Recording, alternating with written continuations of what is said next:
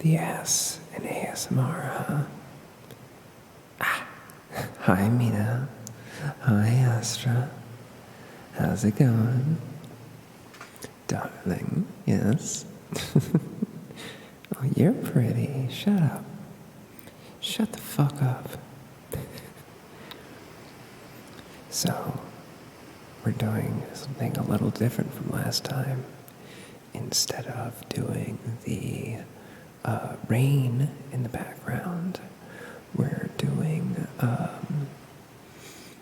ocean waves, which seems perhaps identical, but they're very different for no particular reason.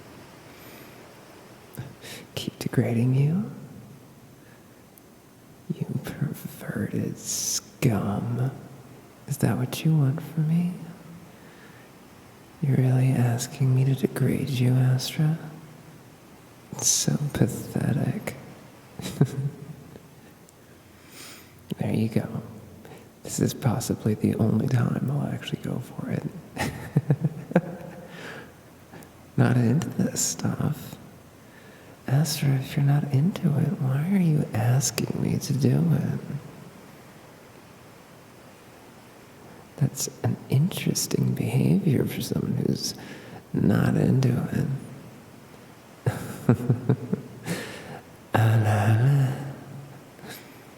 There you go. Oh, well, hold on, let me think about this one. Nico, Nico, Nia. There you go. Oh, the sandwich. All right. Astra, you're such a good girl. There you go. Just for you, darling. I still don't know what I'm doing in terms of ASMR, but that's okay. Ooh, we got a bite. A little biter. Oh, exciting news, everyone. I found out that I have follower emotes now. I have instant upload capabilities. No longer will I have to wait weeks for any of my shit to get uploaded. This also means that you'll notice there's a new emote. You found it. It's the Lorn Heart, which I really ought to wire that up in tits to do stuff, but I didn't. I didn't. Fire up those tits? Yeah, they fire off like rocket launchers. That's canon.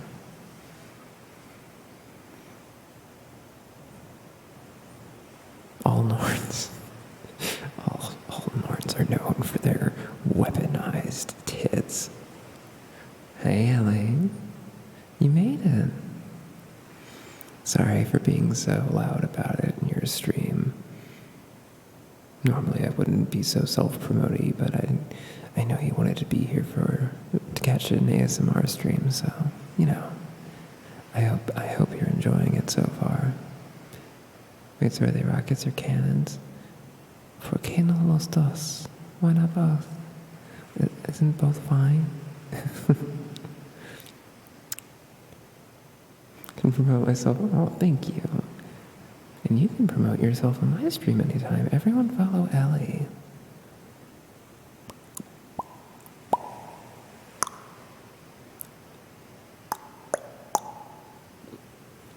Oh, what's the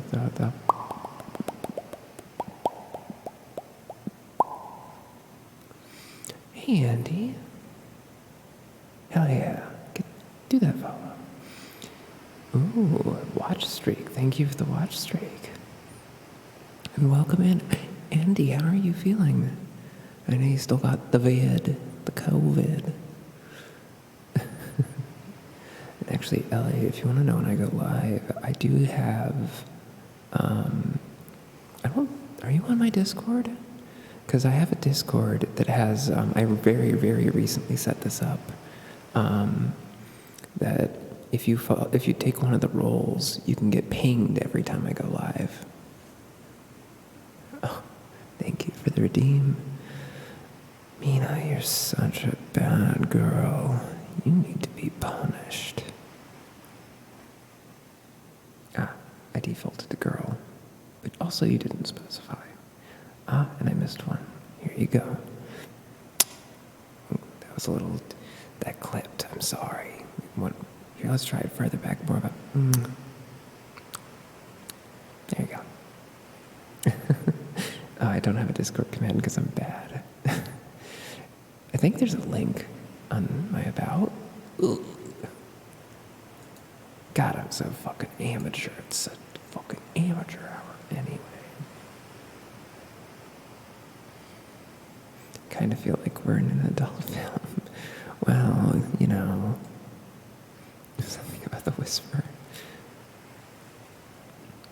Like, and the thing is, I'm not against doing the seedier ASMR content, but I think if I wanted to get really wild with it, I would probably take it off of Twitch.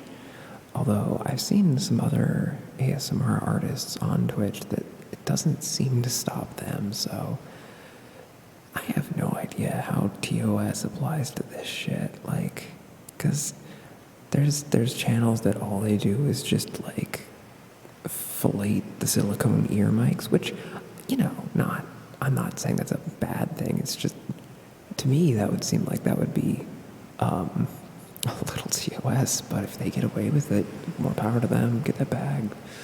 Not worth risking the ban, I'd guess. Yeah, well, you know, if I'm gonna do dirty ASMR, I don't want to skirt the line. I want to just do dirty ASMR.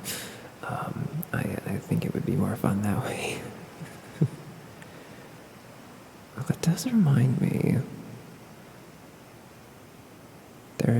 Lovense is doing a sale right now. Someone helpfully brought this to my attention, and I'm kind of pleased with myself that I have the kind of friend network where people bring it to my attention when Lovense has a sale. Very funny to me. But the only thing with that is I don't know, like, I like to think that y'all like me, but I don't know if y'all like me that much. But that would also be not on Twitch.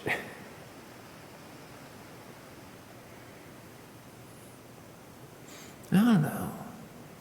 Actually, since I don't really have a lot of people asking for like specific triggers and stuff, but if there is anything that anyone would like me to do or say, the floor is open. I'm willing to read most things. I'm willing to give most triggers a shot. You know, it's one of those things that I think is, I want to get better at doing what people like. I think it's worth it. In the meantime,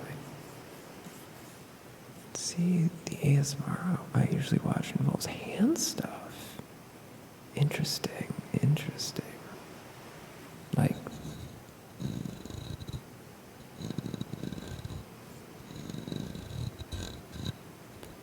scratchies? Or like, usually personal attention stuff, like someone doing your makeup, skin. Oh, interesting. You know, I have a makeup brush. I never thought to use that. But I have the appeal of seeing their hands. I see.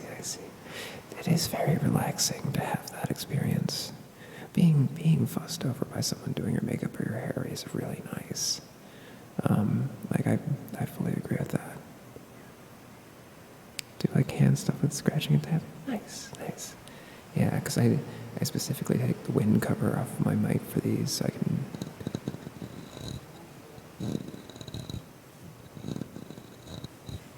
We also found out last time that my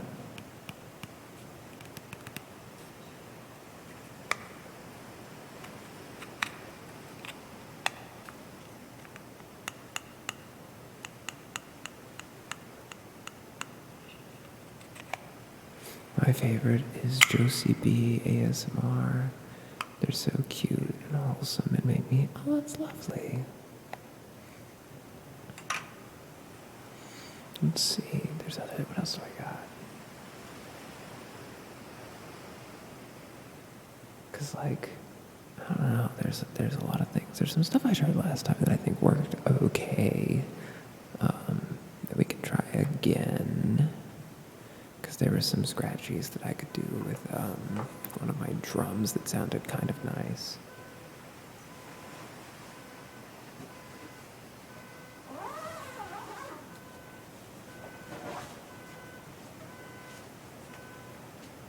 I just gotta be careful to not actually hit the drum on anything.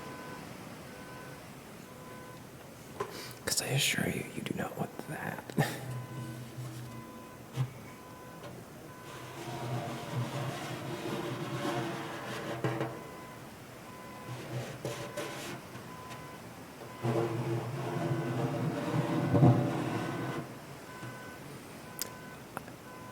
How is that? How do you enjoy the...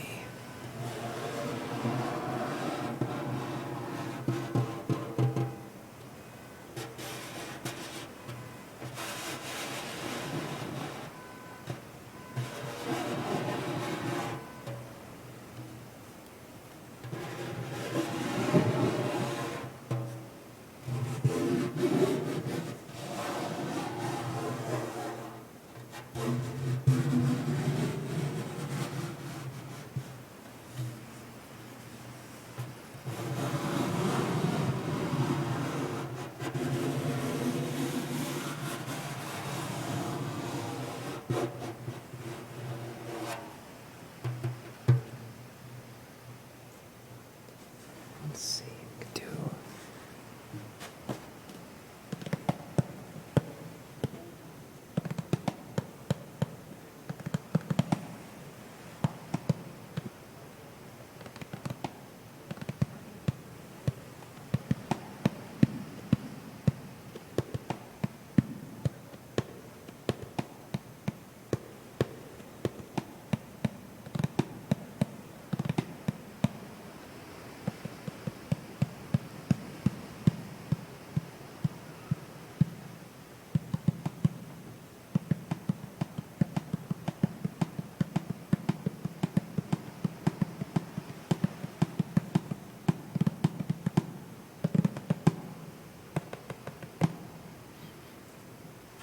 I don't know, I just like drums.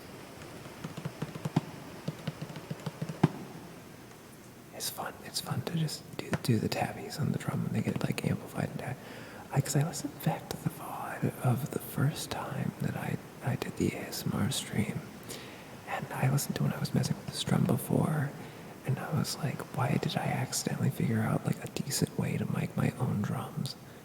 Like I have never really gotten how to record these before, and no, it just worked. I would almost be annoyed if it wasn't actually like pretty handy.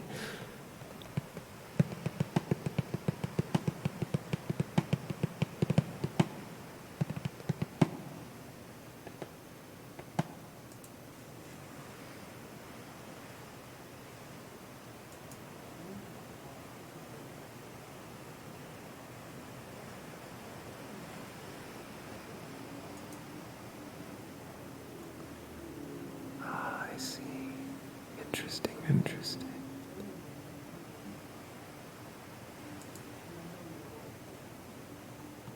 Alright, just for a second.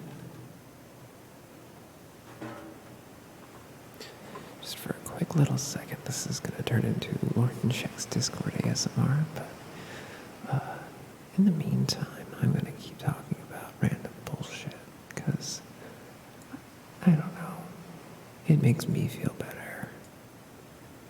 Alright, so I'm going to put you over here, and put this over here, and that should work out real nice. Let's see. Alright, that works better.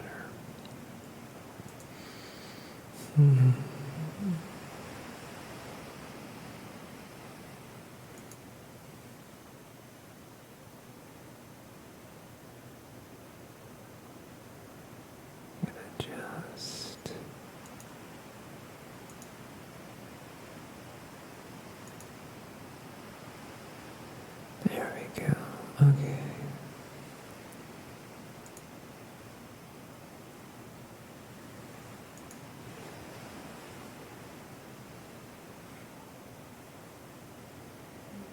Okay, let's get back to it then.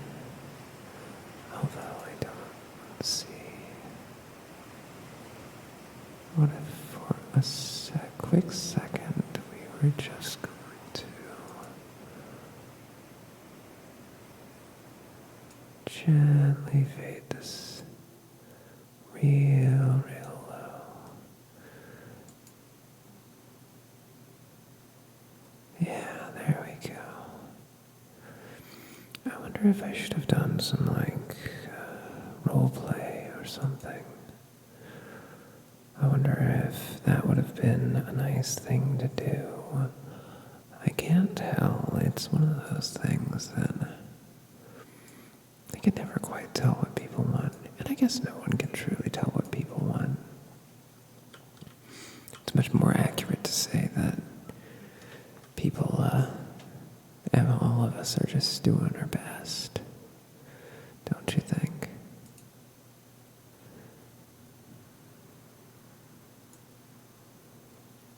Let's see. Let's make sure that that's all good. Yeah, that's... Make that down a little bit lower. And then we're gonna just put that back up this way.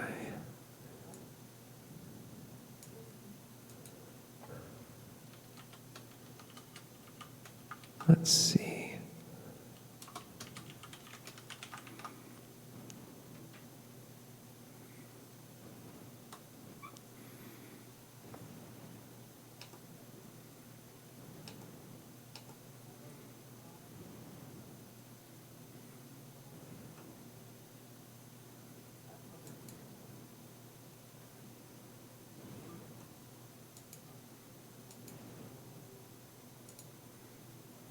Let's see.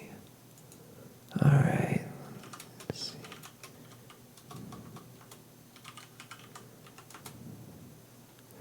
There we go. All right, let's go ahead and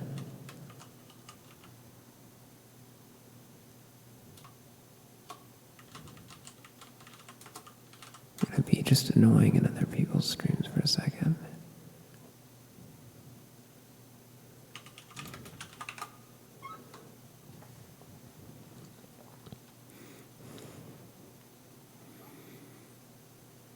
Let's see, let's see. Also, we gotta show off the new emotes. Very important. All right, there we go. Let's see.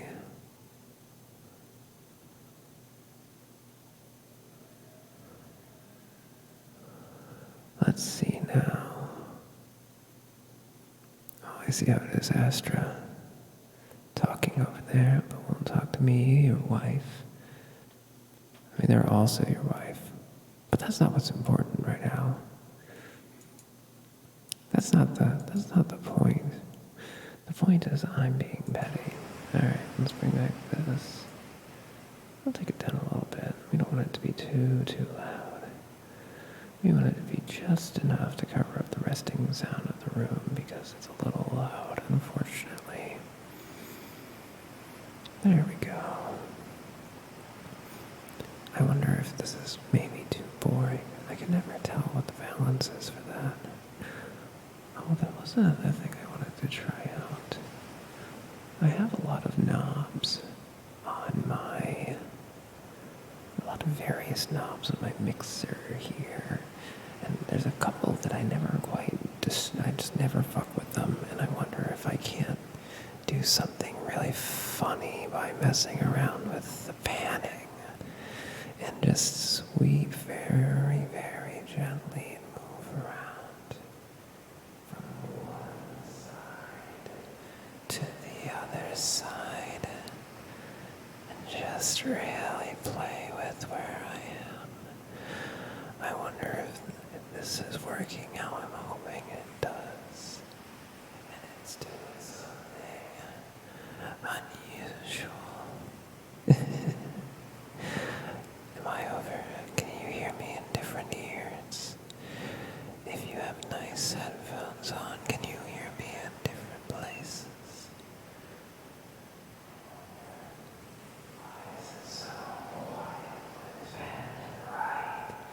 Truly, wise and so quiet, fan to the right.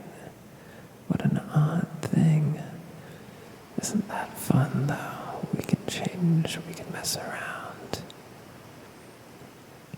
I know a lot of people like to do different little mouth sounds and sweep them across the ears when they have the fancy mics, but I don't have fancy mics. All I have is my little humble little compressor mic and an audio interface to fuck with. Although I wonder if it's because maybe it's because I have these things applied unevenly. Let's see. But yeah, we can sweep it once more to the left, and then we can sweep it right back around to the right. Yeah, it's real thin on the right. I don't know why it's like that. So weird. I really wonder why it does that. So, I've gone ahead and started another ASMR stream, and I guess I should figure out what to do during it. Because I feel like, I don't know, it's one of those things that I'm not so sure about. Let's see. Yeah, I'm gonna guess that. Let's see. Let's see.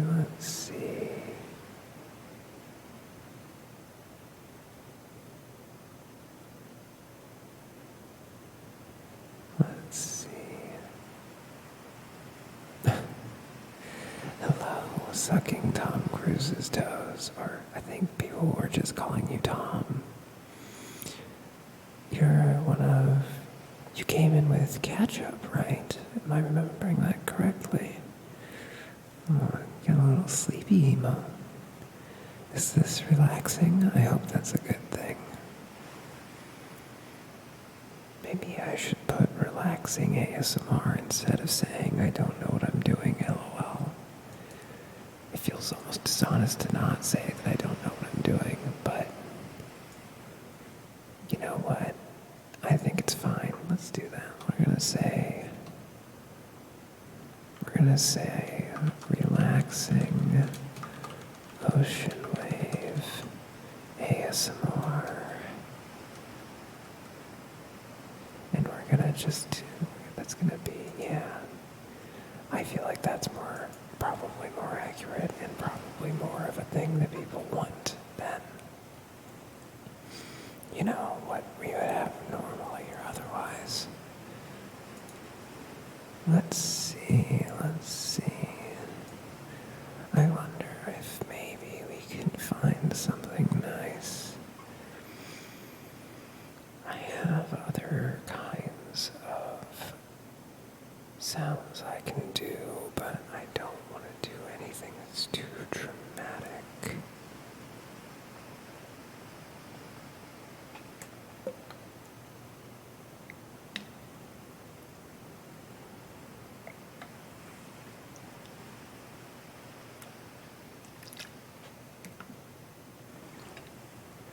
There's a bit of water in there, but probably want to drink this down to get more of a slosh to it,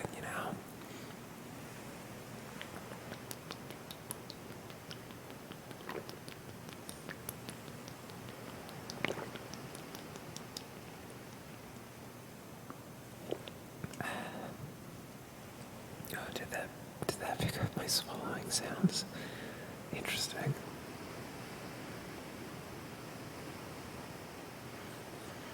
I was thinking that an option for things I could do is I could do some kind of chill game.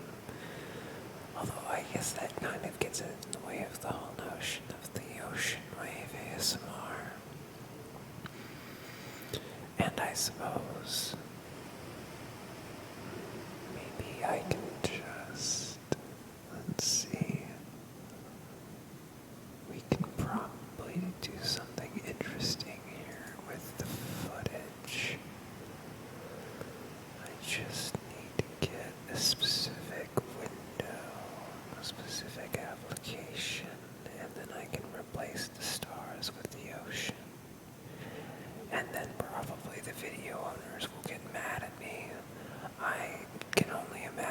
that's how this is gonna go. Wouldn't that be fucking funny?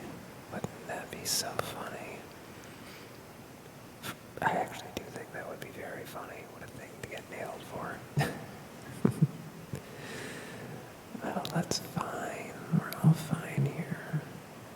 I'm gonna figure out exactly what it is I'm doing now. Let's see, do we want to do... Because we could just add a... Not a display capture. It doesn't have to be a game capture. We want a window capture. There we go. And we'll call it... Ocean Waves. We'll try and type quietly so it's just the good clickies. And not the bad clickies. That's not the window we want. That's the window we want, but we can do better. Or actually, do we need to do better? Because we can just make that go. So this goes down. Just put it below everything else. Yeah, there we go. There we go. Look at that. Just move it all over this way. And then we faded it. So that should, in theory, just... Yeah, there we go.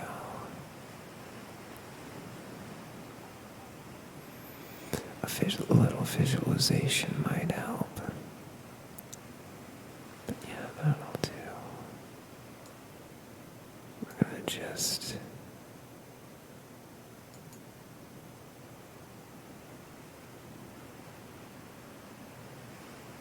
I wonder if the chatty tag is the downside here. I wonder.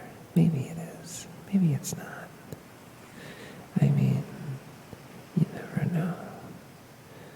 Well, let's see now.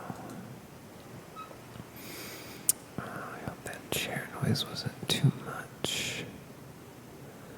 So now the question is, what do I want to do? Because I also... Okay, if we change that window, we're going to have a problem. That window is no longer changeable for fear of things, so... Yeah, minimize. Oh yeah, let's minimize. You can see that does... That does in fact cause problems for us. Okay, so I can go over there, and then we can just take this, and we can move a new tab over this way. What? Why? Are you serious?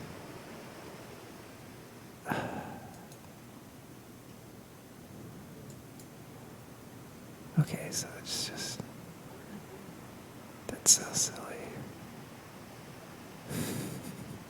Why is it like this? Clearly I don't understand jack shit about jack shit. Well, that's fine. Alright, fine. I'm gonna bring you over here, and then we're gonna do this, and then I'll fix it. Alright, it's fixed. Good. Alright, so now that that's a little better, we will simply have to do better in other ways. So let's move you over here, and then let's go and let's figure out what else we're doing. So let's see.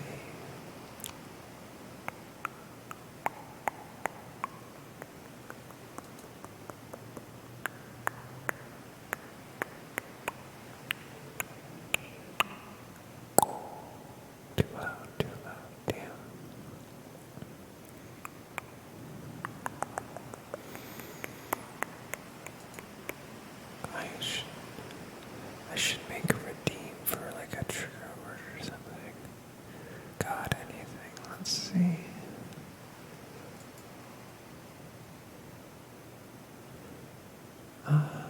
Well, for now, we'll just relax, and I'll do my own thing, and I'll just keep talking to you, and I think that should be fine.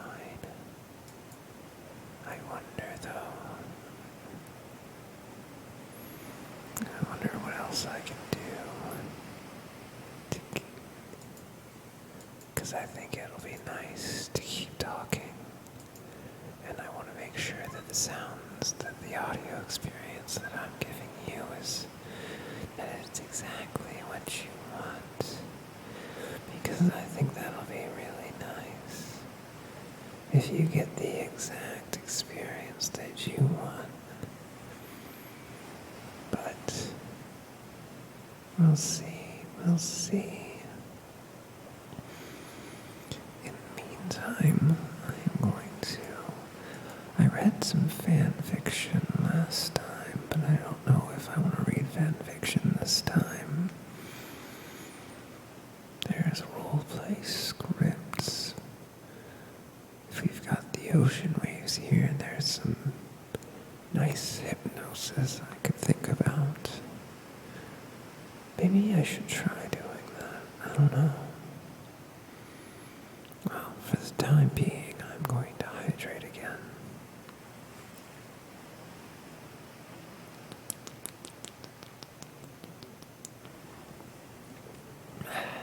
There we go.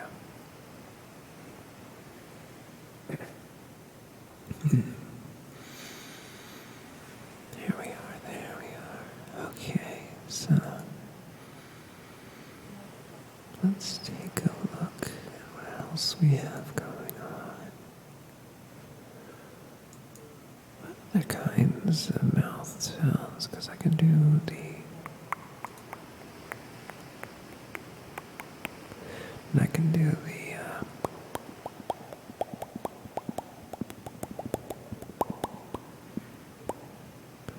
and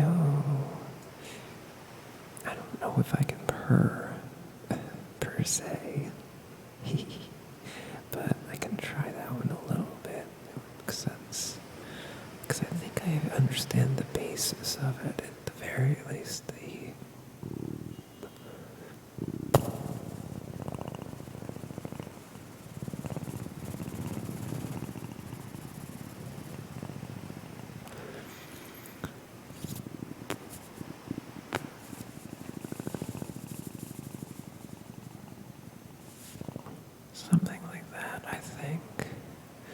Something like that, I think, will do it. There's a lot of different sounds you can do. There's a lot of different options, and everyone loves so many different things. It's hard to cover all of them. I can do more of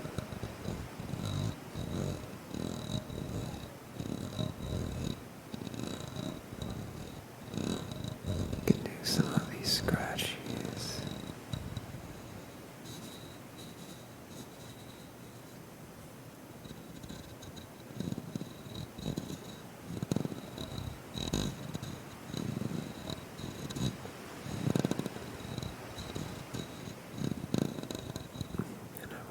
That's good. I wonder if that's nice. I can also do some of the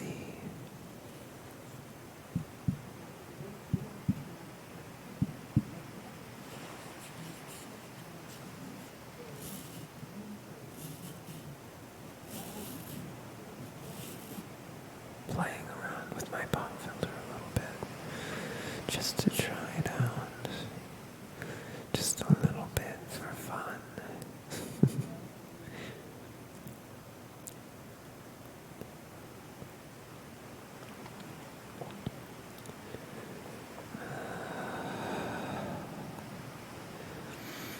I wonder, what else do I have? Because we have... This might actually...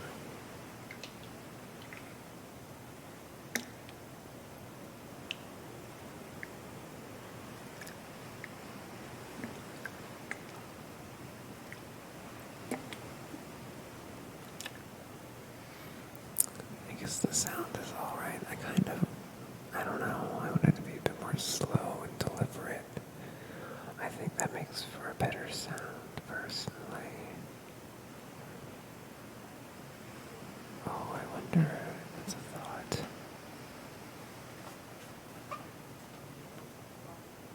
We could do something with this, perhaps.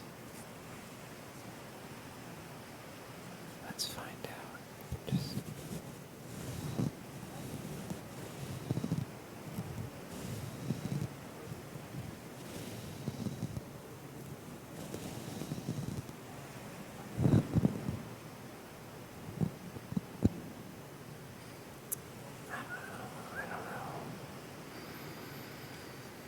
I don't know if that...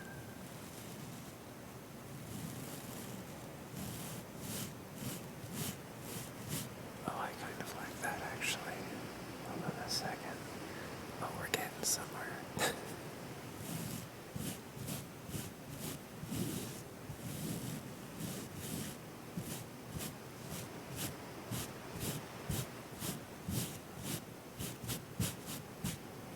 Okay, yeah, I kind of like that one.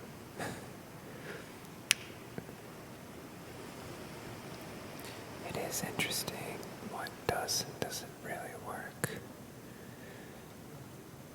There's so much to try. So many options. Let's see. We could go with some of our ceramic tappies again. I did like those the first time. I did not just kick the microphone stand. If you thought I just kicked the microphone stand by accident, that couldn't possibly be true. Excuse me for a second. Alright, I'm back.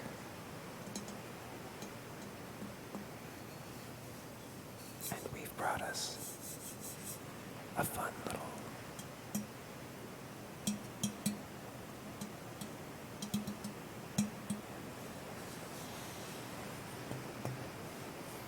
We've got...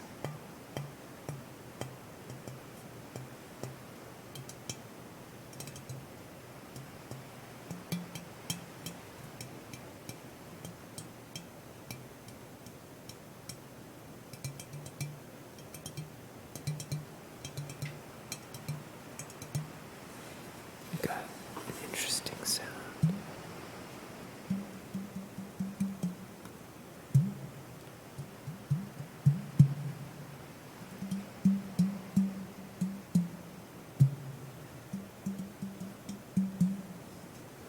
Let's see if we can get it.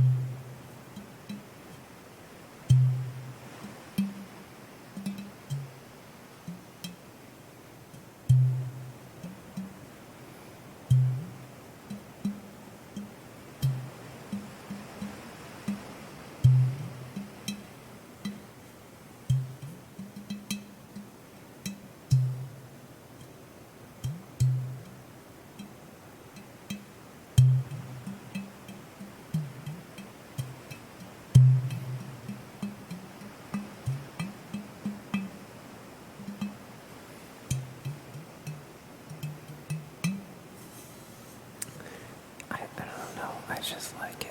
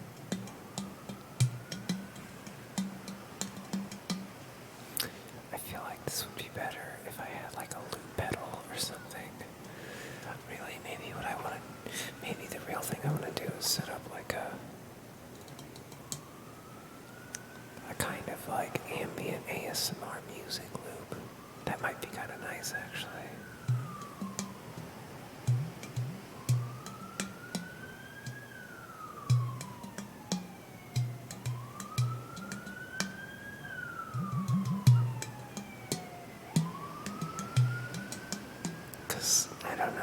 It's just kind of.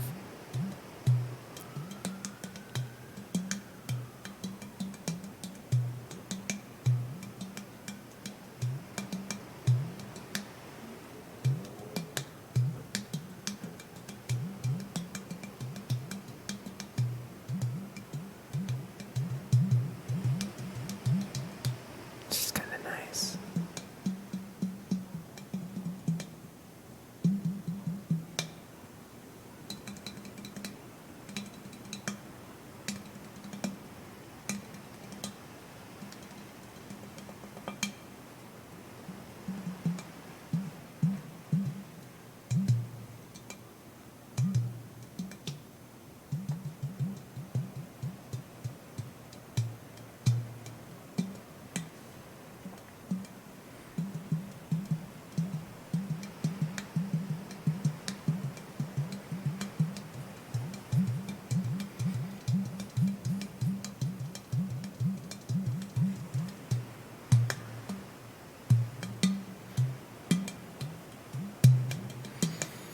I will say that this is probably, of the drums that I have available to me in the moment, the most appropriate one given the ocean kind of vibe, because this is an voodoo drum that is also it's also called a water drum because it sounds like it has water in it. It has a watery kind of sound when you do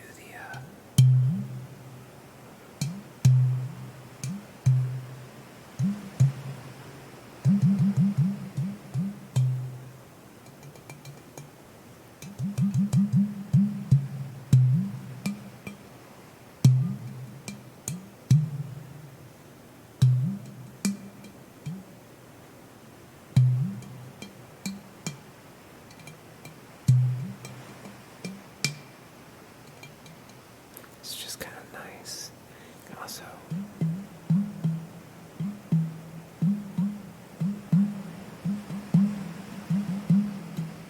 go from either end. I don't know. Another one that's just kind of fun. Anyway, I was gonna do another ASMR stream without doing the drums, but I ended up doing both of them just because I don't know. I'm a musician. I don't think I can stay away from that. So now the question remains, what now?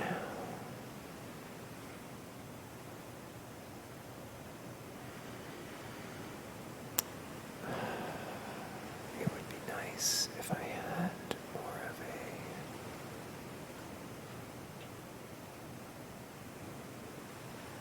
I need to figure out some things.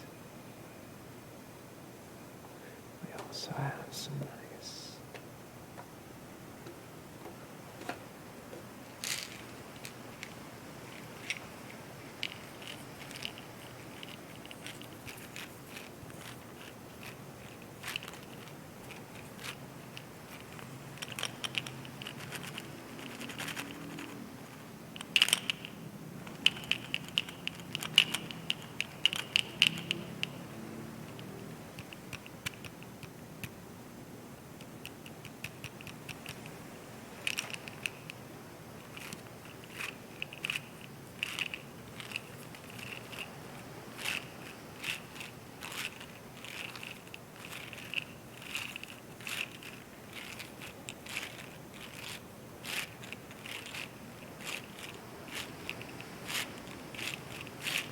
We do have this nice rolly pill bottle.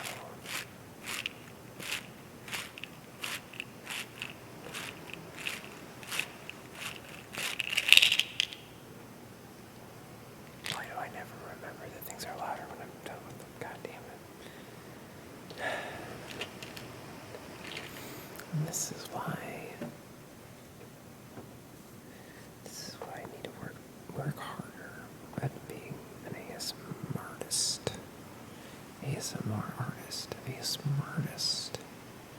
Yes, that's definitely a term people use. Absolutely. Alright, let me just adjust here a little bit. Sorry about that. Let's take a look at some things.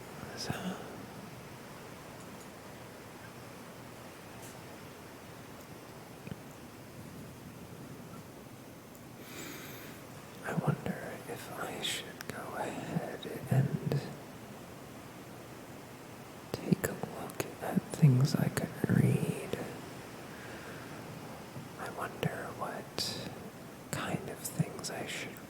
Okay, I had an idea just now that I kind of like.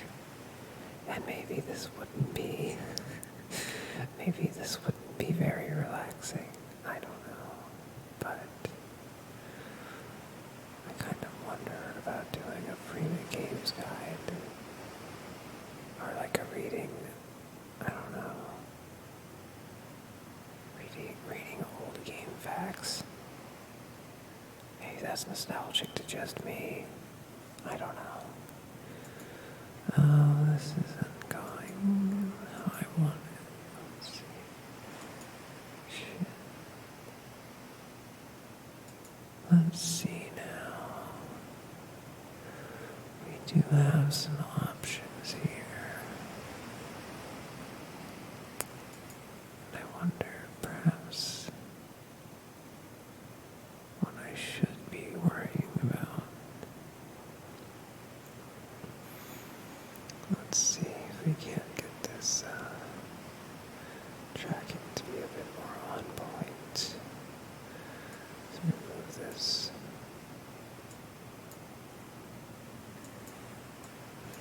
Oops. Nice try. Okay, let's go over here. So we go over here, and the ocean's gonna disappear for a hot second because of reasons. But then the ocean's gonna come back. It is gonna be a little funky for a second, but let's not worry about that. That's not important right now. What's important is that I fixed the ocean. Me, single-handedly, and now I can look over here, and life is better, I think it works a little better. Throw that up, and perfect, that's exactly what I wanted. Alright, we can just put this over here, and I think for the time being, we can switch to that. Or why are you wrong?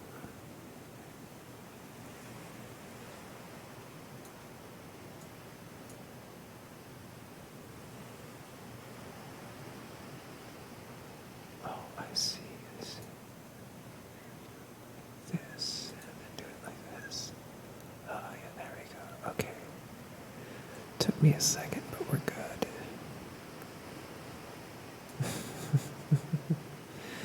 Oh, that's fine. Well, I hope everyone's still finding this relaxing. I hope that you can drift away and let some of your cares leave you. Because I think that's something that is important, is the ability to just relax. I think everyone deserves a time to relax. And I think you deserve a time and a place where you can let your brain go for a little while and think about the fact that there are still moments in time and places that you can find peace. The world is harsh and awful at times, maybe more often than usual lately, but it doesn't mean it has to be like that all the time. There are places, there are spaces, there's right here and right now that's waiting for you, and that it's okay for you to not think, to drift off, and to find yourself relaxing. And I want you to know that if you are relaxing, you're making me very happy, because there's nothing I want more than to see you relax and see you feel a little bit better. It's been very difficult in the world. It's been very hard lately. And if I can give someone the chance to shake that off for even a minute, I want to take it, because I think everyone deserves that. Everyone deserves to take a little break, and everyone deserves to have that burden lifted from them, to breathe, to take a big hard breath and feel all of your muscles relax, and to feel the weight of the air on you, and to feel just no power to your limbs, and no power to anything right now. Just let go. Let go for me. Let your mind drift. You don't have to think about nothing. That can be stressful. Think about whatever. Just let your brain go. Let it occupy the space it wants to occupy. But try and just let it ride. And just listen to me and focus on the sound of my voice. And focus on the waves. And take a deep breath for me to get in and let it out.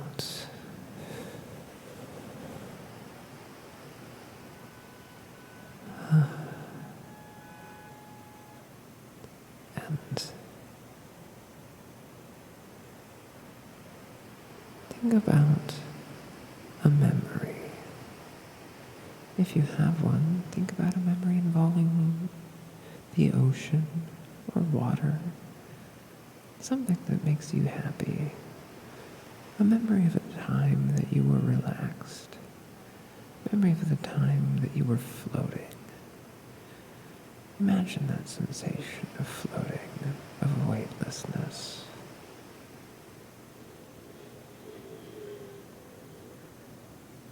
Let yourself drift. Let yourself be enveloped. Let yourself relax. You deserve to relax. Don't ever feel guilty for taking a moment to catch your breath.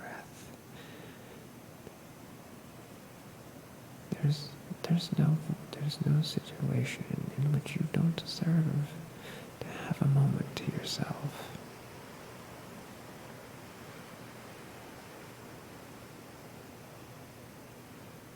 Think about something that you've been working hard on. Think about something that you put a lot of effort into. And don't think about whether or not it was successful, because the thing is, if you put the effort in, that is a success. And that's okay to count that as a success. You don't have to discount the simple victory of putting your best foot forward and trying. Or even putting a foot forward.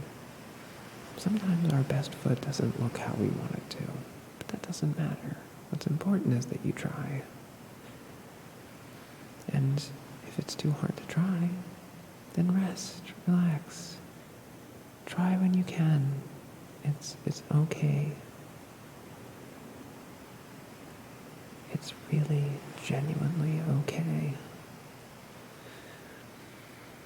It's probably very easy to be hard on yourself. It's probably very easy to be self-negative or angry at the world. But you shouldn't. You don't deserve that. You don't deserve to have to be self-negative. Being angry at the world is a different thing, perhaps. Maybe we can all be a little angry at the world. There's a lot the world has to answer for, but not in this moment. Not right now. Right now, we're not inviting the world to join us in this space. The world can go and stay outside. The world can be elsewhere. The world doesn't have to be here. No, right here is you and me. Just us. Just us in this space. Just us and the ocean waves. Relaxing. Letting ourselves be loose and letting ourselves feel relaxed. And letting our minds go. And listening to the ocean waves. Listening to the sound of my voice. And listening to however many other streamers you have tabbed right now. It's okay.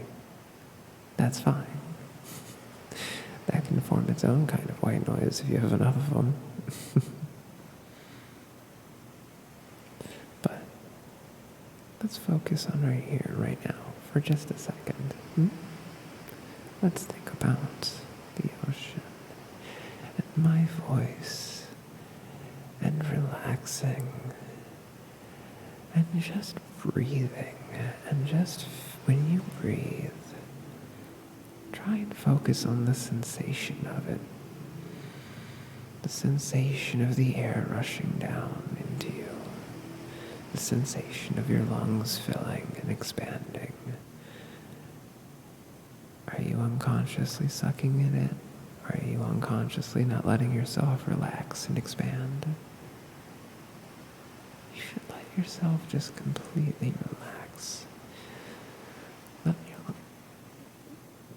Let your lungs fill. Let your chest expand. Breathe all the way to the bottom of your lungs, all the way into your stomach. Just take nice, deep breaths, nice, deliberate, slow breaths, and relax.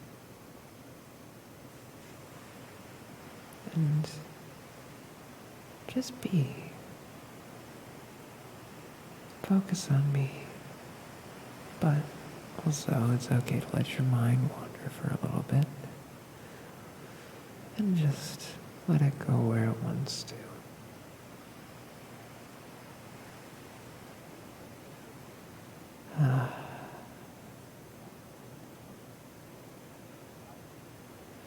My mind went to One Piece because I've been reading quite a bit of One Piece lately. I got to a part that isn't really my favorite arc of it, and I'm kind of stuck there because it's not really my thing, but I'm very eager to get to the stuff after it, but I don't want to, skip it because they call back. Everything's so interconnected. It would be throwing away important details to do that. So no, we can't do that.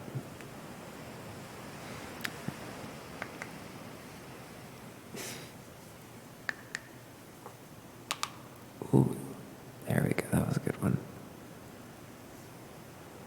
That was a good little reverse knuckles. But yeah, I don't know. I've been enjoying One Piece. When I think of the water, I think of boats, I think of One Piece. And I guess I also think of sailing, because I've been sailing before. And sailing's nice. Sailing is pretty fun when it's not, something you're being forced to do. When you're being forced to do much of anything, you might find it a little unpleasant out of spite. But yes, I learned how to sail in these awful, awful little boats called optimists. I think they're called optimists because it's optimistic to think they'll stay up. They are literally designed to be kind of awful on purpose because they have flat fronts that are not hydrodynamic.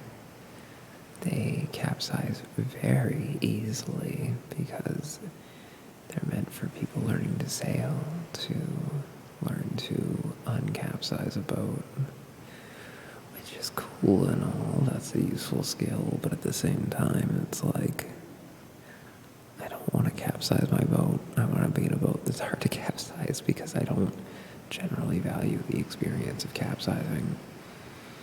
And they're slow, if there's no wind, there's really not much you can do with them. They're not hydrodynamic enough that you could easily paddle because they just resist any attempts to do it. It's like, truly, I call them Satan's bathtub. They're awful little boats. I hate them. But that's just me. That's just me. I don't know. I think it's one of those things that you never know how this stuff works. Oh, excuse me.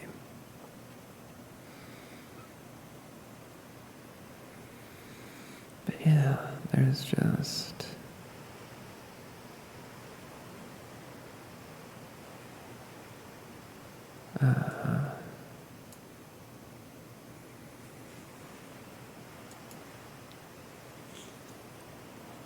I don't know. I've been sailing on other boats. I've been sailing on bigger boats, but they're like crewed by multiple people, so they are kind of more fun because you have less to be responsible for, but at the same time, it's like, excuse me, goodness, it's like, it's more fun when it's like a fun kind of boat to sail, but if you have multiple people, you're kind of deciding how long and where to based on committee. And for me, I'm like, sailing's fun for a little bit, and then I'm like, all right, bored of sailing, want to do something else. And very often it's like, oh no, we want to sail for like 3 hours, and I'm just like, why? Stop. But that's just how it goes.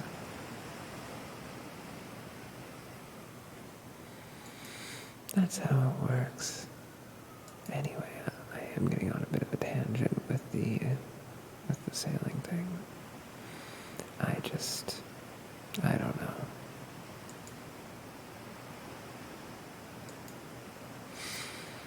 Maybe I should read some more stuff, but the question is, what do I want to read? We do have... Let's see. I could take the risk of looking up new fan fiction.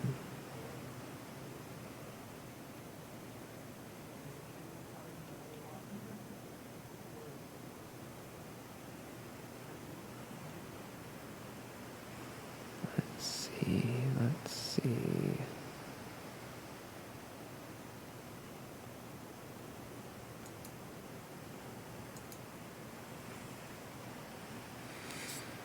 I'm half tempted to... I think the problem is, like, as much as I want to read sapphic fan fiction, I'm like, I don't want to risk terms of service, but at the same time, I want to feel like I'm confident in the quality. But, you know what, maybe I'm being too timid about this. Let's see. Well, no pressure, Chad, but if you would like to opine on a given fandom that you would like to hear fan fiction from, you are welcome to give me information on that fandom. But if you don't, I think I'll just pick one myself. The question is, what? Maybe I'll do some Genshin Impact. That's a classic. That works.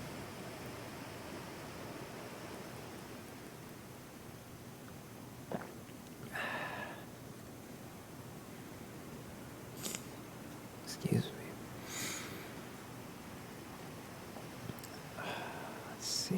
Let's see.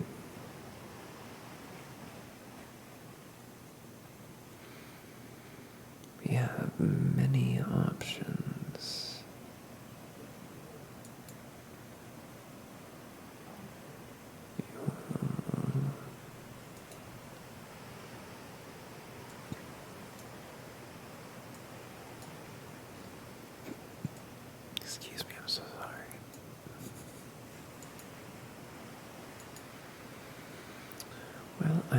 not seeing anything, but maybe in honor of, let's see, stream just do ASMR, fan fiction,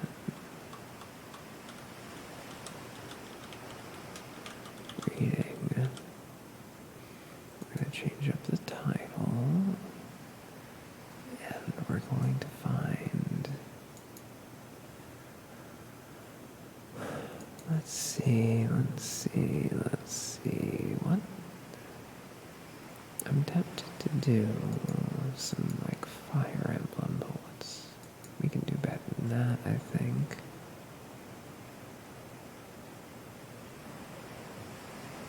Well, let's see.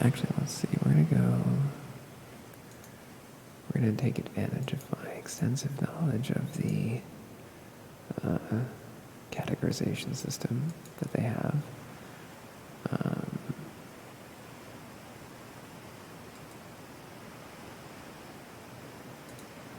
We want Sapphic. We want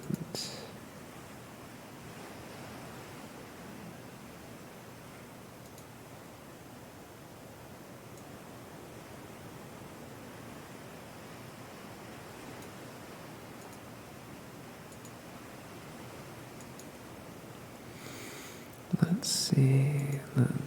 So we're gonna go by kudos. So we're gonna go over the most popular. Well, this is not surprising to me that the most popular Sapphic fanfiction on Archive of Our Own is in fact a She-Ra one, Adora Catra. It is also a relatively short one. My. Let's see. And it doesn't seem to multi-ship too hard.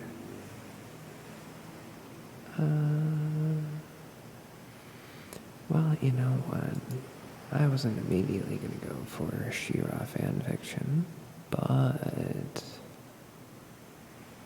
well, if it's the most popular fanfiction if it's the most popular Sapphic fanfiction on Archive of Our Own, and it's a 5,000 word fanfiction, that's pretty short, that's pretty readable even. Oh. Welcome in, Depression Boy, kill me. Our fates are now intertwined. And also mood.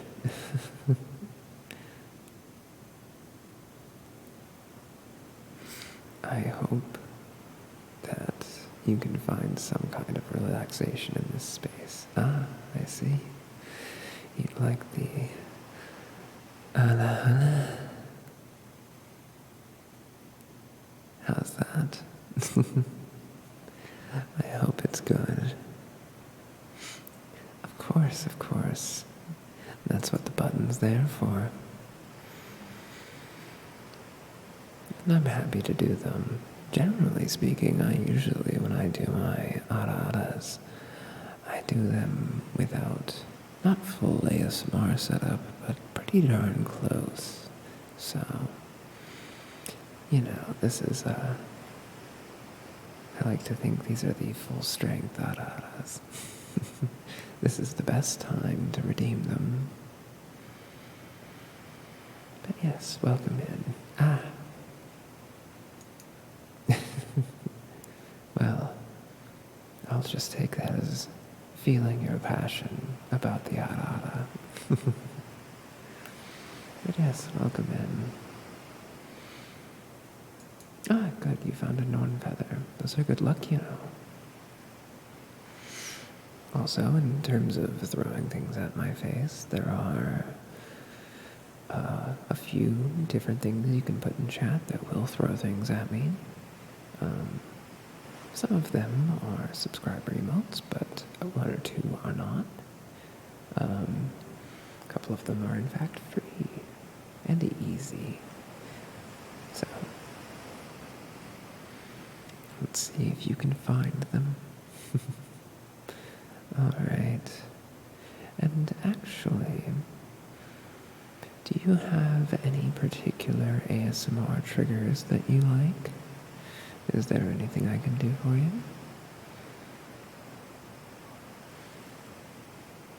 If there's something you like in particular, I can try and I can do my best.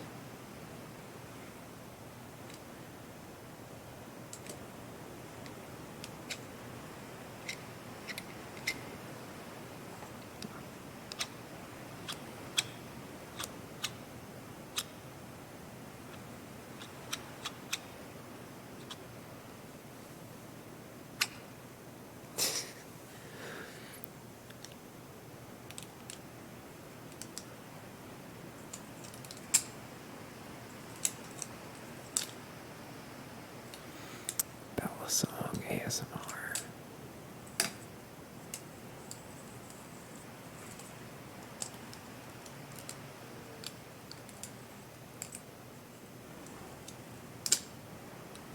Yay. Anyway, Bella sounds like fidget toy ASMR basically, because that's all I use about. I fuck around with the butterfly knives because it's just fun. But anyway, we were looking at ASMR fanfiction time. And I was looking at Archives of Our Own. And I was looking at the most popular F/F, the most popular sapphic fanfiction on Archive of Our Own, and it happens to be of a reasonable length to read, although at this pace it might take a little while, but I think that's okay. I think people can handle that. So why don't we? Why don't we do that? Let's try and read, because I need to make sure that I need to get better about just reading things without being like, oh, but, you know, judging the work, judging myself. This is supposed to be did I just hear fan? You heard fan fiction? Because there's quite a bit of it, and I think people like when I read, and I wanted to read something for y'all. But if there is something else I can do for you, feel free to let me know. It's pretty open season right now. Oh, actually, before that I didn't actually let anyone know on Twitter that I'm doing ASMR, and I probably should.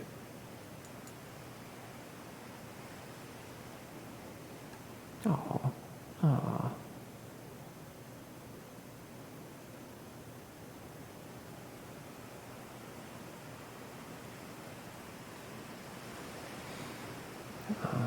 I'm just going on Twitter and realizing that someone said something very, very nice to me.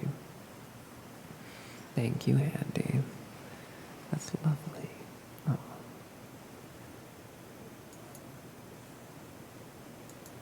Let's see. Just doing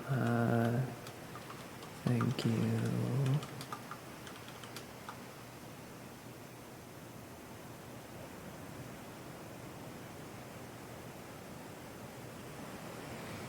It's 2 a.m. in your stream. You do you. That's a fair point. I can do whatever I want, but I don't know. I like to. It makes me happy when I can, do things for people that they like, if it's within my power and not too difficult. It's one of those things. Also, 2 a.m. Interesting. That's a time zone I don't see very often. If you don't mind me asking, what country are you in? Because for me, it's only 9 p.m. It's not quite so early in the morning just yet. Although, chances are I might stream that late with how late I I usually go.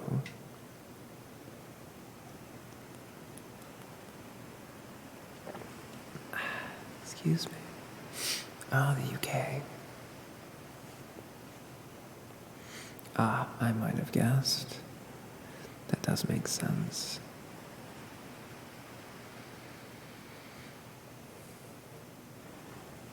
Yeah, I'm over here in America. What part of the UK? Is that Britain? Is that the good old English, or is that like the various other parts? I try not to mix them up because I know that that's not a good idea. Let's see.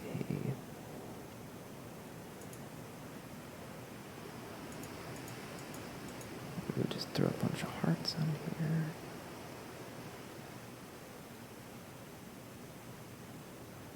Yeah. Yeah. Alright, so we're gonna do a little. UK is Britain. Well, 'cause doesn't the UK also encompass, like, Ireland? And last I checked, the Irish get a little grumpy if you call them British. At least that's what I was made to be aware of. I just sort of assume at this point that that's how it is, but maybe I don't know. Let's see, so we're gonna do.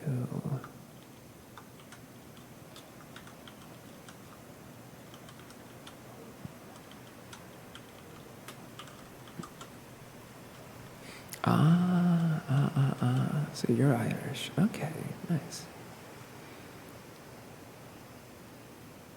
So was I off base, or was I correct in assuming that it's better to distinguish between the British and the Irish? Still, that's cool. I do like an Irish accent. Although, I always wonder, Irish accents are very popular over here in the States, but are American accents terribly popular over in Ireland, or I guess just in the UK? Because I know there are some places where an American accent goes well, but it's hard for me to think of my accent as especially nice. Let's see.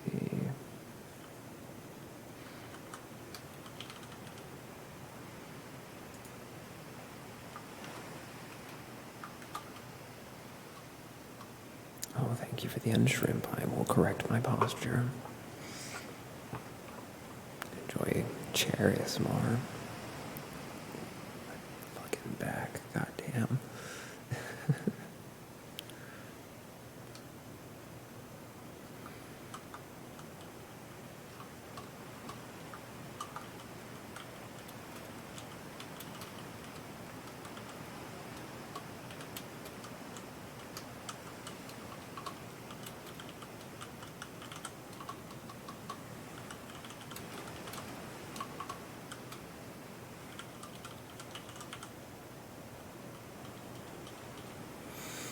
I wonder if having. Well, I don't know. I'm sure it's fine.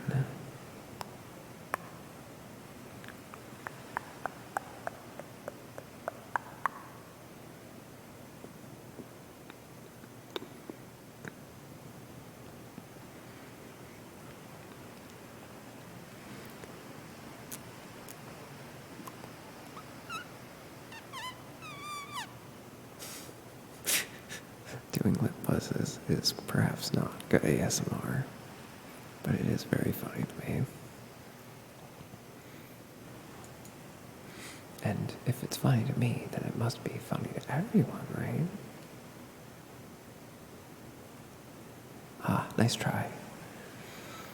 That is not a valid throw, but good effort. I appreciate the attempt.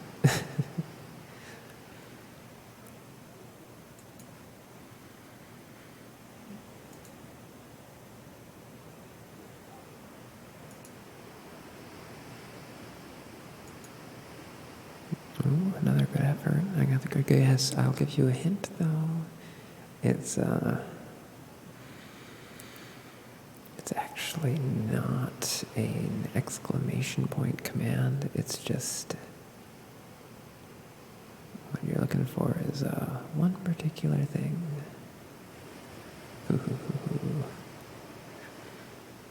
What could it be?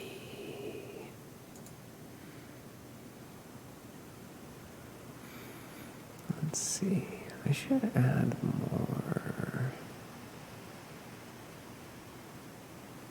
I should add more of the free ones.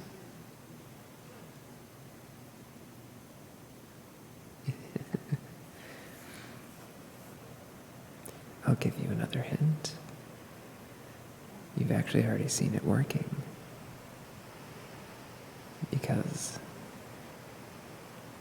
when you redeemed those Norn feathers, it threw something at me, didn't it? Oh. Hit her. An aggressive command, to be sure.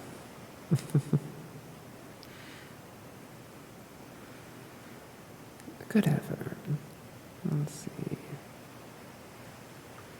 I'll just go ahead and type. Do you want to know? I can tell you.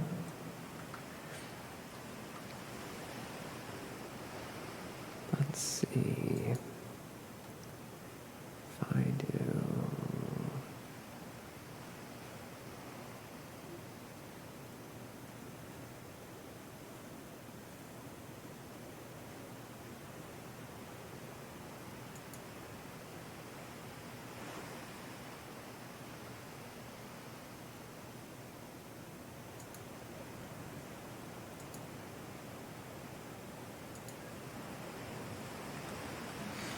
Let's see, we're gonna find what's a good. I guess looking for ASMR gifts to do in a Go Live tweet doesn't really gives a bad impression of what I have available myself as an ASMR person. So let's see. As much as I would like to show an image of the silly thing, I probably won't.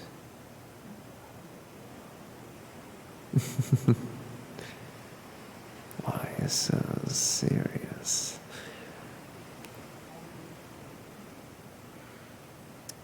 So,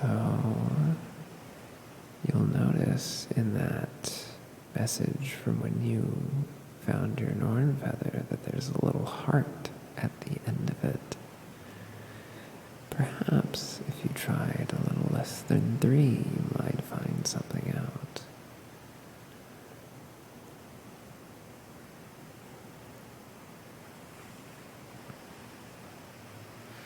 I should set up the emote wall so it works for everything. That is definitely something I want to do.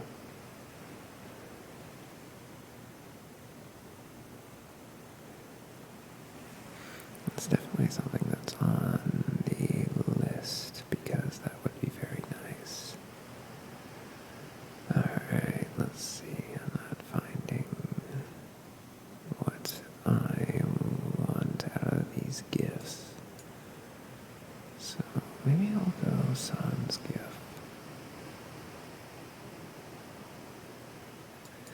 Yeah.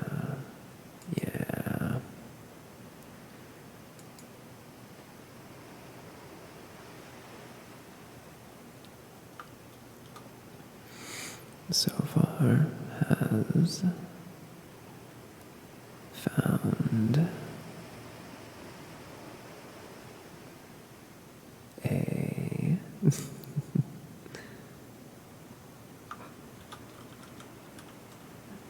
Norn.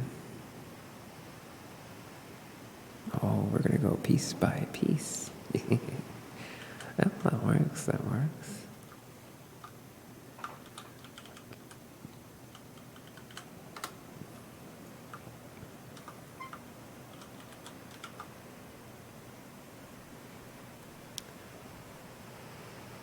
Hello, Pico, how's it going? Yes, yes, yes, yes. How are you doing tonight? Or whatever your time zone might be.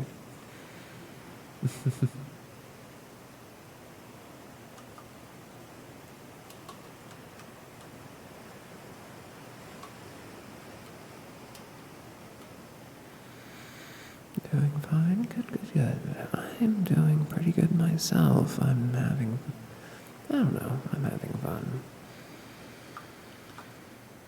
Let's see, we want to go with VSV2 uprisings, and that'll do it. And we will simply go ahead and let ourselves find that.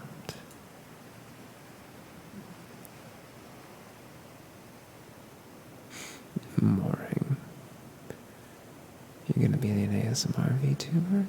I'm not going to make ASMR my only thing, but I don't know. I tried it the one time and I had a lot of fun with it actually. Even if, this is my second ever ASMR stream and I find it a little stressful only because I want to do a good job.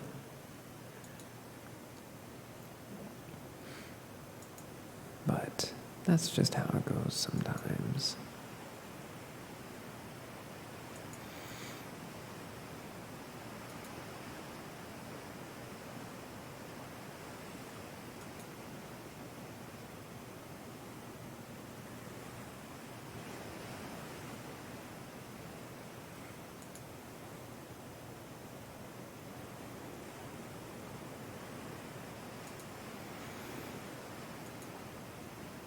Always doing a good job. Oh, thank you. And I do remember you, Pico. It has been a little bit. I do have a Discord. I really ought to just make a command that's like, an actual, like, let's see, let me go ahead and post my Discord link. Let me track it down.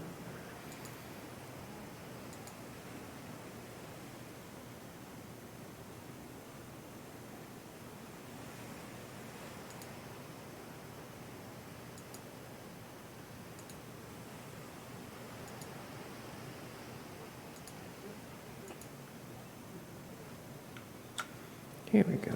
There's a Discord. Oh, thank you for the hydrate.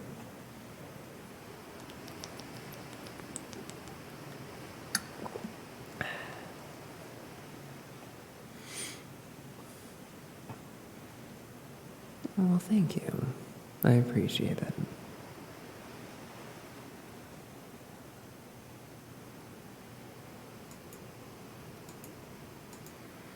Let's see.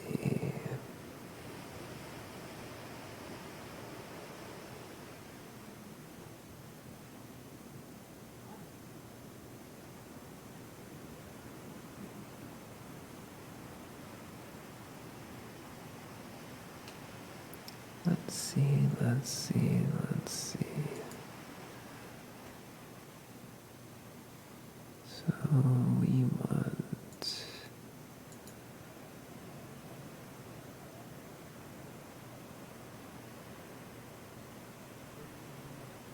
Let's see, team and up should be fine for fan fiction.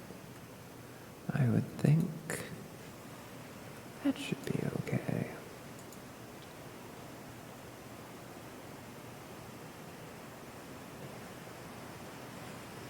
Very, very funny.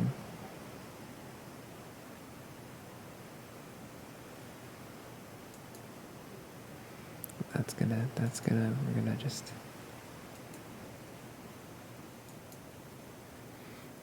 cute, but not the rules. And my own fault for not not editing the permissions on that.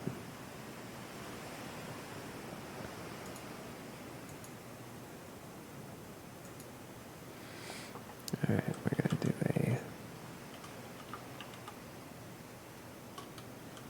yes, I didn't notice. breakfast.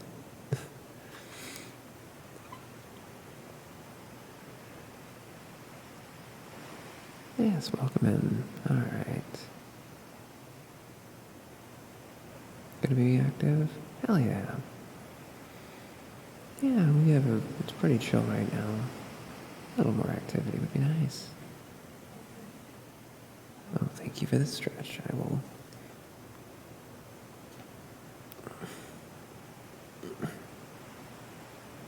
Yeah.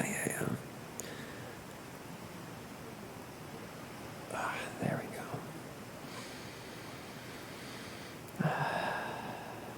That's better. That was a good stretch.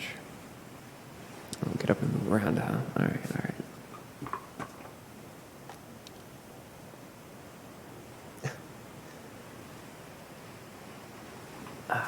All right, the jaw harp, huh? Okay. That's certainly no problem.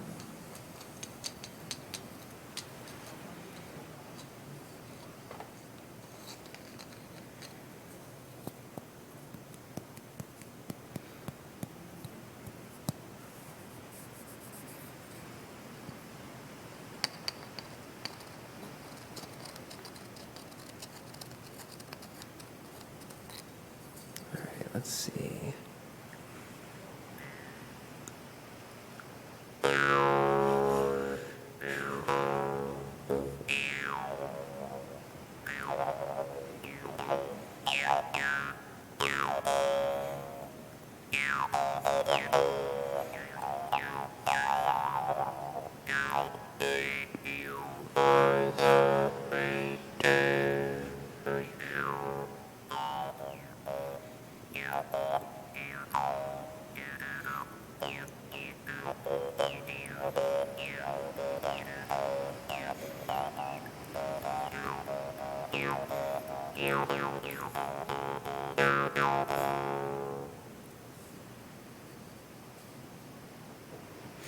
For some reason, me being childish, I'm gonna want whatever's making that sound.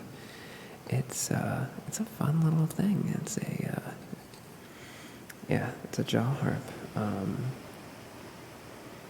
If you look up a Vietnamese jaw harp, it'll look like a little long piece of peculiarly shaped, like brass metal, and that's what you want. You hold it in your mouth and you flick the end of it, and then based on the shape of your mouth and the overall resonance of your body, it makes different noises. And it's affected by your breathing and stuff like that. It's really interesting. It's a fun little instrument. And actually, I need to run to the bathroom real quick, which I am going to mute for, so I will be right back. So I'll see you in just a second.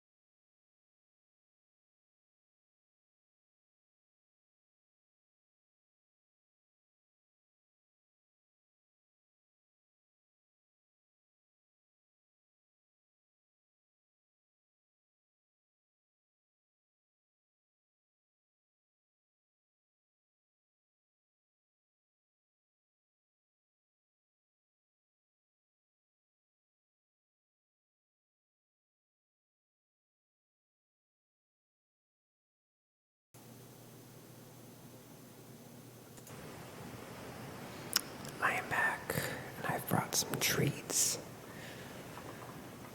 What is an unshrimp? An unshrimp just means I have to fix my posture and sit up straight.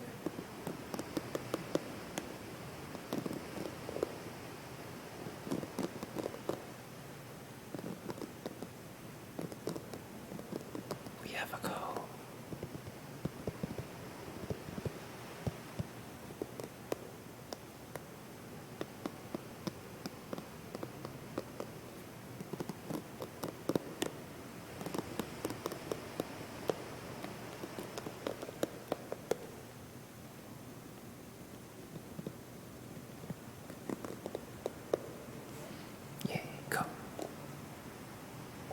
Well, brush, but same difference, honestly. We also have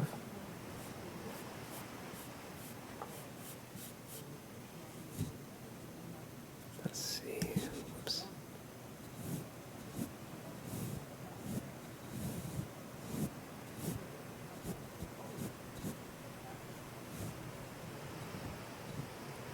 We got the brushies. We got a little brushy. We can go. Yeah. Anyway, put this over here. Whoop. All right, buddy. Put you back where you belong. We're gonna just. There we go. All right, so we're plugged back in. We're back in it.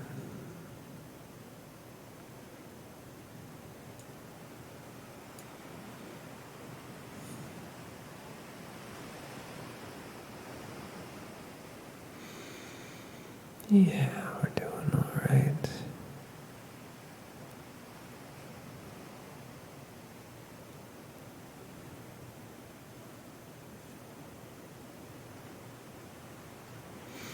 It's always so interesting.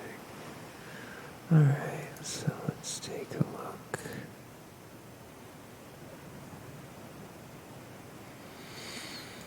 Let's see. What do we want to do? I was going to read things. This is supposed to be a fan fiction reading stream, and yet I've read nothing. And I think we can do a little better than that, don't you? I do. I think we can do much better.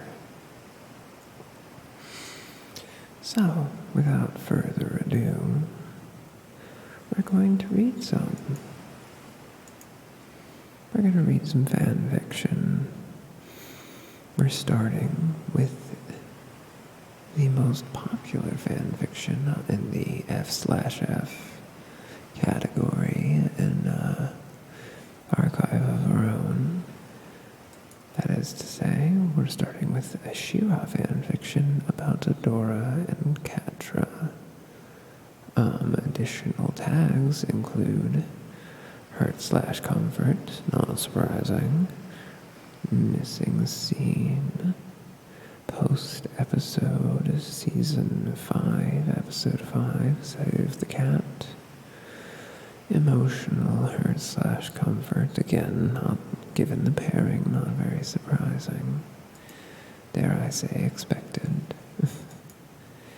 But let's get into it. Let's read a little bit.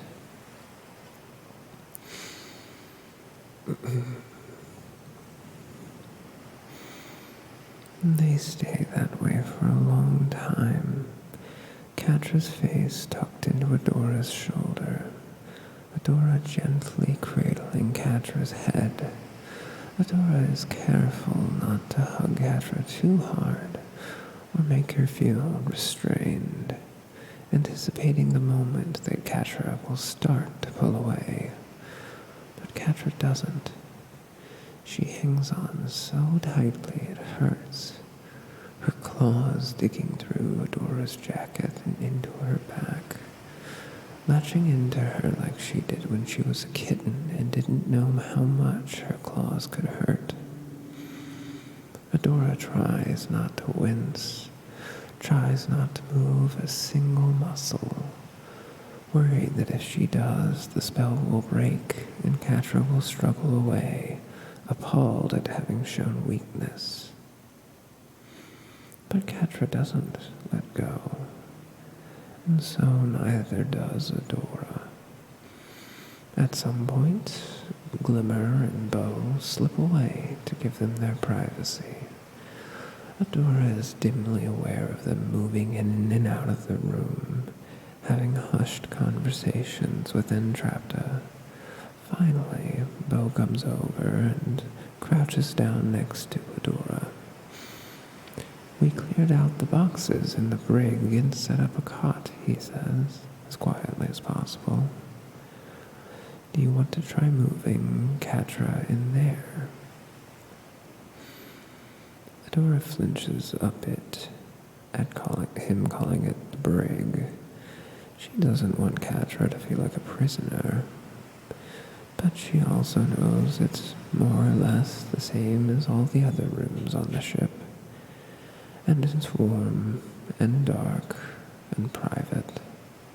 Catra will be comfortable there. If Catra heard Bow, she doesn't show it.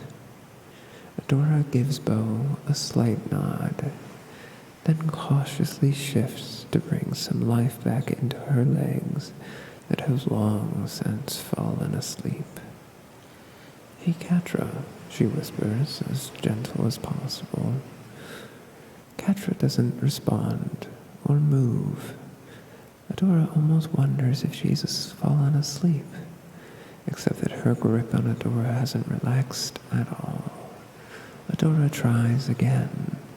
"Catra," she breathes. "Bow and Glimmer set up a bed for you. Do you want to go there so you can rest?" "Oh, why, hello, Lila. How's it going?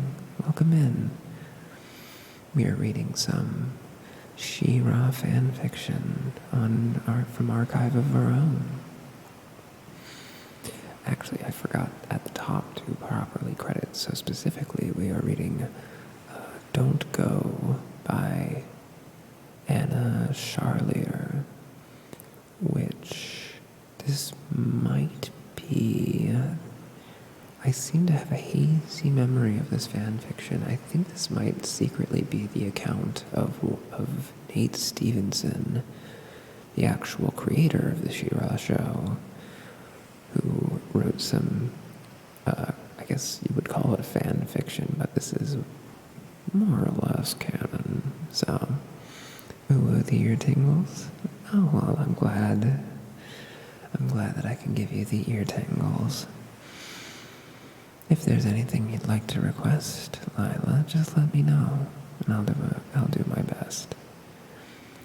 I know people like varying kinds of different stimuli, so whatever works for you.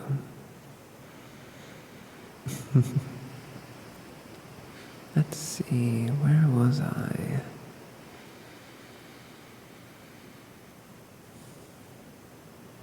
Ah, yes. Okay, as we were, I'll read the last sentence, and then we'll go into the next paragraph. It's free real estate. There you go.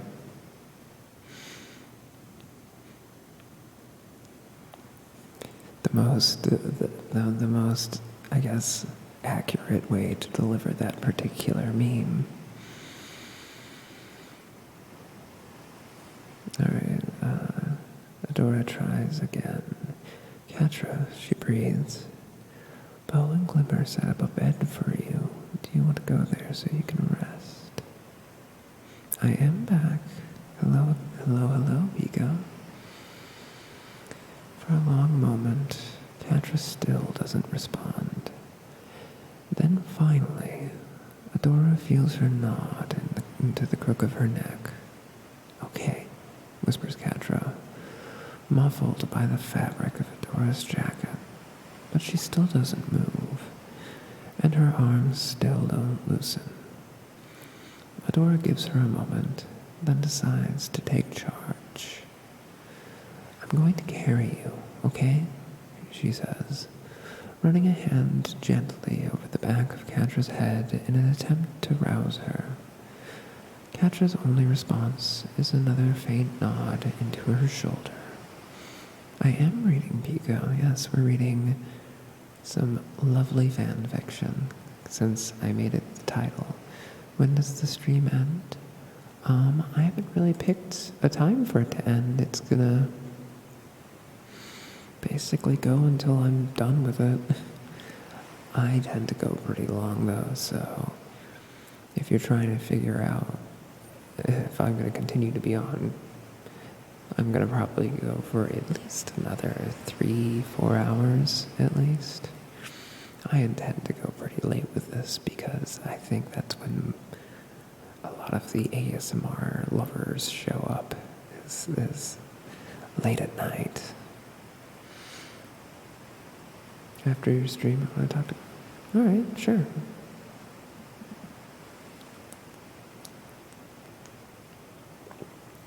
Yes, the ASMR time zone.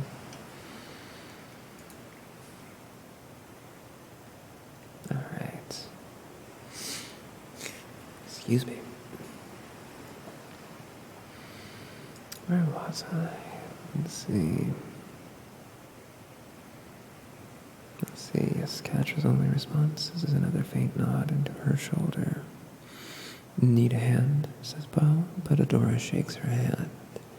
I've got her. Carefully, she shifts Katra into her arms, slipping one arm behind Katra's knees and the other around the small of her back. Katra still doesn't let go. Her head stays buried in Adora's shoulder, like it's the last safe place in the world. Adora lifts Katra as gently as she can, wobbling a bit on her numb legs as she stands. It's more difficult than she anticipated.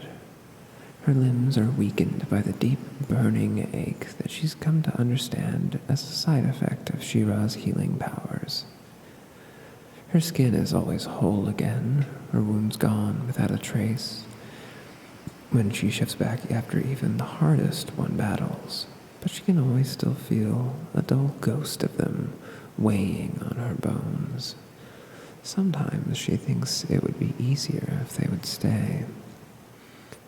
Bo hovers nearby, ready to help if needed, but Adora gets her footing and stubbornly grips Katra to her chest as she staggers past him. Ah, yes, thank you for the hydrate.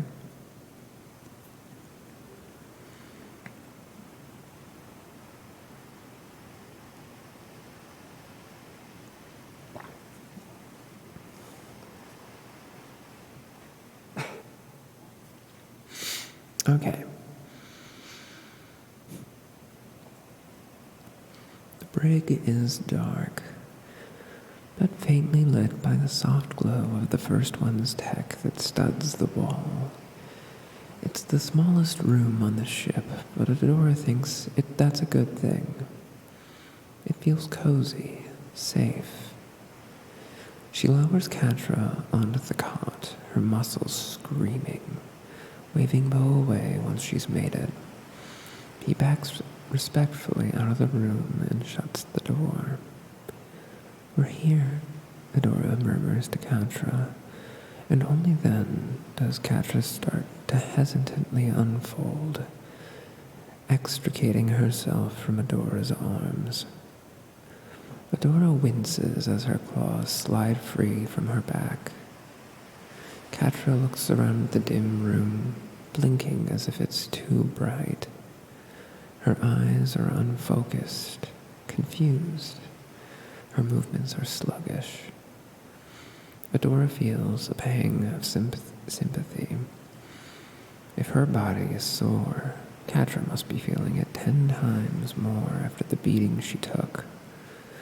The memory of Katra's broken body lying still on the cold floor of Prime's ship flashes back into her mind, and she swallows the lump in her throat.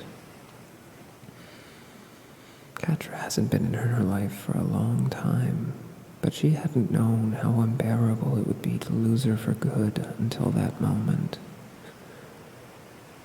Then Katra's nails sink into the mattress, and her whole body goes rigid.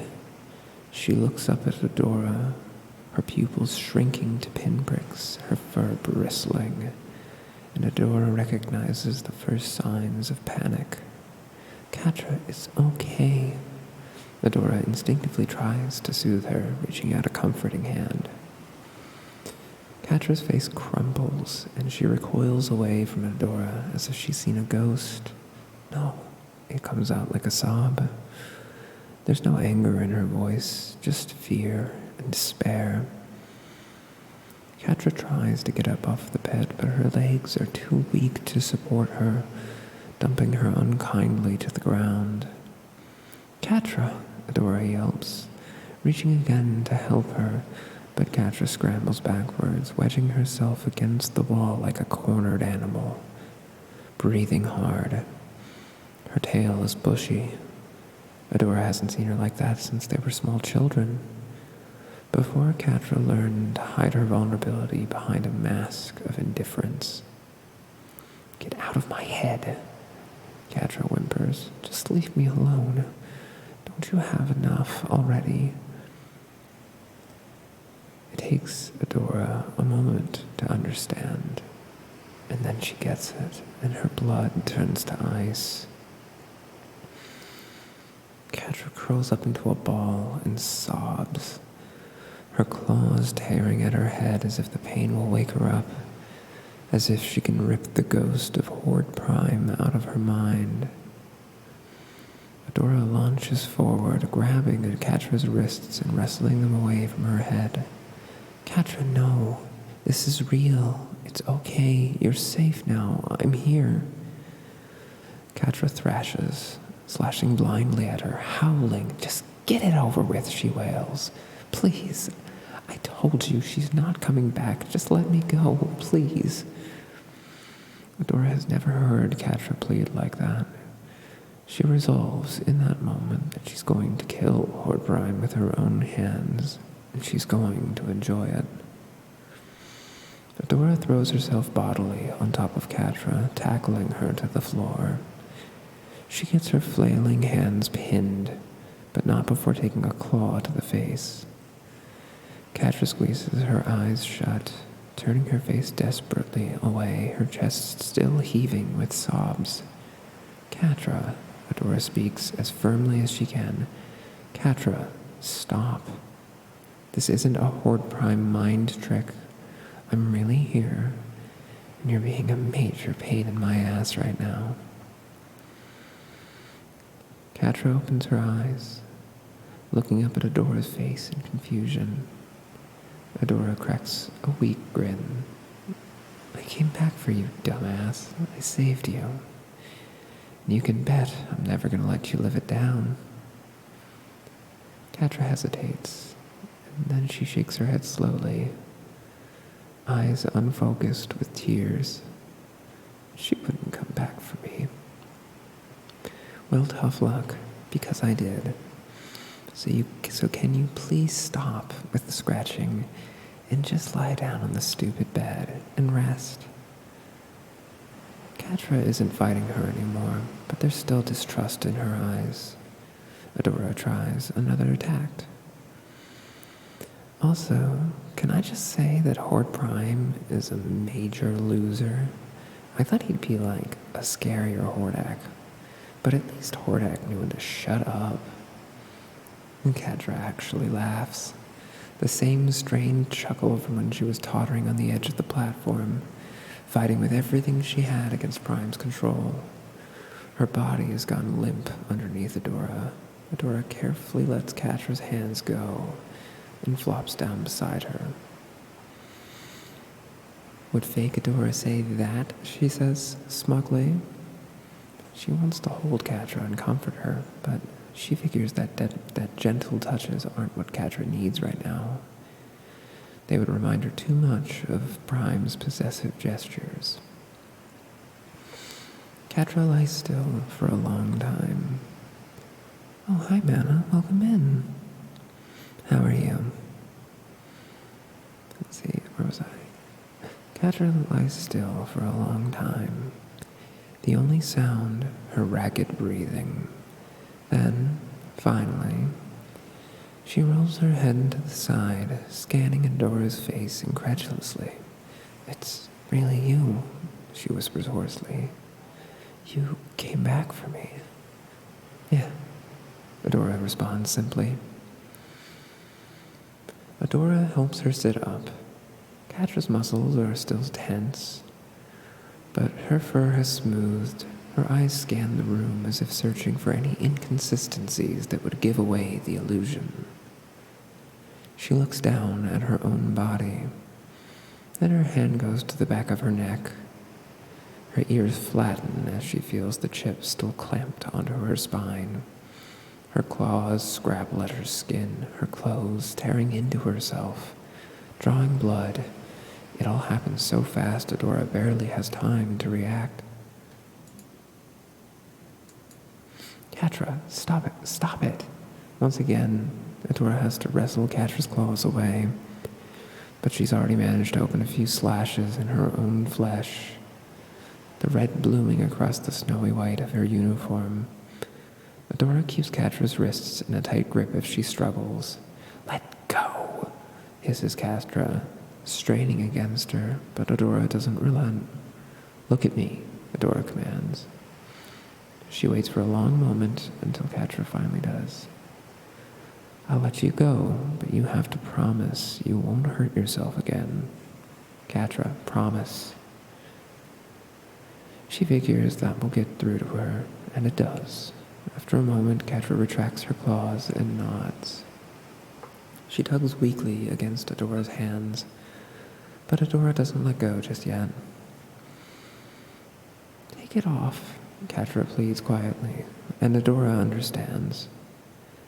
She lets go of Catra's hands, which curl into fists against the floor, and moves around to Catra's back. She runs her hands over the white uniform covering Catra's back, searching for some kind of zipper or closure. But it all seems to be made in one seamless piece of smooth, glossy fabric.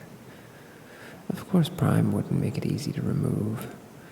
Catra feels Adora fumbling around, and the hackles on her neck rise as she suddenly shouts, "Take it off, Adora, please, take it off." Adora can't bear the desperation in her voice. Without hesitation, she grips the edges of the uniform and pulls as hard as she can. The fabric is stiff and heavy, but clearly not designed with the protection of the wearer in mind, and it comes apart in Adora's hands surprisingly easily, or maybe it's another burst of She-Ra's strength. Adora rips the uniform all the way down, exposing Catra's shivering back, and then helps her struggle out of it. Free of the uniform, Catra finally seems to relax. Her muscles go slack as she leans back against Adora's chest, breathing steadily now. She looks so small, Adora thinks.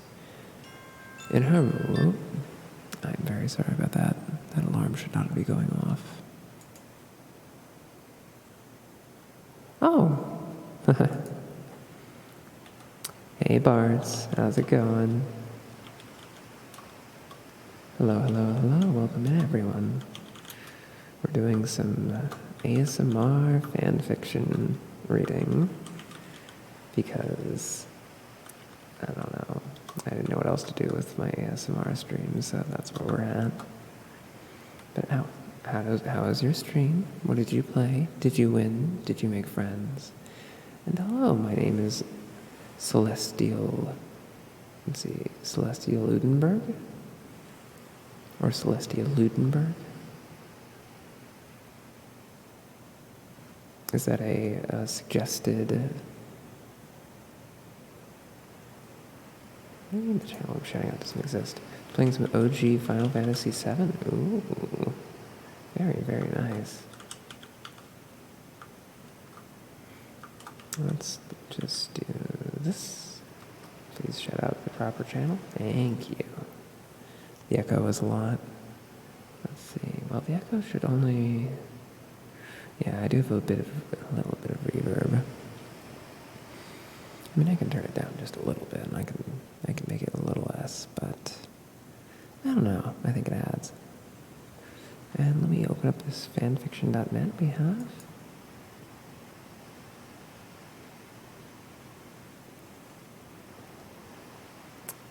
Okay.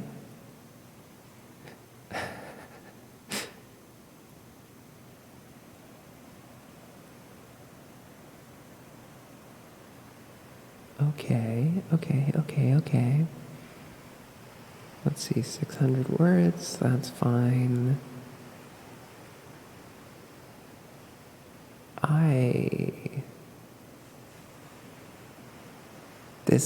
Okay, hold on a second.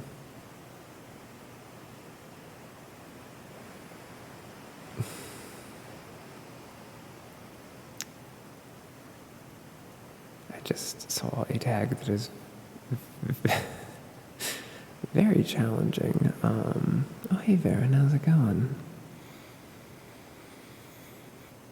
Oh, didn't mean it in a bad way? That's good. Yeah, well, if I have the ability to do it, I might as well. And yes, I will hydrate.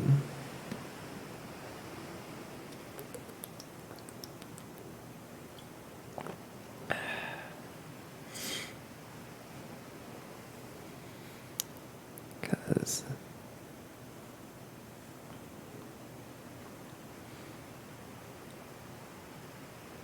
well, we're going to finish our current fan fiction that we're reading, and then we will move on to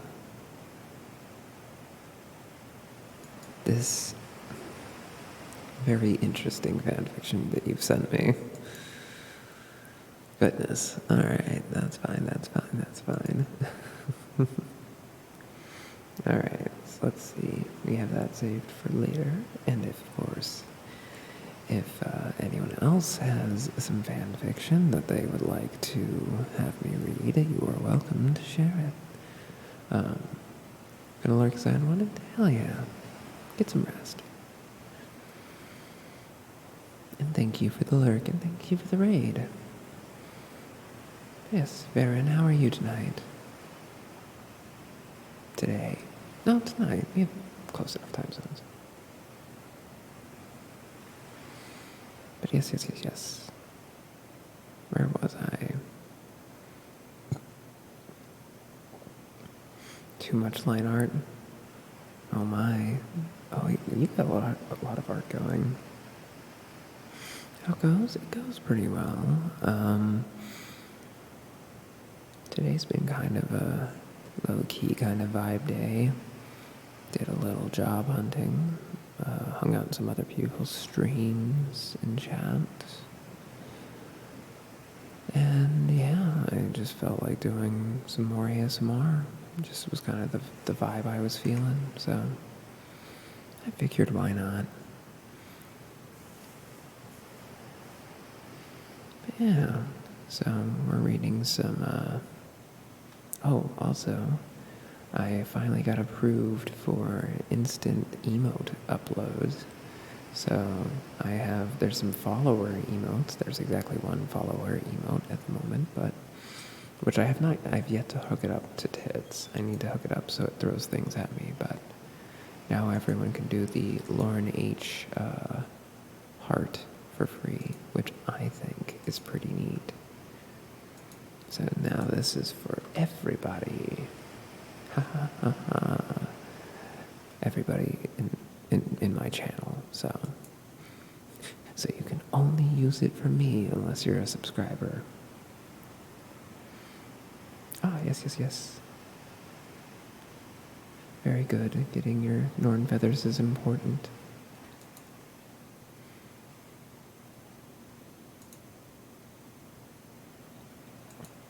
Alright. So, oh god, I can actually, you can hear the hand sounds. Anyway, I'm gonna go ahead and continue reading fan fiction. So we are reading Don't Go by Anna Charlier. Oh, thank you for the stretch and the hydrate. I will do both.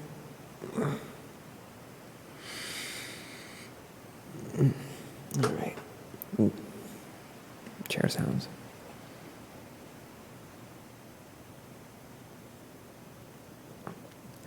I don't ever think of this as an especially noisy chair until I'm doing this, and then I'm like, it's like, God, when did I get such a loud chair that would betray me like this? Honestly. Well, that can be helped. Alright, so we're reading Don't Go by Anna Charlier, who it is, I believe, suspected that this is in fact actually written by Nate Stevenson, the creator of She-Ra, who wanted to give a little sort of extra missing couple scenes between episodes of She-Ra in season 5. So this does have some spoilers, and I guess a large-scale spoiler for the She-Ra show, it's gay. That's just a thing that we'll all have to learn to live with. But yes, to keep everyone up to date for where we are in the fic, they rescued Catra from some brainwashing, and she and Adora are sharing a tender moment. Catra's realizing that it's reality, that she's actually been rescued, that Adora chose to rescue her, and Catra still has incredible trauma from being brainwashed and still has a chip implanted into the top of her spine that should probably get removed. So, yeah, she just removed the sort of cult uniform that she was put in. Yeah, let's see. So yeah, we'll start there. Okay. Free of the uniform, Catra finally seems to relax. Her muscles go slack as she leans back against Adora's chest, breathing steadily now. She looks so small, Adora thinks. In her mind, Catra has been so big for so long, a looming shadow of rage and spite and darkness. Its shape so unfamiliar to her. But in this shape, Catra's narrow and curled up form, this shape she knows better than anything. And then, with a shock, Adora realizes that she's been staring at Catra's naked body, and that she should probably not be doing that. She looks away, grabbing the shredded uniform and crushing it up into a ball. I'm going to throw this out the airlock, she announces, and feels the slightest rumble of Catra's chuckle in response. Adora carefully extricates herself from Catra and stands up, still averting her eyes. I've got some extra clothes. I'll bring them to you. Do you need water? I'll bring water, too. With that, Adora rushes out. She practically sprints through the whole ship. She doesn't want to leave Catra alone for more than a moment. She bursts into the bigger bunk room where they've all been sleeping and catches Bo and Glimmer cuddling on Bo's bed.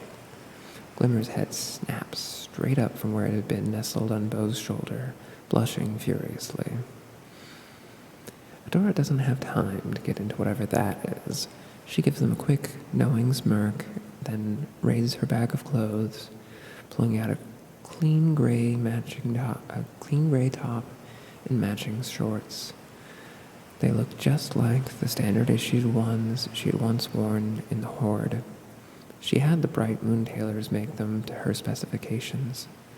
The familiarity had brought her comfort, and she figures they will for Catra, too. Everything okay? Asks Bo. Fine, Adora responds. Hey, this ship has an incinerator, right? Yeah, it's right outside the cargo hold. What? But Adora's already taken off. As she rushes out of the bunk room, she feels something soft hit her head and realizes Glimmer has thrown a blanket at her. Take this too, Glimmer shouts after her. Adora finds the incinerator, a small square door in the hallway intended for garbage, and shoves the Horde uniform inside. She closes the door, imagining the white fabric going up in flames, burning away to a crisp. And with it, every trace of Prime's cruel, lingering touch. When she's satisfied the garment is definitely destroyed, Adora sprints back to Catra's room, stopping only briefly in the galley to grab a bottle of water. When she steps back into the brig, she finds Catra on the bed, curled up into a tight ball. The brig is right next to the engine room, and so it's one of the warmest places on the ship. But Catra's shivering. Her head shoots up at the sound of the door, eyes wide with terror. "It's okay, it's me," Adora soothes. She crosses to the bed and lays the clothes out next to Catra. Seeing her eye the bottle of water, Adora hands it to her, then waits as Catra drinks greedily. She resists the urge to try and help her as Catra slips on the clothes with clumsy, shaking fingers. The last thing Catra needs right now is for Adora to act possessive. "How are you feeling?" Adora ventures. Catra sighs, laying her head back down on the mattress. "Like shit." Adora nods in sympathy. "I know, I'm sorry. Magic or not, the healing process sucks. You should try to sleep. It's really the only thing that helps." "I don't suppose you have some other magical power that would keep me from dreaming," grumbles Catra. She's still shivering, but she looks calmer than she has since she woke up. The scratches she left on herself aren't deep and have stopped bleeding, so they'll probably be fine without treatment. Adora gently draws the blanket over her and starts to stand up, intending to give Catra some privacy so she can sleep. But Catra's hand closes on Adora's wrist before she can pull it back, hanging on tight. Her eyes meet Adora's. Where before they were dim and unfocused, now they are clear and piercing. She holds Adora's gaze unrelentingly. "Why did you come back for me?" she demands. Adora's voice trails off in the silence. Catra doesn't let go. The only sound is the soft, muffled humming of the ship's engines as it moves through space, away from Horde Prime. "Because..." She trails off again. What is she supposed to say? "Because you're Catra," she finishes weakly. Catra flinches. Her hand slips from Adora's and she rolls away, so small under the blanket that she almost disappears. Adora listens to the ship's beating heart in the silence, not sure what else to say. "You should sleep," says Adora, once it's become clear that Catra isn't going to answer. Catra doesn't respond, doesn't even move. "I won't be far," Adora adds. "If you need anything, just call for me." Still nothing. Adora's heart is pounding. She doesn't want to leave Catra alone. She doesn't want to let her out of her sight ever again. She wants to lie down on the mattress next to her and pull her against her chest and stroke her hair until she falls asleep. She wants to be there if Catra has a nightmare or tries to hurt herself again. She wants to wrap Catra in her arms and absorb her into her chest where she'll be safe and never feel pain or fear again. But she can't. She's never been able to do that for Catra as much as she's wanted to. And every time she tried, it just made things worse. Adora stands and leaves the room, pressing the panel to close the door behind her. She walks far enough away that Catra will be able to hear her footsteps retreating, then slips her shoes off and tiptoes back as quietly as she can. She lowers herself to the ground and leans against the door, listening as hard as she can for any sound of distress within. If Catra needs anything, she'll be there. She's not leaving her again. The ship rumbles and creaks as it moves through space away from Horde Prime.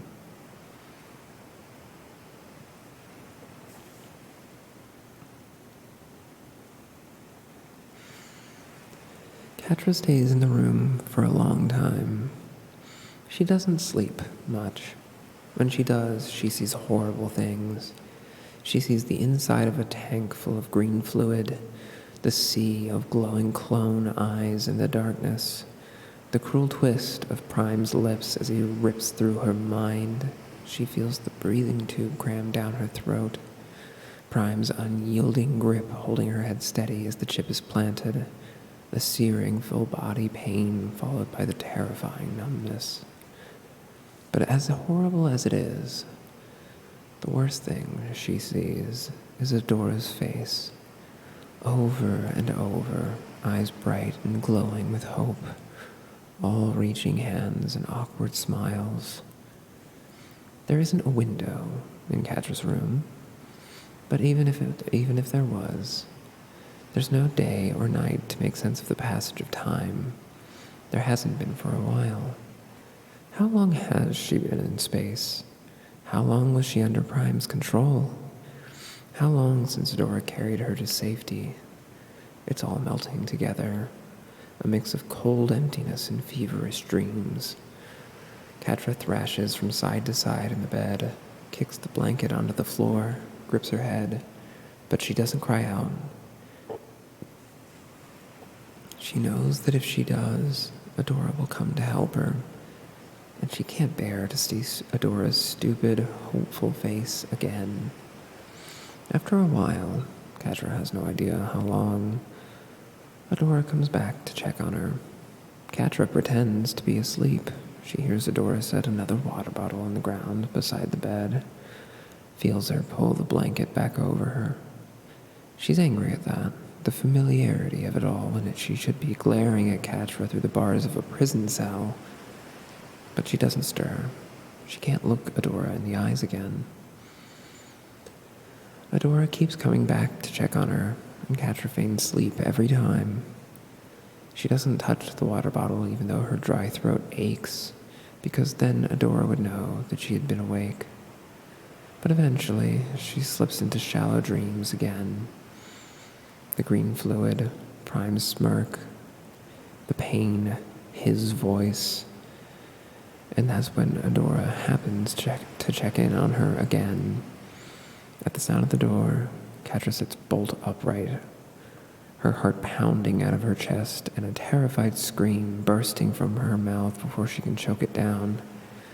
And just like that, her cover's blown, and Adora's looking at her with the same stupid, hopeful look, like Catra hasn't spent years trying to burn her and everything that she loved, and she can't stand it. So Catra does what she always does. She retreats behind her walls, lashes out, needles Adora where she knows it stings the most. It's what she is. She's an animal. Nothing more than base instincts and rotten heart, just as everyone has always said she was. She's poison, she's fire, she's broken glass, and all she knows how to do is hurt and be hurt in turn. Adora leaves, angry, and something in Catra, some small childish piece that somehow hasn't been completely stamped out, wants to call after her, wants to run after her into the bright hallway. She doesn't. She stays in the dark. She doesn't know how to leave it. It's not until Adora is staring down at her coldly and offering her the choice to go, to leave them all behind, to never see her again, that Catra finally realizes that she can't do it. She spent years alone, empty, angry. Her rage was the only fire that warmed her. But now she's just cold. Her bones are aching with it. She can't do it for a moment longer. She reaches for Adora. Stay. You should have seen me, Bo was saying. There were two coming from behind and one cutting me off in front. And I was like, phew, whoa, barrel roll. And I totally dodged them. It was dope. And you only hit 3 asteroids on the way, smirks Glimmer. Just smashed straight through them. It was almost impressive. Well, fine, you can drive next time then, huffs Bo. We could have been depressurized and died instantly, but Darla's shielding held up perfectly, chirps Entrapta. Oh, I'm so proud of her. Adora's face is brimming with excitement as she watches Catra take another bite of the bun. So, what do you think? She urges, her eyes glowing with anticipation for Catra's reaction. It's good, mutters Catra. Then, seeing Glimmer shoot her a reproachful look, she adds, really good, thank you. Adora's face falls a little with disappointment. Not just good. I mean, Sparkles isn't exactly a 5-star chef, smirks Catra, earning herself an elbow in the ribs from Glimmer. What? I said it was good. I just thought you'd have a bigger reaction than that, mumbles Adora. The first time I tried real food outside of ration bars blew my mind. I couldn't stop eating it. Catra raises an eyebrow. Adora, you know I've had food besides ration bars, right? There's a ton of contraband in the Fright Zone if you knew where to find it. You were the only one square enough to not even try. Bo and Glimmer laugh, and Catra feels a little flicker of warmth. She's not used to people laughing at her, not in a good way, anyway. Adora flushes, embarrassed. Are you kidding? She mutters. I've been waiting for years for you to join the rebellion so I could see you try real food. You've been eating it the whole time? Just like that, the flicker of warmth vanishes, and all that's left is a surge of crushing cold. Bo makes another joke, but his voice sounds muffled and far away. She feels like she's drowning. Without a word, she stands and leaves the circle. Catra? Adora's voice is the only one that pierces through the roaring in her ears, but she doesn't turn back. She can hear Glimmer murmur something, and she knows she's telling Adora to give her space. As soon as she's out of the room, her legs get weak. She's almost made it back to her room when they give out altogether, and she stumbles against the wall. It feels like her lungs are being constricted by the heavy pressure on her chest. It feels like all the blood has been drained from her body. She slides down the wall to the floor, gasping for breath, and then her gasps turn to racking sobs, so deep and heaving that they were almost soundless. I've been waiting years for you to join the rebellion. She'd said it so casually, like it had really been that simple. Like Catra could have just chosen to walk away from the ceaseless misery of the Fright Zone anytime she wanted. Chosen to eat good food and be with Adora and be happy. And she could have, couldn't she? Every sleepless night, every torment inflicted by Shadow Weaver or Hordak, every rage-filled breakdown clawing at the walls, and her bed and her own body, it had all been pointless. It was all just wasted time. She could have walked away from her pride and her rage and her need to destroy. Instead, she let herself be consumed by it until there was nothing good left in her, and the world was burning around her. What if it's too late? The pressure in her chest has settled into her stomach. It makes her feel like she's going to throw up. She is retching with every breath, but nothing comes up. Just more sobs. She lets them come. She cries until she's empty. Her eyes ache and her body is sore and heavy. She lies there too exhausted to move. She hears someone coming around the bend in the hall and she tenses. She doesn't want Adora to see her like that, but it's not Adora. Entrapta's eyes are fixed on her tracker pad. She almost steps on Catra before noticing her. Oh, sorry, she says brightly. I was just on my way to see how Darla's reboot is going. And then she notices Catra's tear-streaked face, and her eyes widen.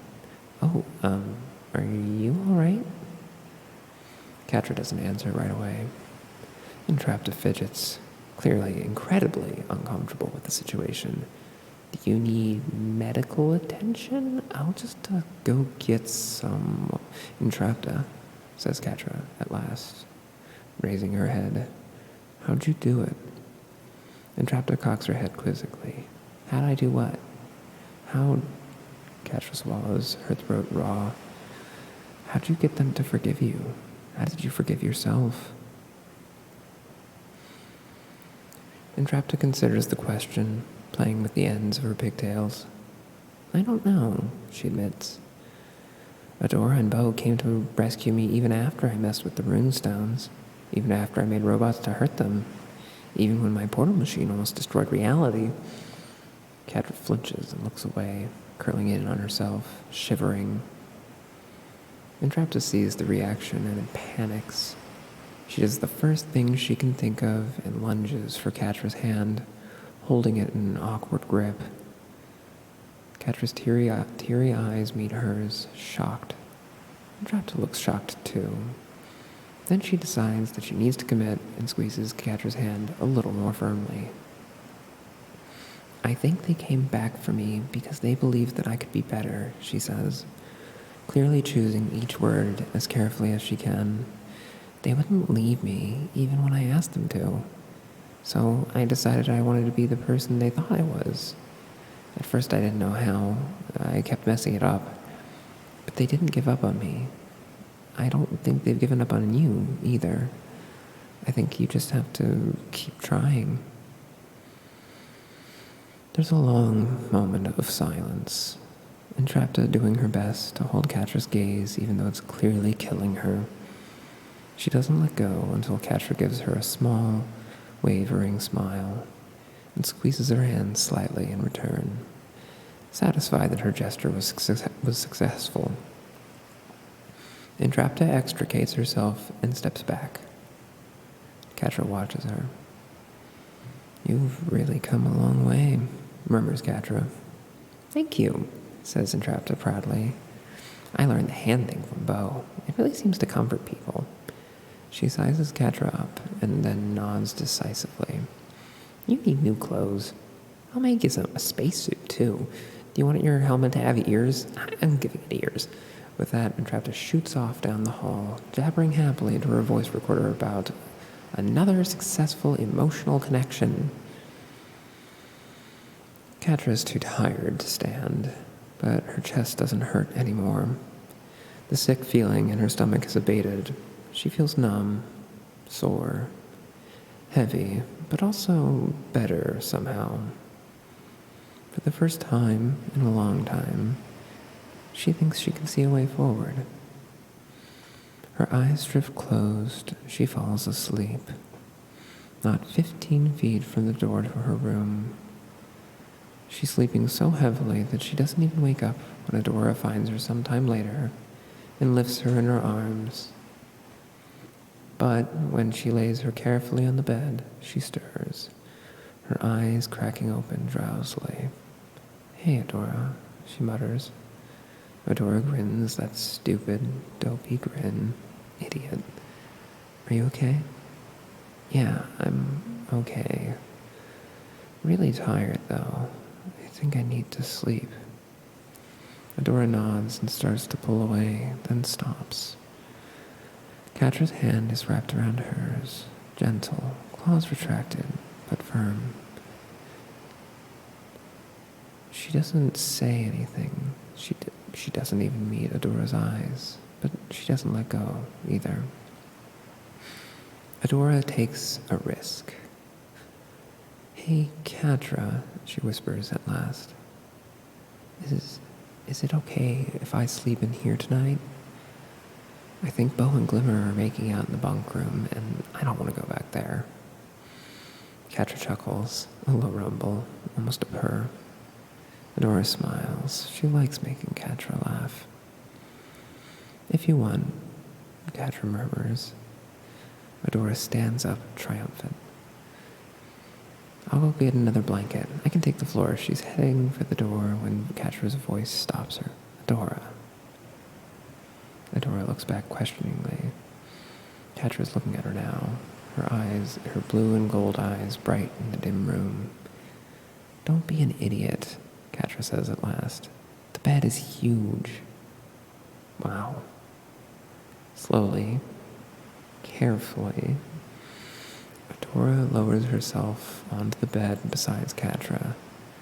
She lies stiffly on her side, facing Catra, but they don't touch. She stares at Catra, eyes wide, as if she'll move too quickly and scare Catra away. After a tense beat, the corner of Catra's mouth curls up in a small smirk, bearing one pointed fang. Take your stupid ponytail out, dummy, she says. You're gonna lose all your hair before you're 30 if you keep sleeping with it. Dora glares at her, but relaxes, yanking out her hair elastic and slipping it around her wrist. Her hair falls around her face, messy and sweaty. She shoots Catra a, there, happy? Look. She looks tired, too. Catra holds her gaze. She blinks slowly, wondering if Adora even remembers what that means. Adora reaches out suddenly and brushes the short bangs framing Catra's face. Catra jumps a little at the unexpected touch. Adora quickly withdraws her hand, self-conscious. Sorry, she says. I just like it. The hair. Catra rolls her eyes, trying to be nonchalant. I guess that's one thing I should thank Prime for, at least. Giving me a nice haircut. No, Adora sounds horrified at the thought. I just meant, Adora, it's okay. Catra curls towards Adora, just a little, still not touching her. It was just a joke. I'm glad you like it. It feels lighter. They're holding each other's eyes, unwavering, neither wanting to be the first to look away. Not sure what to say next. Then, thanks, whispers Catra in the silence, for saving me. Thanks for coming back. Adora's widen in shock. She's so dumb. Every emotion she feels written across her face, easy for anyone to read. Maybe Catra could learn to be a little more like that. I couldn't leave you, Adora whispers back. I'm going to be better, says Catra, her eyes squeezing shut. I've hurt you a lot. I'm sorry. I'm not gonna do it again, but I know sorry doesn't fix everything, and if you ever want me to go, I'll go. Catra feels the mattress shift as Adora shuffles closer, close enough that Catra can feel her breath on her face. I don't want you to go, she says. I want you here with me. I really missed you, Catra. And that's when Catra bridges the gap. It's not much. A slight brush of her tail on Adora's leg. Light enough that it could have been an accident. But she doesn't move it. She leaves it there, an unspoken request, until Adora gets the point. Adora slides closer and curls around Catra, draping an arm around her, pulling her close. Catra tucks her head under Adora's chin, nestling into the warmth of her chest. The embrace is a little awkward, not as easy and careless as it had been when they were children. But it doesn't matter. It's a start. Catra can't keep her eyes open anymore. And as she drifts off into the deepest sleep she's had in years, Adora can feel the soft, creaky buzz of Catra's purr vibrating against her face. She can't believe this is happening, but she's too tired to question it. She buries her face in Catra's hair and lets her purring lull her to sleep. The ship moves quietly, peacefully through space on its way home. The end. We did it. We read a fan fiction. We read, I think, a pretty good fan fiction.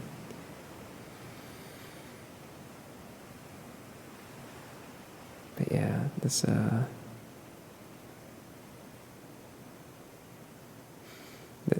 I'm looking at the comments. I think this is indeed what I thought. This is the quote-unquote fan fiction written by the creator of the show, so it's very in character, we'll say.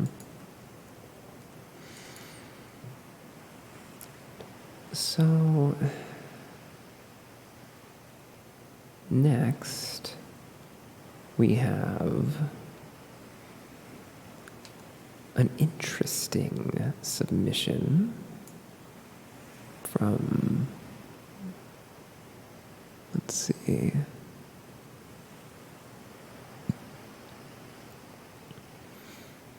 Let's see.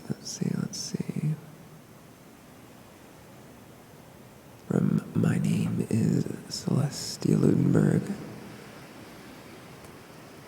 And it's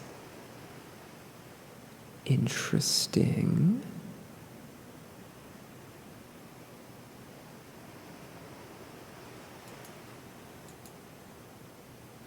It is an interesting choice, I would say.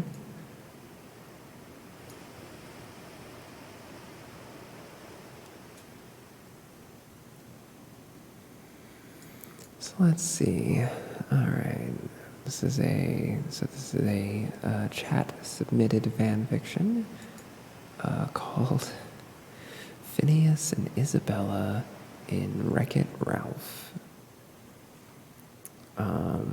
And let's take a look at some of these tags. We have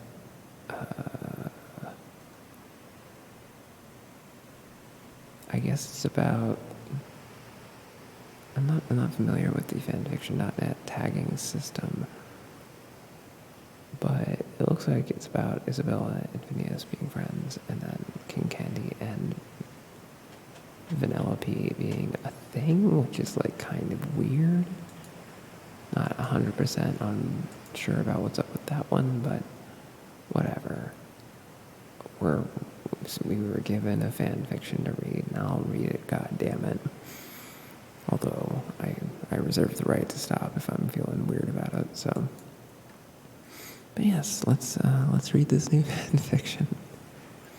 And to anyone who would like to submit further fan fiction, I'm always happy to get some more.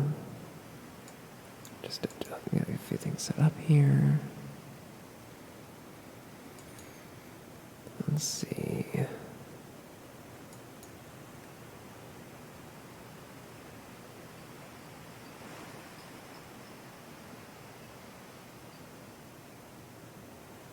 All right.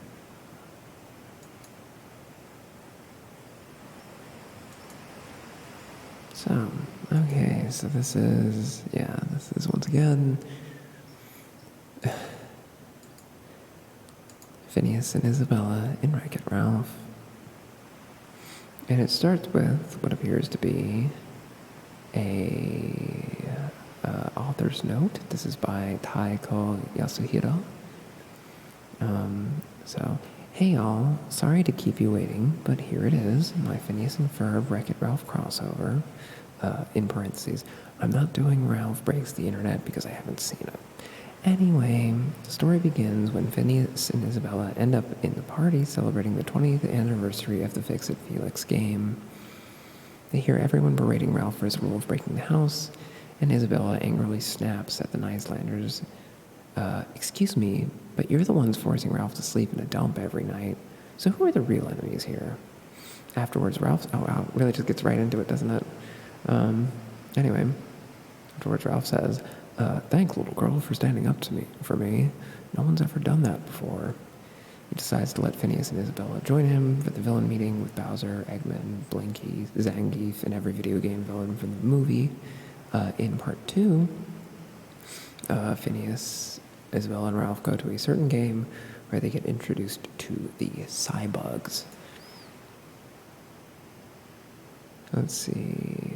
After making a bet with the mayor of the Nicelanders to go to where if Ralph could earn a medal, he'd get to move into the Pennant House, he, Isabella, and Phineas game jump to Hero's Duty, where they eventually sneak past the Cybugs and get a pre-recorded congratulatory speech from this random general dude. A Cybug hatchling pushes all three of them into an escape pod, which catapults them into Sugar Rush, which their adventures in that game will take up parts 3 to 5.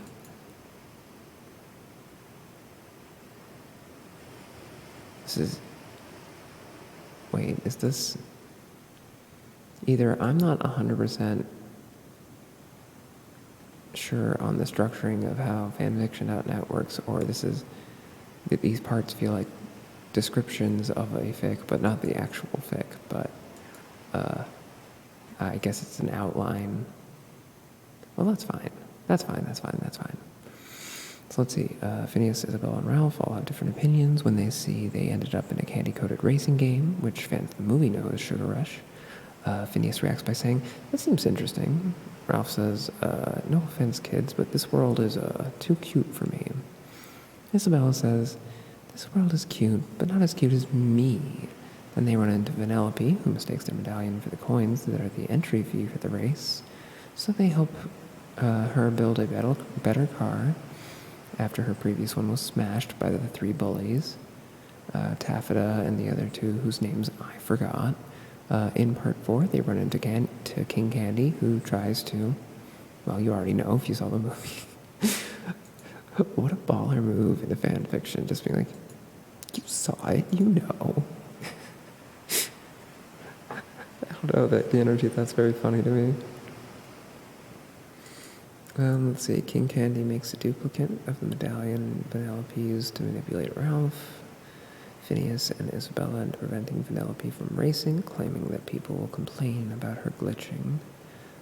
Isabella skeptically says not to be rude, Your Highness, but if Vanellope isn't supposed to exist, why is she the mascot on the side of the game console?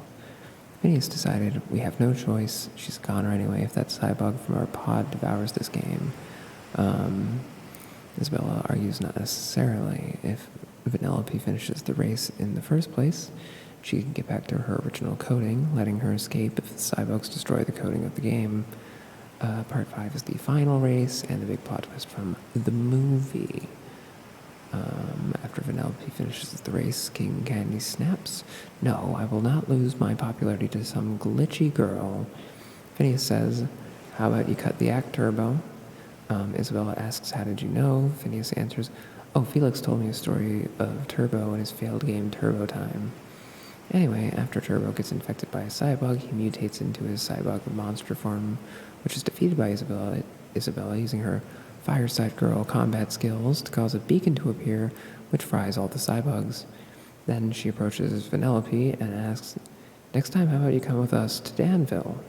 Next story is Phineas and Isabella going to the first Hotel Transylvania, peace out, and that is the entire thing. So yeah, we're not going to get to Hotel Transylvania, and I am sorry, but there it is. So yeah, I think that's the whole thing, unless I do believe that is. Yeah. So, thank you for submitting that fan fiction. If anyone else has further fan fiction, I will go ahead and read it. And let's see.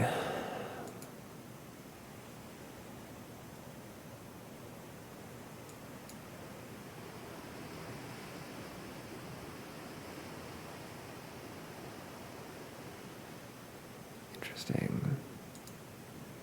I haven't been followed by bots in a long time. Good old GFX bots.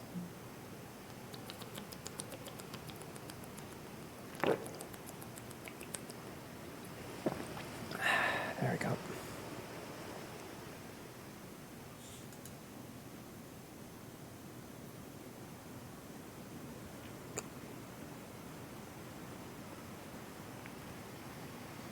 All right.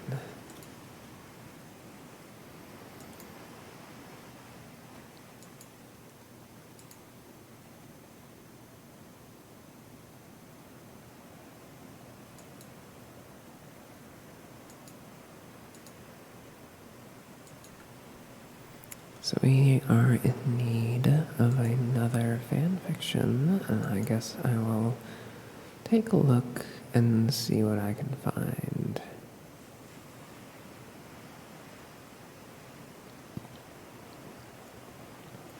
I will stop looking at Twitter. So, let's see. Don't want to read that one. Yeah, so I'm going to actually go ahead and do a fun little update. We're going to see. I would say that 5,000 words is pretty readable, all things considered. So if we cap it at 6,000, that should be fine, although I am kind of curious if maybe it would be better suited for us to read just like really short bite-sized pieces, like 1,000 word and under. Well, let's take a look at that. Let's see what options we get. There's a lot of different ways to find something, I think. So let's see. Oh. We've got the moon and the ocean being gay. Appropriate for the stream, I'll take it. We have something from Stranger Things, which I don't know so well. Let's see. We have Good Omens. We have some Wednesday Addams.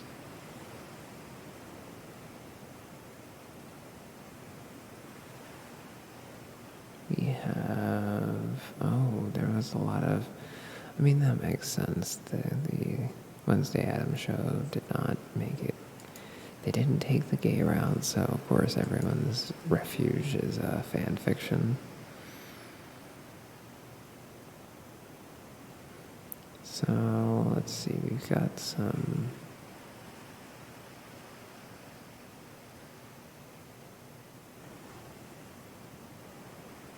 some of these are kind of chaotic in terms of their tags. Actually, some of these are bizarrely chaotic in their tagging for being under 1,000 words, which I suppose is not like...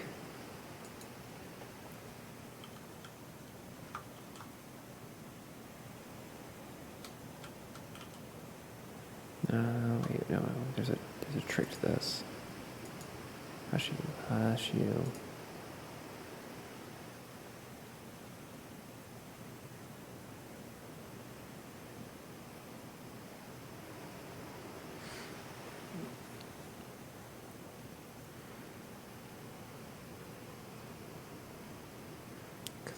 There's a trick.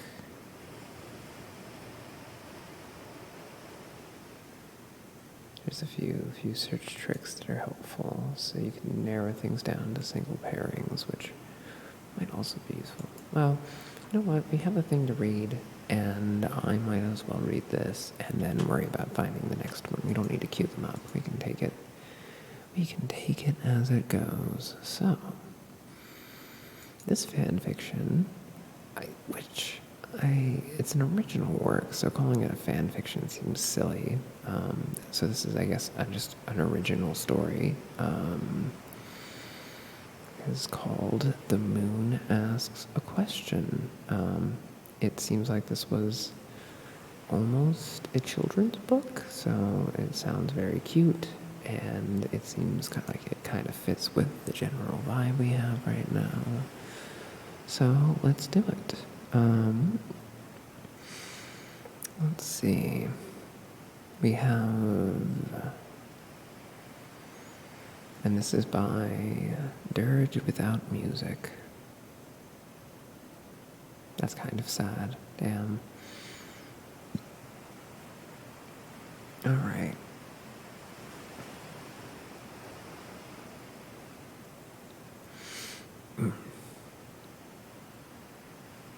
Let's figure this out. All right, we got,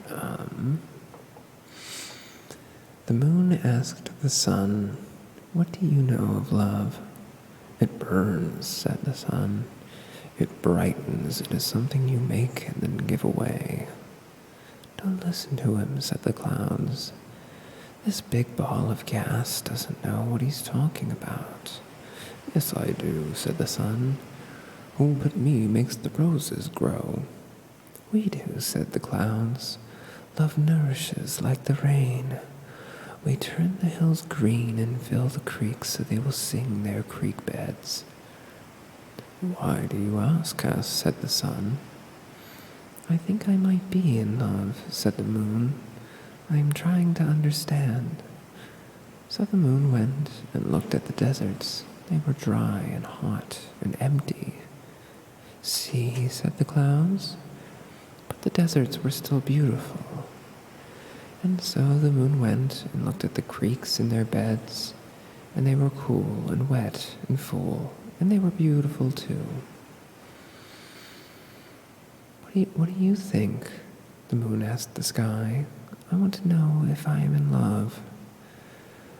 Ask the earth, said the sky, and so the moon asked the earth. The clouds cover me, said the earth. They make me bloom. The sun warms me. Without them I will be cold and dry. You would be ugly without them. That is love? I would be cold and dry, said the earth, but not ugly. You were cold and dry, my little one, and you were beautiful. Not like you, said the moon, not like the ocean.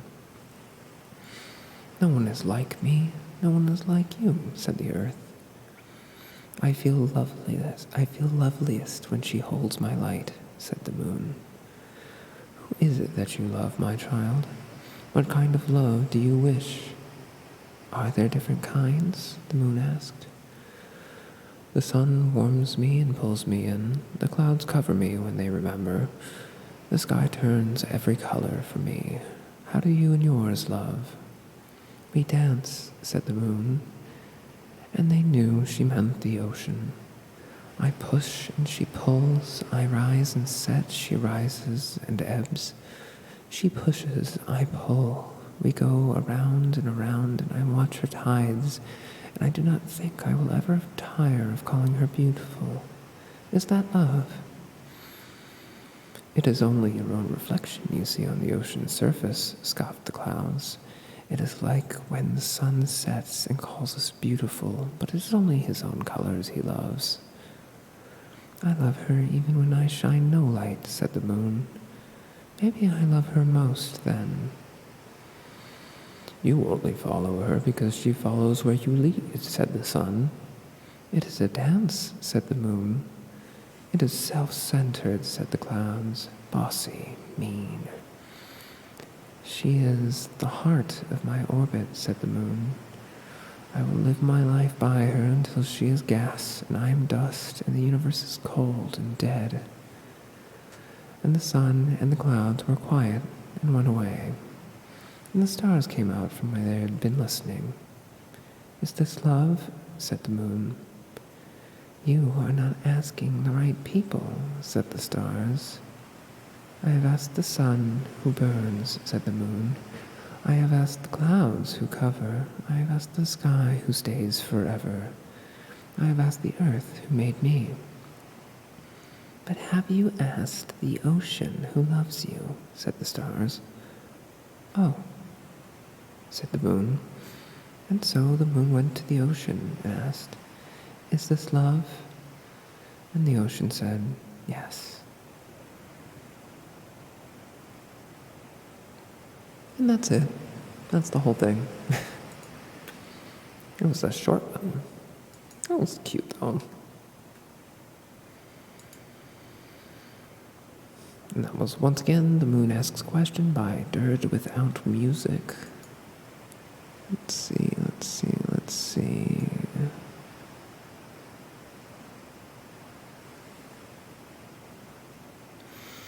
What else do we have available to us?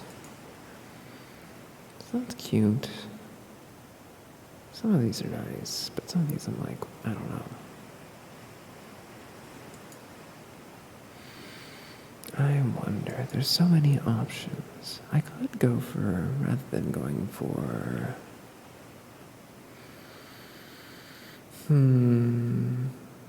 I could go for general things instead of romantic things, but I like romantic things, and I like sapphic things in particular, so I'm inclined to chase my biases.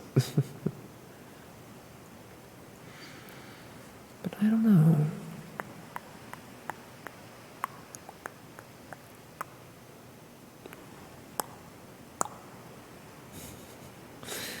I don't know. We have a lot of options. I also have other things that I could work on if I want to.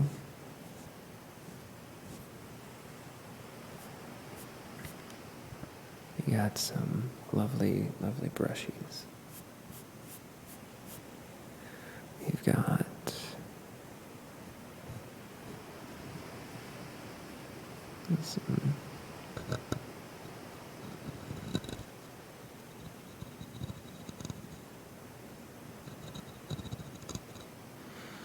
some scratchies. We have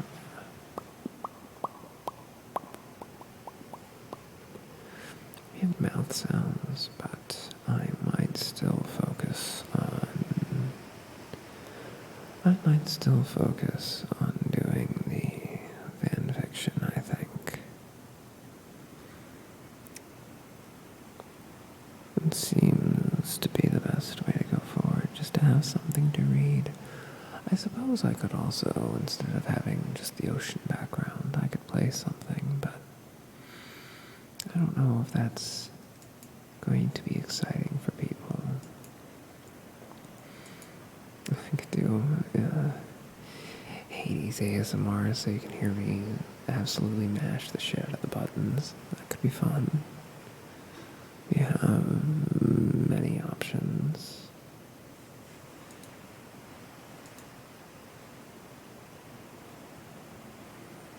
It's hard to say.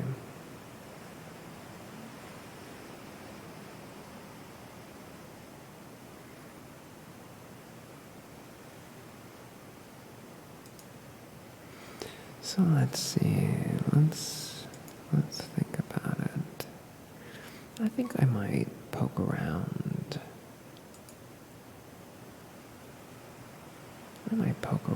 The fan fiction archive for a little while longer. I mean, I guess that is in its own meta sense, its own kind of relaxing thing. It's not even, it's like the ASMR of when you don't know what you want to watch. So you just go through all of the different offerings and all of your various apps, and you just, I don't know, have fun seeing what's there, but not committing to anything, just sort of hanging out, things like that.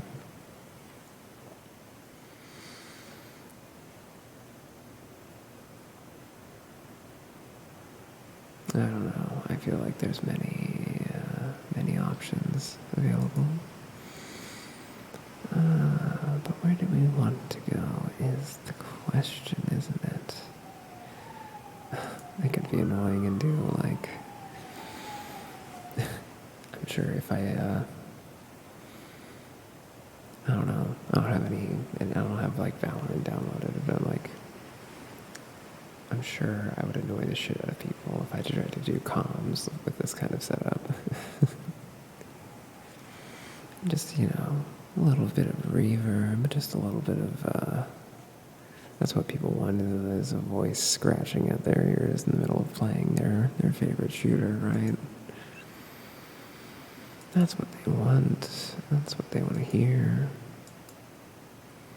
I wonder. I also wonder what else I can do in terms of making sure that everything is, I don't know, I feel like I'm doing my best with this microphone, but I feel like I'm sad I don't have the silicone ear mics. Those look like so much fun. They also look really nice to be able to just fuss with, passively. Those look nice for having, like, I don't know, having something just going on all the time. But that's fine. So yes, let's keep poking around. Let's keep taking a look and seeing what we can find. I feel like, you know what, I limited to stories under 1,000 words, but that might be too restrictive. It might not be enough to get anything good going. So let's increase that a little bit. Let's increase that to 2,000. 2,000 should be fine. And let's see.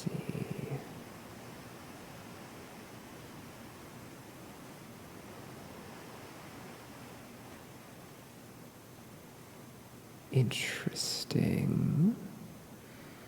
So this is a Batman story, and it's got the F/F tag because Harley and Ivy are in it, and it seems to deal with, interesting. Then we got some, let's see. Oh, we've got a whole fucking bunch of, we've got multiple My Hero Academia fan fictions that have an insane amount of tags, and they both appear to be group chat ones, which I don't want to do because those have a visual element. And while I could just show you the words in the fan fiction, I don't want to. I wish I had a more compelling reason than that, but I just don't want to. No.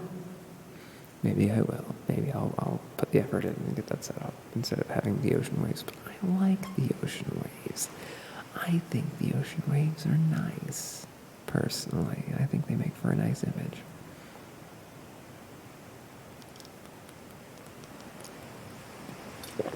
I've been standing at this beach in the water doing ASMR for you for 3 hours. I'm getting pruny, you know? I'm very much about the sunk cost fallacy. I've been doing this far, and god damn it, I'll keep doing it. Alright, well, this one does interest me. I've never read it before. Oh, there's a lot of dialogue with no... Okay, that's interesting. Well, let's see if we can... I could probably get through this, alright. It does not seem... it seems perfectly appropriate for Twitch. It seems well written enough, which I would hope for, given that this is 1,000,000,003 kudos. This has 6,334. How nice. So let's see. This is Office Meeting by Unpretty. It doesn't have any additional tags. It's just got the bare bones tags, which is kind of interesting. You don't see that as much. All right. So let's get into it.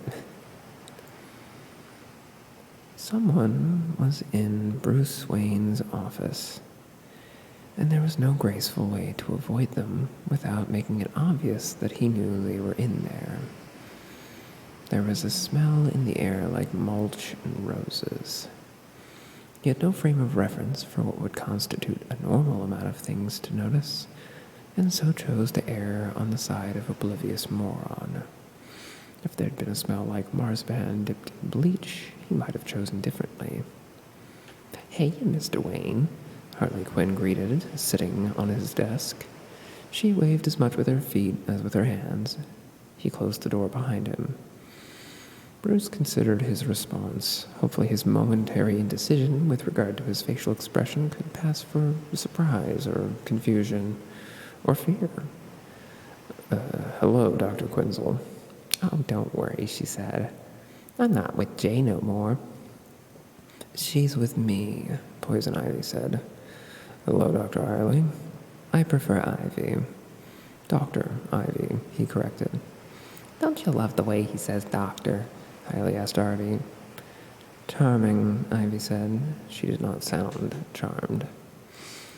I told her we ought to come talk to you, Harley explained, on account of you're a real nice guy and all. Thank you. I was just going to kill you, Ivy added. Thank you for not doing that. Isn't he just like a puppy? Harley asked, pressing her hands to her cheeks. You can't keep him. Was there a reason you were going to kill me? You don't know? I could guess, but I don't want to suggest reasons for you to kill me. No, I'm curious, Ivy said. Not quite a threat. He'd walked right into that one.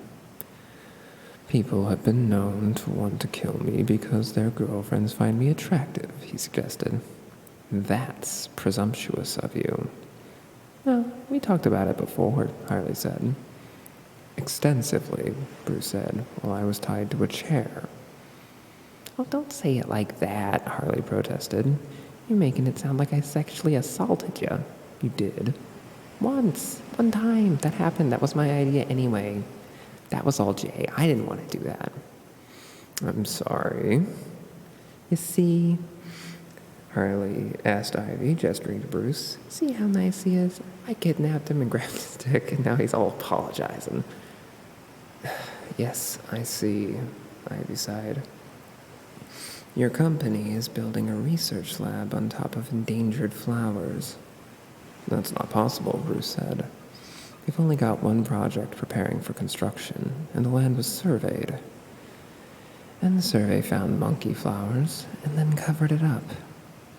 That survey was done by consultants working directly with the Department of Natural Resources.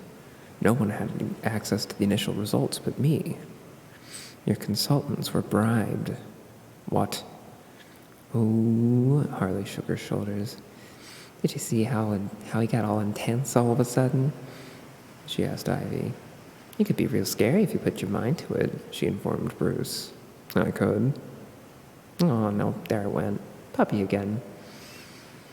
You didn't authorize the bribe? Ivy asked. Obviously not. Do you know who did? No, Ivy said. You should have guessed. No one was dead. Who stands to benefit?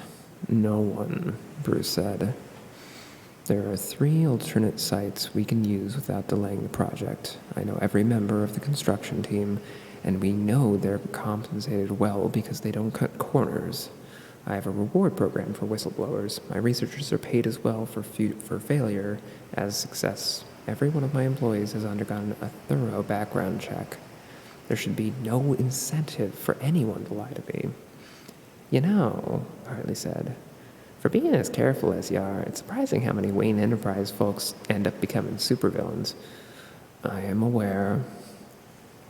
You must have missed something, Ivy said. Obviously. May I use my desk, or... I suppose, Ivy said, moving out of his way. Harley continued to sit on his desk and made no move to leave. Since she wasn't actively blocking the keyboard or monitor, he was willing to settle. He paused in the middle of bringing up the relevant project files. Trying to use his computer with Ivy looking over his shoulder was deeply uncomfortable. He didn't think he could get away with asking her to stand on the other side of the desk. I'll read this a little more slowly.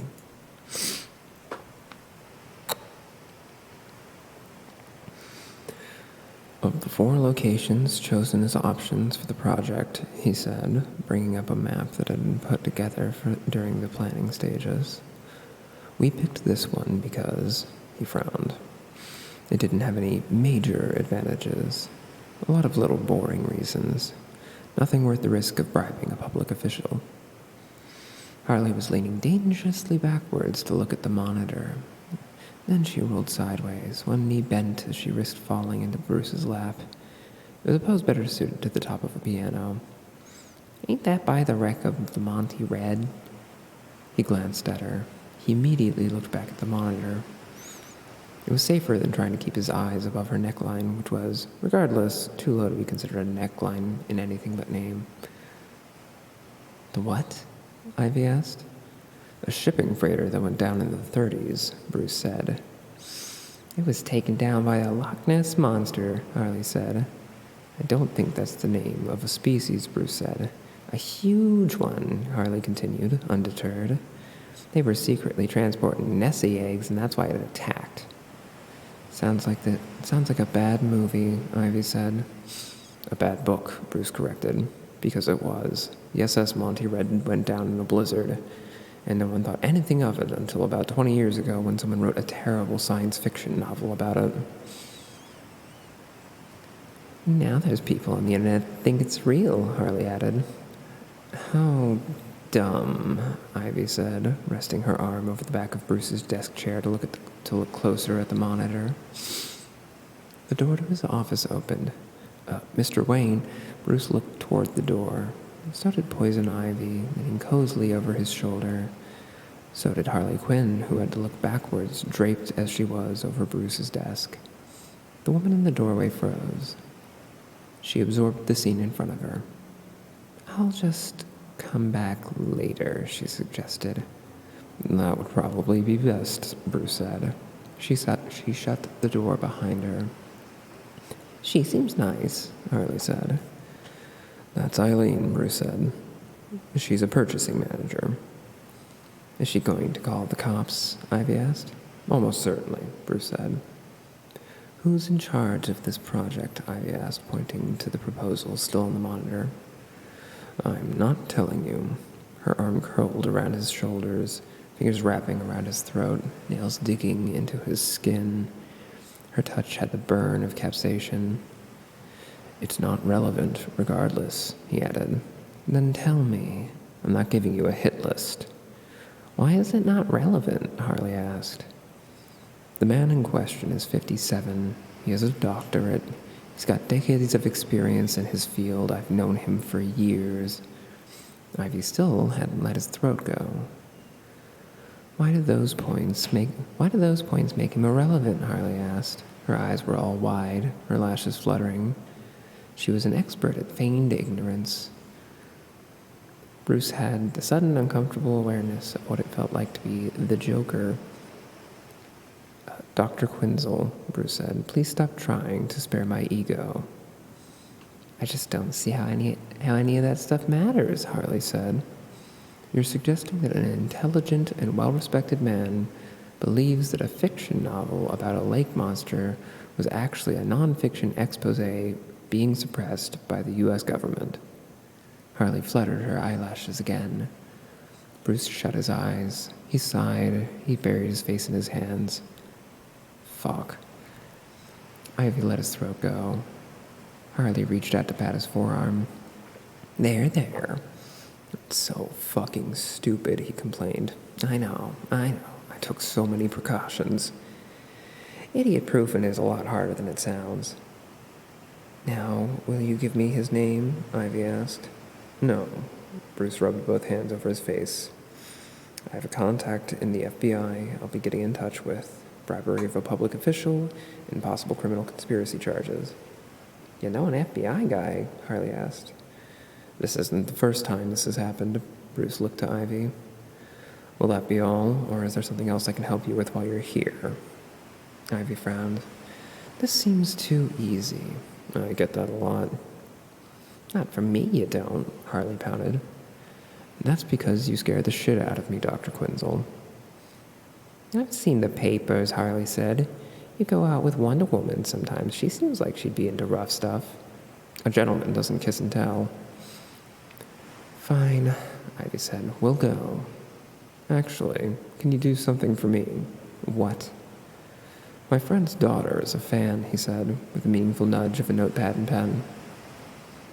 Fine. Ivy picked up the pen to scrawl a signature. Should I make it out to anyone in particular? Barbara. Setting down the pen, she lifted the notepad to finish it with a kiss. She tore off the page and offered it to Bruce. Bruce looked at the little red lip stain. Hypothetically, he said, If a teenage girl were to kiss this, would she be poisoned? Ivy hesitated, then snatched the paper back. That was just a test page, she said. You can use mine, Harley said. Ivy used the previous paper to wipe the remaining lipstick from her mouth, then took the tube Harley offered. It was a darker shade of red than her usual, but more pink than what Harley wore. It was unclear how many tubes of lipstick Harley kept on her person at all times. Ivy signed another page, kissed it again, then inspected her handiwork. There, she said, handing it to Bruce again. Thank you, he said. Nice seeing you again, Mr. Wayne, Harley said, sliding off his desk and pressing a quick kiss to his cheek. Thank you for not tying me to anything this time, Dr. Quinzel. Ivy bent down to his level, eyes narrowed with suspicion. No man's as nice as you pretend to be, Ivy said. Sometimes I drink juice straight from the carton. She kissed the cheek that Harley hadn't. The layer of makeup meant the touch didn't burn. When Commissioner Gordon burst into Bruce's office, Harley and Ivy were gone. Bruce was sitting at his desk, his chin propped on one hand. He had different colors of lipstick on each cheek. His skin had turned an angry red along his neck in the shape of a hand. Oh, thank you for the hydrate, Baron. And yes, Pico, I'm still up. I told you I go long. I like doing long streams.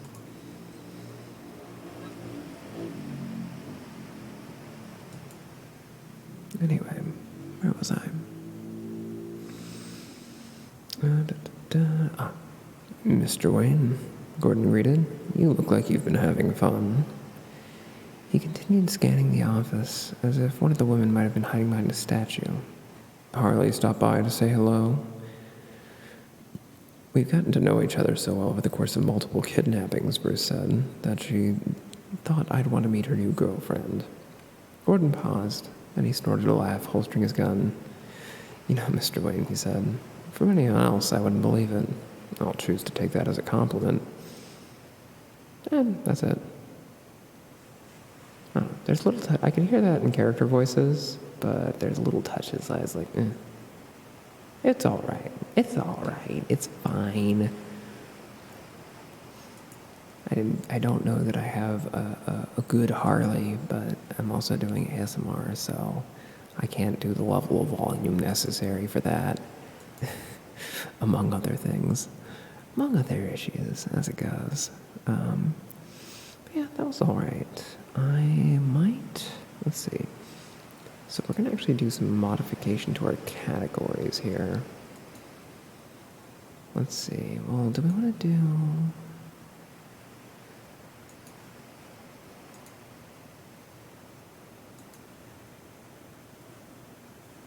Because I don't want to clog up the...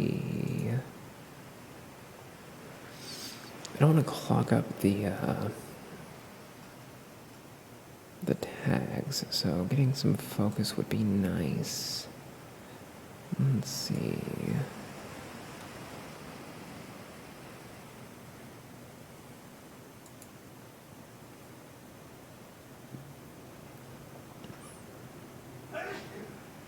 Oh my god.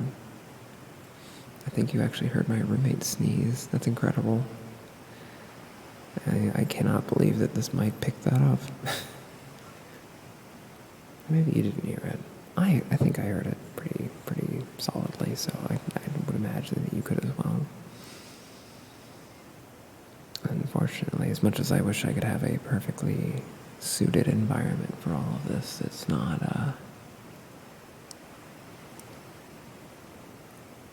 it's not totally possible. That's how it goes. It's all right.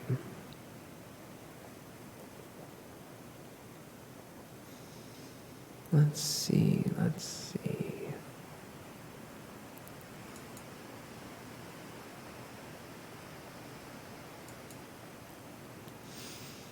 So we have...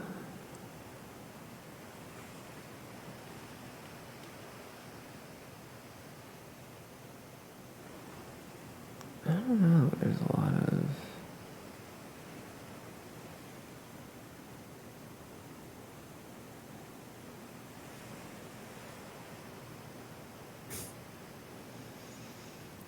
Let's see, let's see.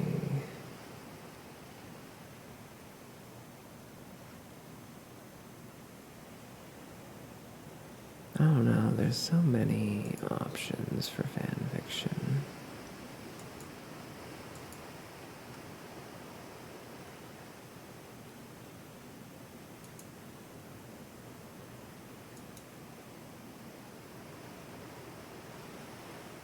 Let's see what we have available to us. I don't know, I'm feeling pickier. That one wasn't up to my preferences. It wasn't up to my standards.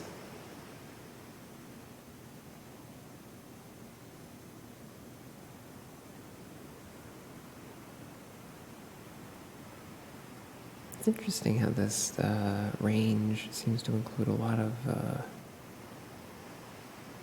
Batman adjacent stuff. I guess it's just because, like, people want to write Harley Quinn and Ivy in the context of everything else, even if it's not the focus.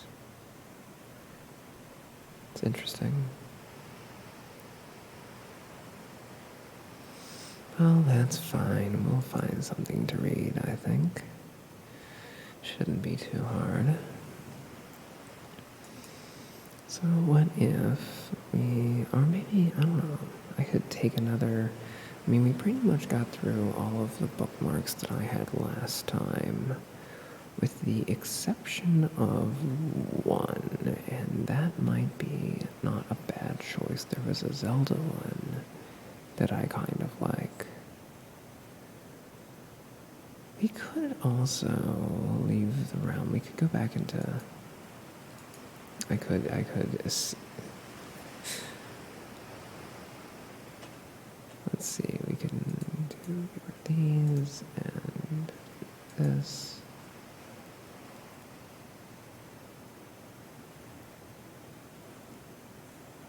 Wow, that Batman one we just read is really popular for some reason. Interesting. Funny how that works. Well, that's fine. So let's see. We've got a lot of options. I'm looking in Gen now specifically, although a lot of it's still going to have other shipping tags. I guess I could do. This is outside of my usual wheelhouse, but we could go total no romance, all couple, just no shipping tags. Just get the fuck out of here. There's nothing like that. Oh, right, this was our base. Right. Okay, that's probably, okay, so we need to go to Gen. Yeah, there we go. Okay, so we sort this by, I'd forgotten where it started. I'd forgotten my foundation. And foundations are important. Yes. So let's see. We've got a few different things.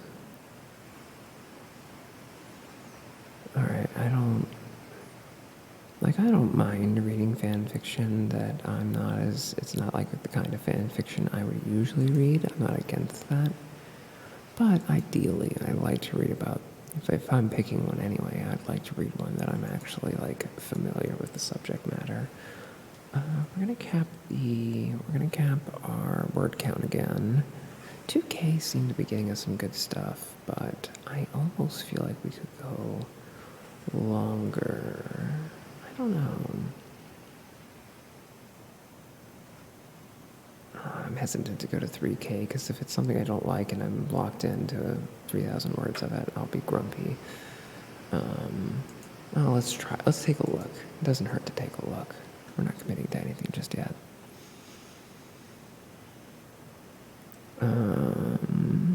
Let's see.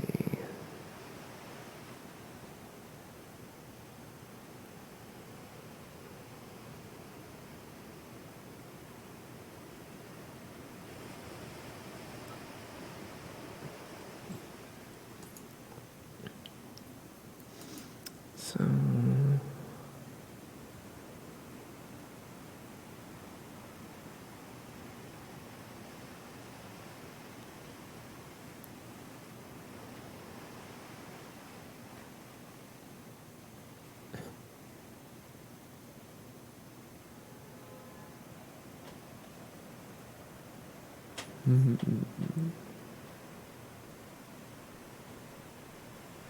I don't know. I don't know if any of these are really speaking to me right now. I figured I'd be able to read anything, but I'm just like, even out of the choices offered, I'm just like, I'm feeling real fucking picky.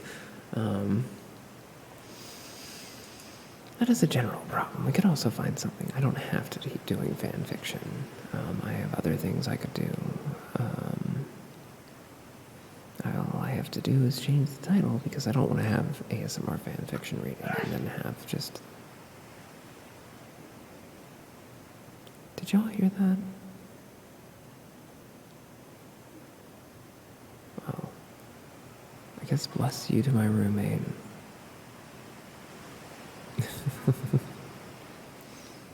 Fucking sneezing. Goddamn.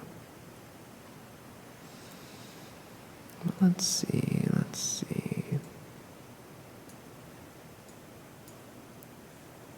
Let's pick more things. Bless you. Or I guess them. Thank you, Baron. Thank you.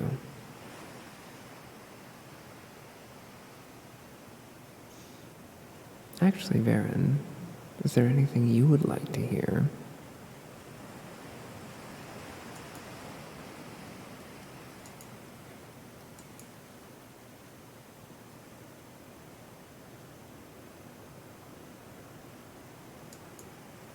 Because at this point, there are a few fan fictions that I'm thinking of that I know about that truly, in my mind, are increasingly bad ideas of things to read for various reasons. I don't really read fanfics. I was disappointed by too many of them in my teenage years. That's fair. That's absolutely fair. I guess my question is, outside of fan fiction, if there's something that's easily accessible for me to read, I can read it. I can read that. Or if there's some kind of ASMR sound, trigger, phrase, words, whatever. I'm very open to suggestions right now.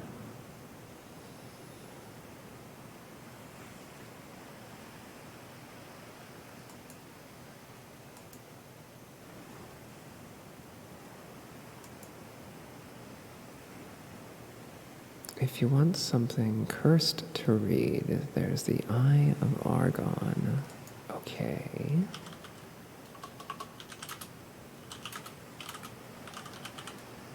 A novella by Jim Thies. The Eye of Argon is a heroic fantasy novella that narrates the adventures of Grignr, a mighty barbarian and thief. It was written in 1970 by Jim Thies and has found notoriety within science fiction. Oh. So it's really bad, is what you're saying. It might be it's a full novella, which on the one hand is quite long, but on the other hand, one of the fan fictions I was considering is of novella length, so it's not like I was considering just seeing how far I could get into Teeth and Claws. So that was on the list of considerations. So I think we could read some samplings, some little bits. At writing conventions, we sometimes sit everyone in a room and pass the book around, taking turns whenever the reader laughs. Oh no. All right, you're kind of making me too excited to read it. I'm gonna have to read a little bit of The Eye of Argon. Thankfully, it seems that there's a certain amount of the first 18 pages of... there's a foreword.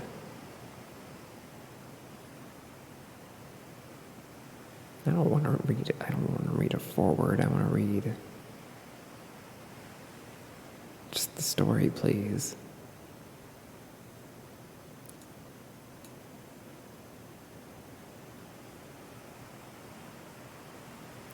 You bastards. Okay, so they just have the foreword. I'd actually have to purchase this thing to read it.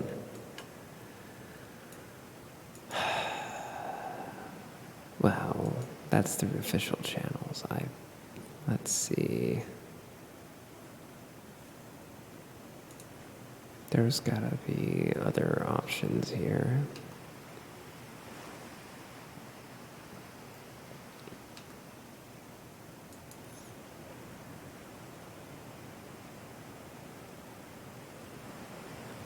Is there not? Okay, so it's like $3 if it's a Kindle edition. And honestly, this sounds fucking hilarious. So, you know what? I might just, I might just,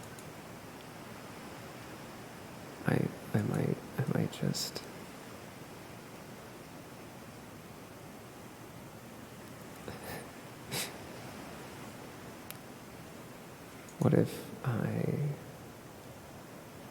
oh shit, oh my god, oh no, my finger slipped and I purchased the book.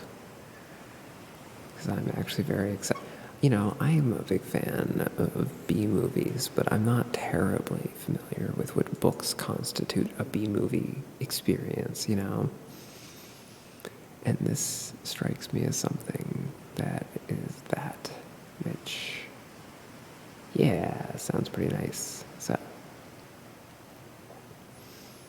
let's see, read down the Kindle Cloud Reader.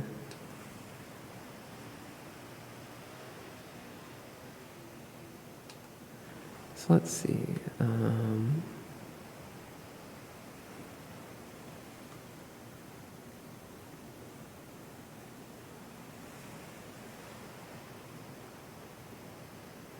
Let's see. So the Scholars ebook edition is one of the 2 editions of the Eye of Aragon from Vox Acre Press. The other is the somewhat official competitive reading edition, which contains as near as possible to a reproduction of the Eye of Aragon as it appeared when it was first released. Available as a free download. God damn it. Oh, so I got a fancy edition for nothing.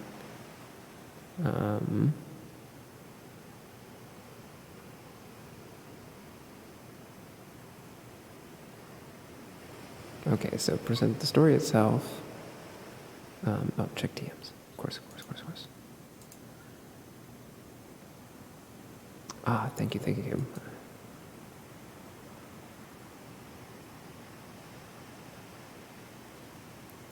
Excellent. All right, that'll work.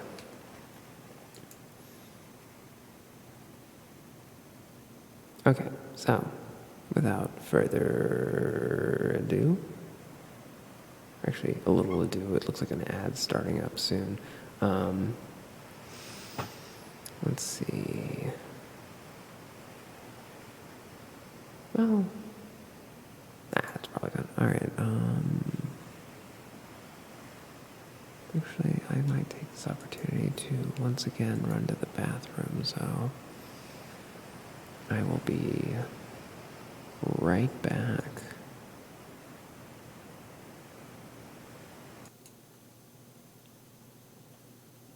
Oh, wait, I forgot that it turns off the ocean noise. I don't want to deny you guys the ocean noise, so actually we're going to just do it this way.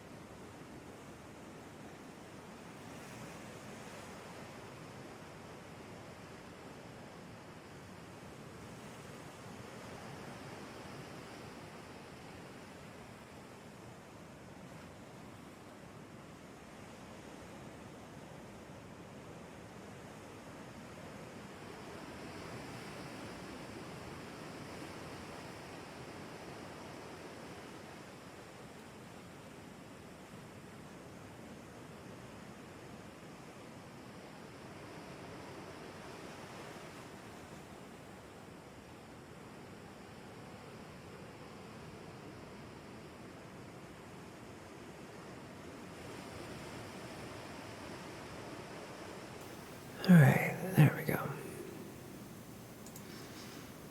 So ASMR.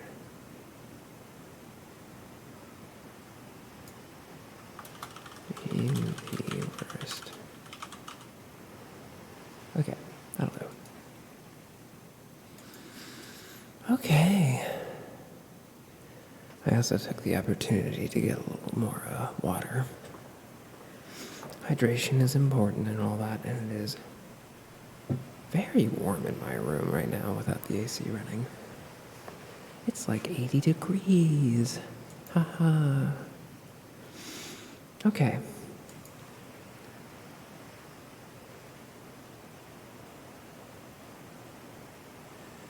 Oh boy, there's a lot going on. Alright, let's get into it. It's time to read The Eye of Argon by Jim Theus. Jim Theus? Jim... These nuts? I don't know. Anyway. The weather-beaten trail wound ahead into the dust-racked climes of the barren land which dominates large portions of the Nogolian Empire. Oh god, oh no, oh fuck. Lauren, you should go to sleep. Nah, it's really early. Close your eyelids. It is not even midnight here, Pico. It's fine. It is 11:40 p.m., which is, for me, I think even by normal people standards, kind of early into the late night, we'll say. Anyway, let's take this first sentence again, because if I'm already laughing because of it running on that bad, this dark portents for the rest of it. Okay. Hey, Lauren. What's up, Pico? Yes, thank you for the hydrate.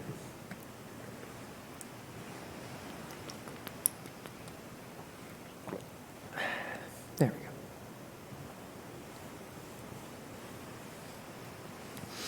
go. All right. The weather-beaten trail wound ahead into the dust-racked climes of the barren land which dominates large portions of the Nogolian Empire. Age-worn hoofprints, smothered by the sifting sands of time, shone dully against the dust-splattered crust of the earth. The tireless sun cast its parching rays of incandescent. If only I could be so grossly incandescent.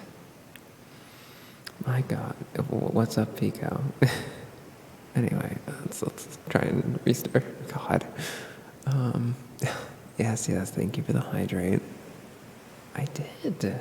I drank before.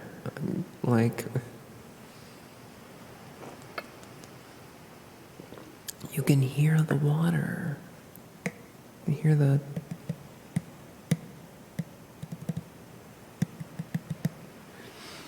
Also, incidentally, Pico, you are misspelling my name. It is Lorn, Loern, by the way. Yes, Pico, what is it? Is it another hydrate?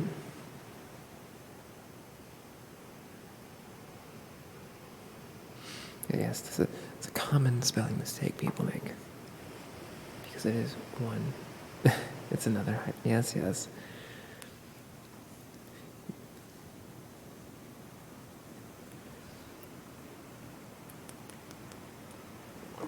All right, I am sufficiently hydrated, and I will ignore future hydrates until such time as I feel like I need to hydrate once again, because we do need to read here. Okay, so. The tireless sun cast its parching rays of incandescence from overhead. Halfway through its daily revolution, small rodents scampered about, occupying themselves in the daily accomplishments of their dismal lives. Dust sprayed over 3 heaving mounts in blinding clouds, while they bore the burdensome cargoes of their struggling overseers. Prepare to embrace your creators in the Stygian haunts of hell, barbarian, gasped the first soldier. Only after you have kissed the fleeting steed of death, wretch, returned Grignar. A sweeping blade of flashing steel riveted from the massive barbarian's hide enameled shield as his rippling right arm thrust forth, sending a steel-shot blade...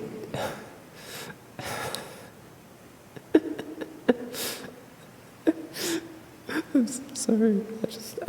It took my brain a second. What is happening in this sentence? Baron, what is this? Jesus. A sweeping blade of flashing steel riveted from the massive barbarian's hide-enameled shield as his rippling right arm thrust forth, sending a steel-shot blade to the hilt into the soldier's vital organ. I'm having trouble picturing it. It's like, is it me or is it just like, what is happening? Hi, Pico. All right, let's see.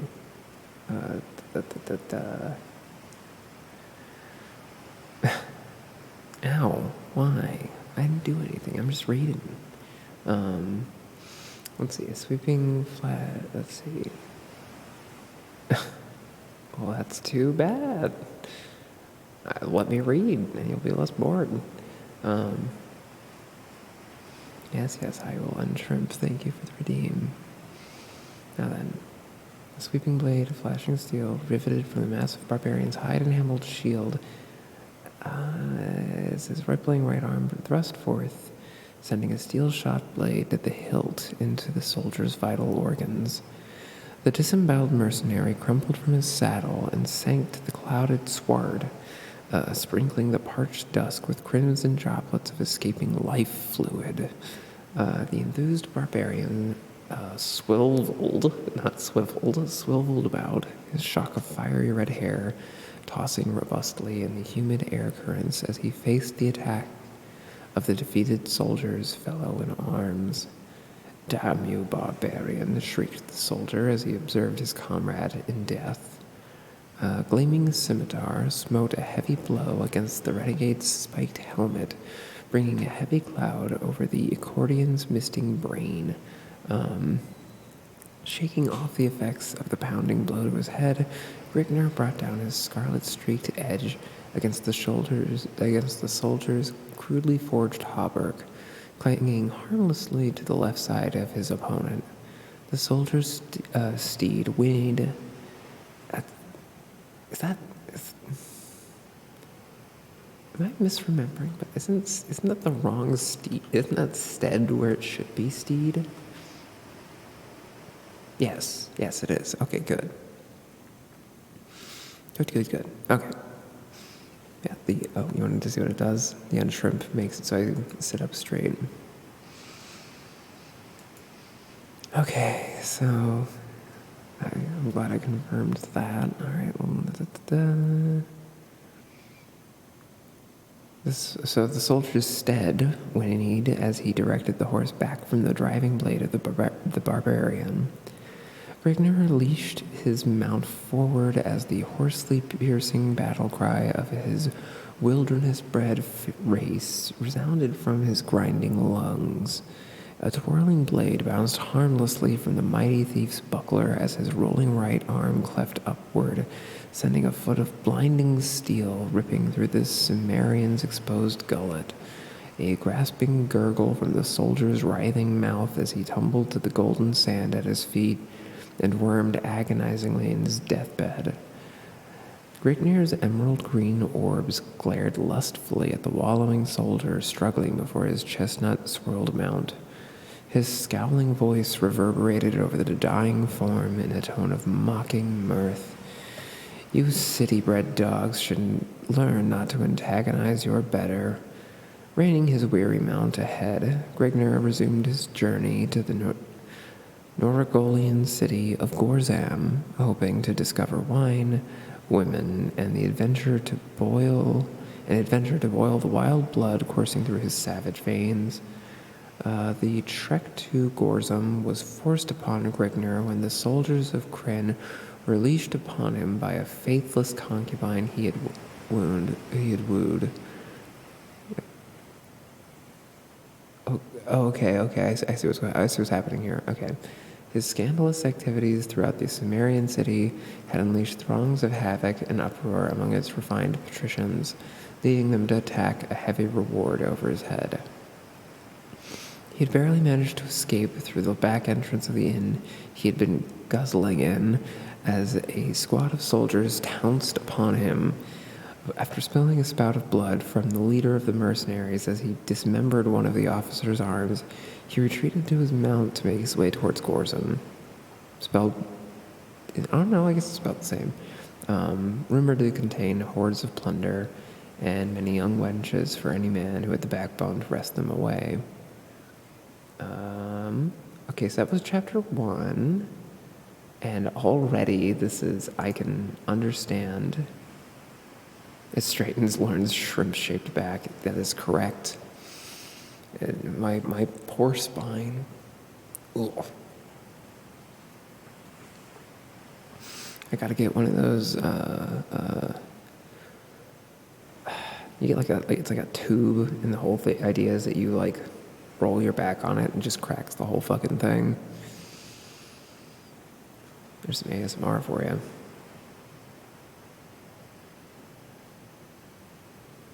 All right. So, let's see. Arriving after dusk in Gorzum, Grigner descended down a dismal alley, reining his horse before a beaten tavern. The red-haired giant strode into the dimly lit hostelry, reeking of foul odors and cheap wine. The air was heavy, with choking fumes spewing from smoldering torches encased within Thetan's earthen-packed walls. Tables were clustered with groups of drunken thieves and cutthroats, tossing dice or making love to willing prostitutes. Oh, well, look who it is. Hey, Ketchup.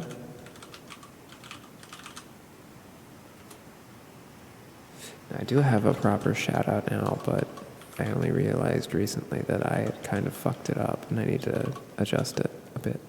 But I'm still going to do it anyway. Hi, Ketchup. How's it going?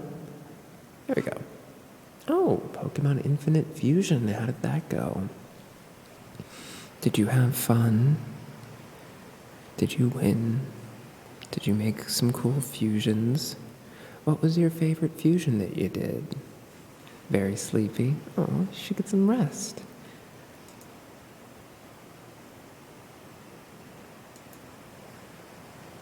We're, oh no. Let's see, we're reading The Eye of Argon currently, which has the apparent reputation of being one of the worst written fantasy novellas in history, and it certainly has that energy. So far, it's been pretty... I had fun. I fused a Cyndaquil and a Slowpoke. Nice.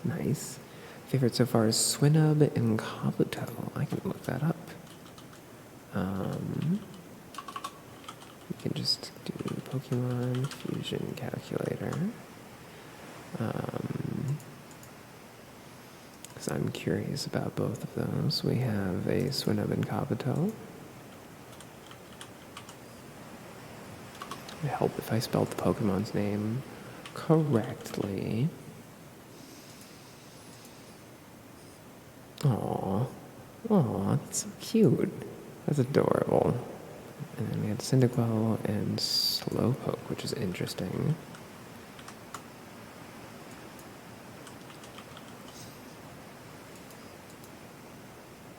Also very cute, or at least one of them is. If it's Cyndaquil first. The other one kind of unsettles me. Still, very nice. Thank you for the raid. Yeah, we're just doing some lovely ASMR reading. Let's see.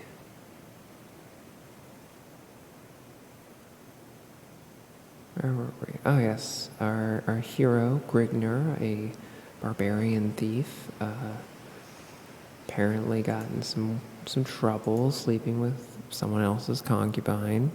Fended off some soldiers. Now he's in a grungy inn in a city known for its good loot.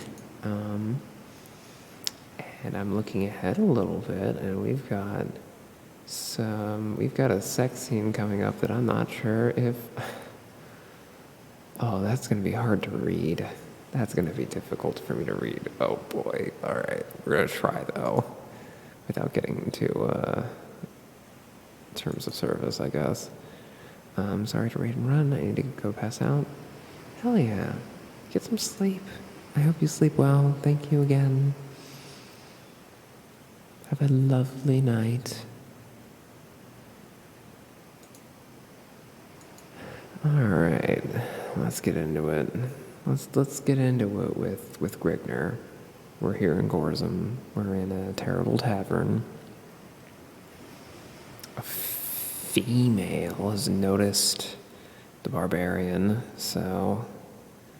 which that's always a good sign, saying a female, like a fucking psychopath. Good. All right, so let's see. So the air was heavy with shocking fumes spewing from smoldering torches encased within Thedan's earthen-packed walls. Tables were clustered within groups of drunken thieves and cutthroats, tossing dice or making love to willing prostitutes. I like that they note willing. That's a good sign. Eyeing a slender female crouched alone at a nearby bench, Grignr advanced, wishing to wholesomely occupy his time. The flickering torches cast weird shafts of luminescence dancing over the half-naked harlot of his choice. Her stringy orchid twines of hair swaying gracefully over the lithe, opaque nose. I do like my noses opaque, I guess, as she raised a half-drained mug to her pale red lips. Glancing upward, the alluring complexion noted the stalwart giant as he rapidly approached.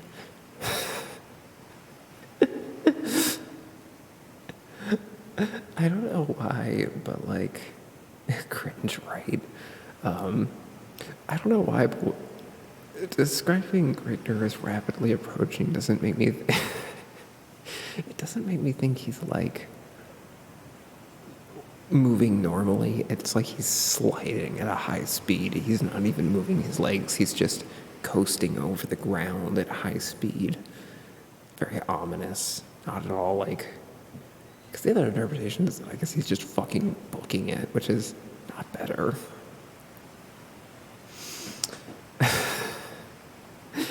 Oh god, this is going to be harder and harder to read without laughing.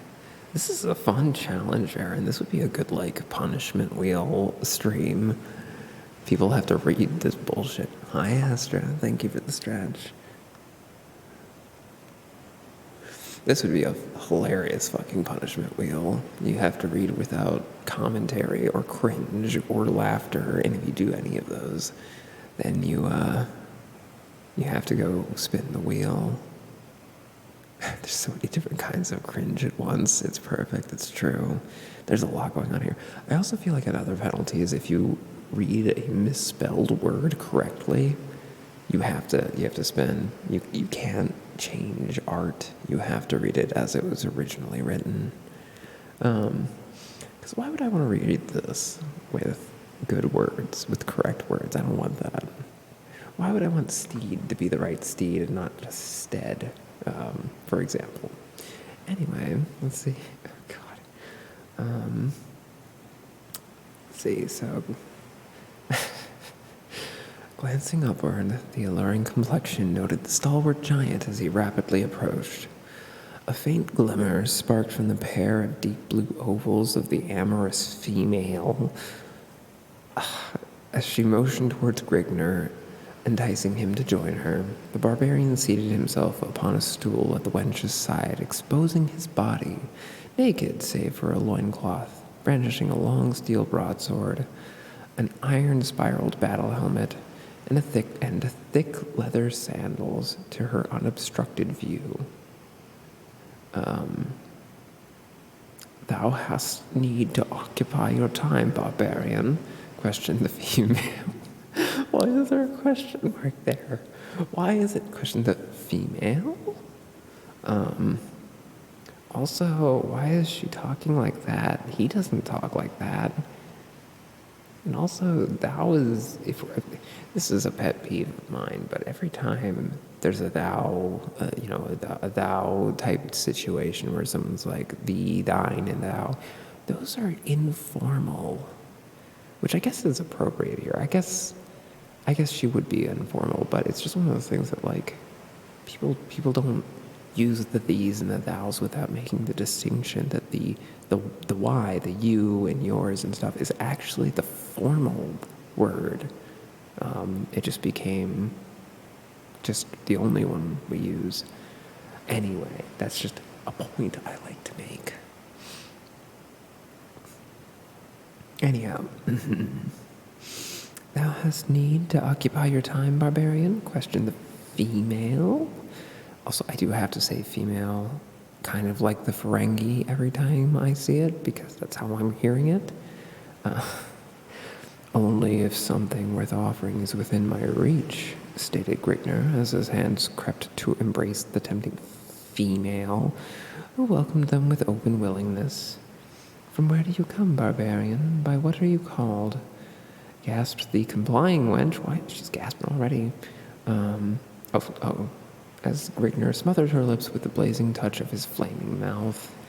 The engrossed Titan ignored the queries of the inquisitive female, pulling her towards him and crushing her.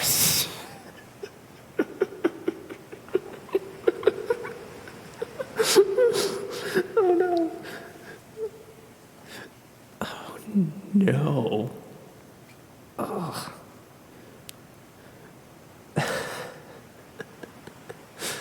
Oh, no. Oh, God, okay, look, I'm going to try and read this. Pulling her towards him and crushing her sagging nipples to his to his yearning chest. Without struggle, she gave in, winding her soft arms around the harshly bronze hide of Grigner, corded shoulder blades, as his calloused hands caressed her firm, protruding busts. This is written by someone who's never had sex before. You make love well, wench, admitted Grigner, as he reached for the vessel of potent wine his charge had been quaffing. I thought she was drinking ale. Those are two different things. A flying foot caught the mug Grigner had taken hold of, sending its blood-red contents sloshing over a flickering crescent, leashing tongues of bright orange flame to the foot-trodden floor. Remove yourself, sirrah, the wench belongs to me, blabbered a drunken soldier, too far consumed by the influences of his virile brew. That's to take note of the superior size of his adversary. Grigner lithely bounded from the startled female, his face lit up to an ashen red ferocity, and eyes locked in a searing pharaoh blaze towards the swaying soldier. To hell with you, braggart, bellowed the angered Accordion as he hefted his finely honed broadsword. The staggering soldier clumsily reached towards the pommel of his dangling sword, but before his hands ever touched the oaken hilt, a silvered flash was slicing the heavy air.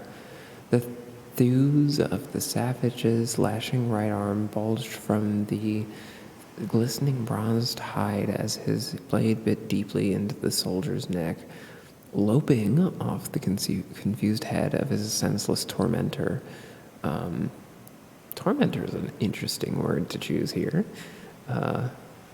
With nauseating thud, the severed oval, I guess that's a word for it, the severed oval toppled to the floor as the segregated torso of Grigner's bovine antagonist swayed, then collapsed in a pool of swirled crimson. In the confusion, the soldiers' fellows confronted Grigner with unsheathed cutlasses directed towards the latter's scowling makeup. Sledge to depict his quarry more carefully, roared the victor in a mocking baritone growl as he wiped his dripping blade on the prostrate form and returned it to its scabbard. The fool should have shown more prudence. However, you shall rue your actions while rotting in the pits, stated one of the sprawled soldier's comrades. Grigner's hand began to remove his blade from its leather housing, but retarded the motion in the face. I guess that's using it in a way that's not a slur, so it's actually fine. That's it. That's a correct usage. I guess that's fine. Anyway, in the face, the blade's waving before his face. Dismiss your hand from the hilt, barbarian, or you shall find a foot of steel sheathed in your gizzard. Grigner weighed his position, observing his plight, whereupon he took the soldier's advice as the only logical choice. To attempt to hack his way from this present predicament could only warrant certain death. He was of no mind to bring upon his own demise if an alternate path presented itself. The will to necessitate his life forced him to yield to the superior force in hopes of a moment of carelessness later upon the part of his captors in which he could effect a more plausible means of escape. Oh God, that's a sentence that was the whole fucking back half of the paragraph. Jesus. All right. You may steady your arms. I will go without a struggle. Your decision is a wise one, yet perhaps you would have been better off had you forced death. The soldier's mouth wrinkled to a sadistic grin of knowing mirth as he prodded his prisoner on with his sword point. After an indiscriminate period of marching through slinking alleyways and dim moonlighted streets, the procession confronted a massive seraglio. The palace area was surrounded by an iron grating, with a lush garden upon all sides. The group was admitted through the gilded gateway, and Grigner was led along a stone pathway bordered by plush vegetation, lustfully enhanced by the moon's shimmering rays. Why lust? Anyway, upon reaching the palace, the group was granted entrance, and after several minutes of explanation, led through several winding corridors to a richly draped chamber. Confronting the group was a short, stocky man seated upon a golden throne. Tapestries of richly draped regal blue silk covered all walls of the chamber, while the steps leading to the throne were plated with sparkling white ivory. The man upon the throne had a naked wench seated at each of his arms, and a trusted advisor seated in back of him. At each corner of the chamber, a guard stood at attention with upraised pikes supported in their hands, golden chainmail adorning their torsos, and barred helmets emitting scarlet plumes enshrouding their heads. The man rose from his throne to the dais surrounding it.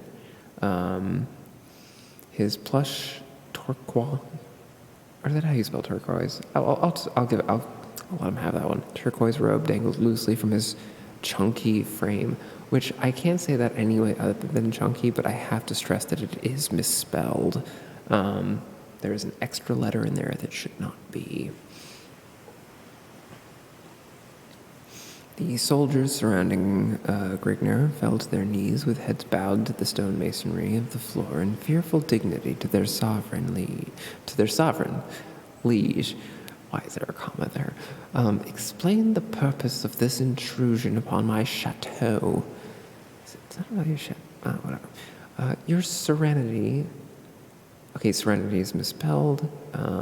Resplendent in noble grandeur, we have brought this yokel before you. The soldier gestured towards Grigner. For the redress, or your all-knowing wisdom in judgment regarding his fate. Down on your knees, lout, and pray proper homage to your sovereign, commanded the pudgy noble of Grigner. By the surly beard of Mrifric, Rigner kneels to no man, scowled the massive barbarian.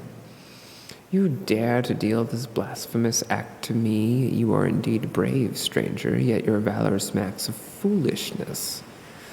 I find you to be the only fool sitting upon your pompous throne, enhancing the rolling flabs of your belly in the midst of your elaborate luxury. And the soldier standing at Grigner's side smote him heavily in the face with the flat of his sword, cutting short the harsh words and knocking his battered helmet to the masonry with an echoing clang.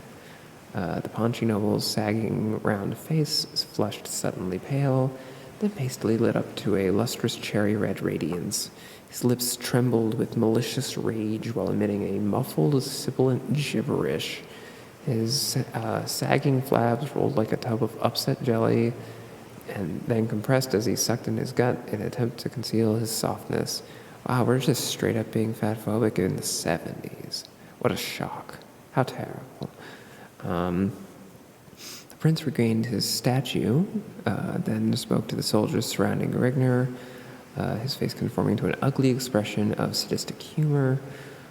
Take this uncouth heathen to the vault of misery, and be sure that his agonies are long and drawn out before death can release him. As you wish, sire, your command shall be heeded immediately, answered the soldier on the right of Grigner as he stared into the barbarian's seemingly unaffected face. The advisor seated in the back of the noble slowly rose and advanced to the side of his master, motioning the wenches seated at his sides to remove themselves. He lowered his head and whispered to the noble, Eminence, the punishment you have decreed will cause much misery to this scum, yet it will only last a short time. Then release him to a land beyond the sufferings of the human body. Why not mellow him in one of the subterranean vaults for a few days? Then send him to life labor in one of your buried mines. To one such as he, a life spent in the confinement of the Stygian pits will be an infinitely more appropriate and lasting torture. The noble cupped his drooping double chin in the folds of his briming palm, meditating for the moment upon the rationality of the counselor's words. Then he raised his shaggy brown eyebrows and turned towards the advisor, eyes aglow. As always, Agathon, you speak with great wisdom. Your words ring of great knowledge concerning the nature of one such as he, saith the king. Wait. Hold on. No. Okay, there's a few things wrong here, which has been the case up till now, but I need to stress that, what the fuck? Okay. First of all, this guy's, I think, been a noble and then got upgraded to a prince and is now a king, apparently. So he's gotten promoted 3 times since this conversation has happened. Moreover, the author's gone ahead and done a block quote, but there's quotes stopping and starting within the context of the block quote. It doesn't work.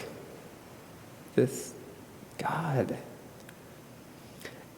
And this isn't the internet didn't exist when this was written. This is not something that because if I'm understanding this correctly, this was published. Someone published this.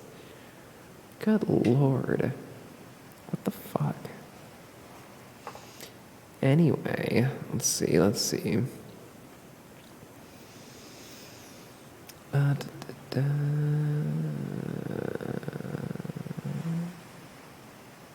Saith the king, the noble, I mean, I guess, no, I don't like it. Turned toward the prisoner with a noticeable shimmer reflecting in his frog-like eyes, and his lips contorting to a greasy grin. I've decided to void my previous decree. The prisoner shall be removed to one of the palace's underground vaults. There he shall stay until I've decided that he is sufficiently simmered, whereupon he is to be allowed to spend the remainder of his days at labor in one of my mines.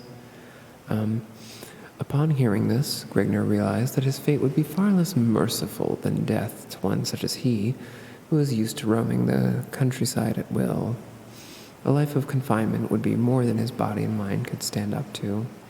This type of life would be immeasurably worse than death.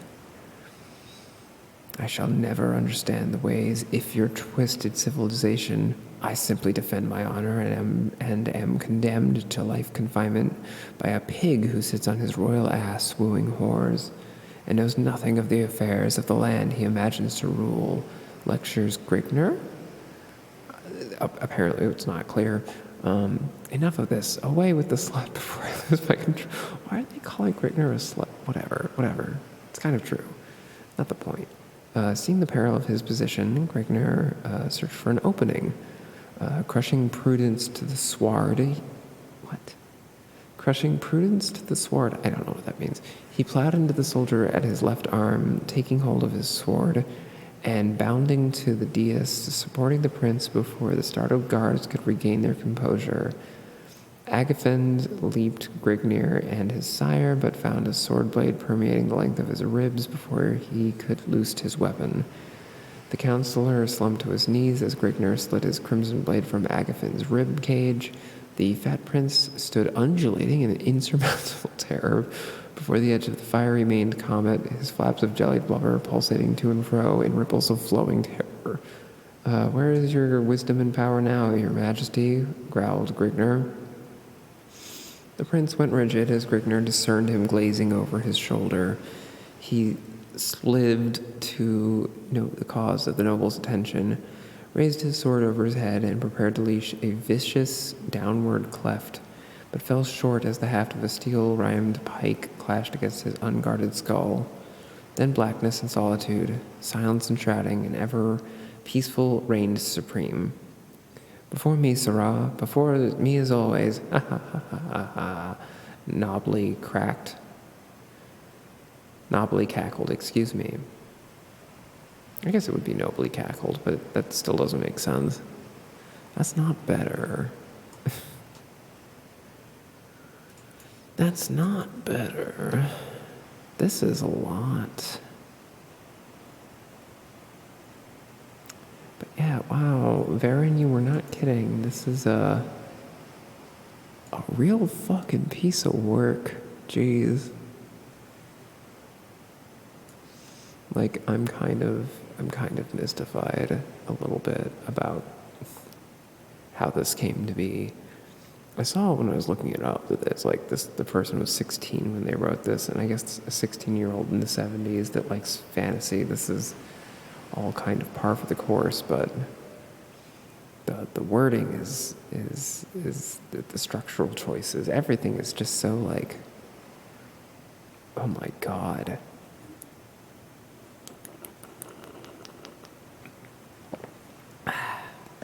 All right. Should we keep going? That was only chapter 2. Oh my god, there's a chapter 3 and a chapter 3.5. Oh my god.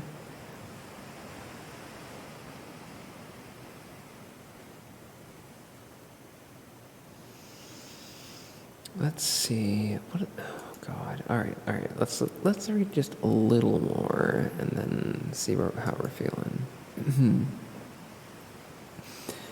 Consciousness returned to Grignir in stigmatic pools as his mind gradually cleared of the cobwebs cluttering its inner recesses. Yet the Stygian cloud of charcoal ebony remained, an incompatible shield of blackness enhanced by the bleak absence of sound. Grignir's muddled brain reeled from the shock of the blow he had received at the base of his skull. The events leading to his predicament were slow to filter back to him. He dickered with the notion that he was dead and had descended, or sunk, however it may be, to the shadowed land beyond the aperture of the grave, but rejected this hypothesis when his memories sifted back within his grips. This was not the land of the dead. It was something infinitely more precarious than anything the grave could offer. Death promised an infinity of peace, not the finite misery of an inactive life of confined torture, forever concealed from the life-bearing shafts of the beloved rising sun, the orb that had been taken for granted, yet now cherished above all else, to be forever refused further glimpses of the snow-capped summits of the land of his birth, never again to witness the thrill of plundering unexplored lands beyond the crest of a bleeding horizon, and perhaps worst of all, the denial to ever again encompass the lustful excitement of caressing the naked curves of the body of a trim yound wench. I don't know what yound means. A weakness of mine that I don't know what yound means, but oh well. This was indeed one of the buried chasms of hell concealed within the inner depths of the palace's despised interior, a fearful ebony chamber devised to drive to the brinks of insanity the minds of the unfortunately condemned through the inapt solitude of a limbo of listless, dreary silence. And that was chapter 3. It was very short, actually. Chapter 3.5 is, in fact, longer than chapter 3 by at least twice as much. At least it is at least twice as long for some reason. I couldn't tell you why. I couldn't tell you why that is the case. Oh, I'm going to readjust here a little bit. Okay, let's see.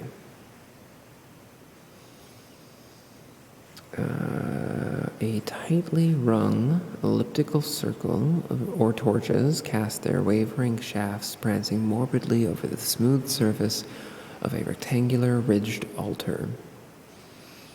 Expertly chiseled forms of grotesque gargoyles graced the oblique rim, protuberating the length of the grim orifice of death, staring forever ahead into nothingness in complete ignorance of the bloody rites enacted in their presence.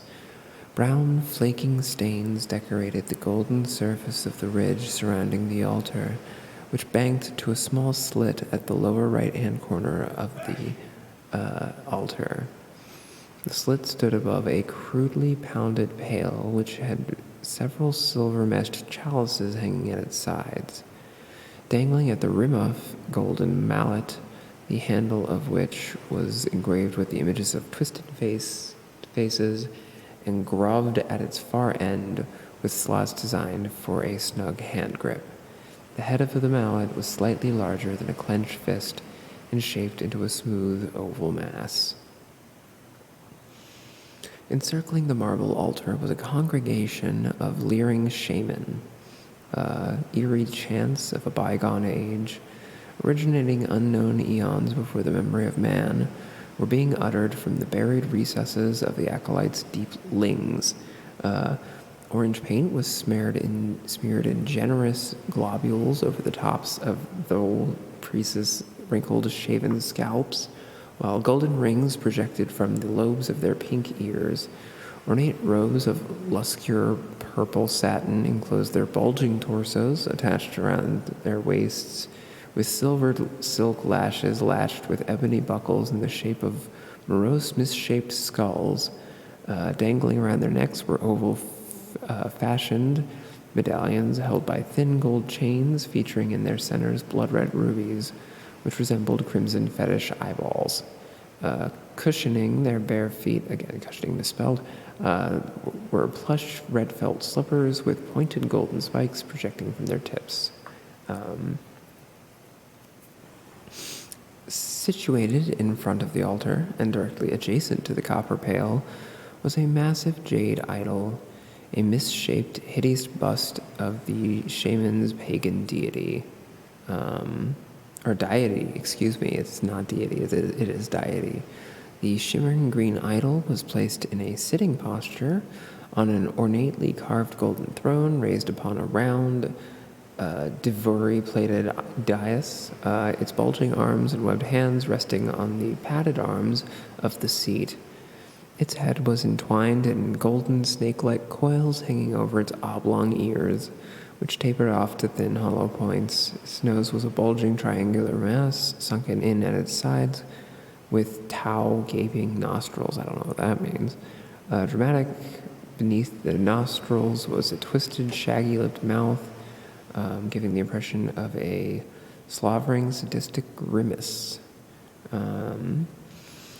At the foot of the heathen deity, not a deity, it's not a deity, I can't stress enough, this is not a deity, it's a deity. At the foot of the heathen deity, a slender, pale-faced female, naked but for a golden jeweled harness enshrouding her huge outcropping breasts, supporting long silver laces which extended to her thigh, stood before the pearl-white field with noticeable shivers traveling up and down the length of her exquisitely molded body. Her delicate lips trembled beneath soft, narrow hands as she attempted to conceal herself from the piercing stare of the ambivalent idol.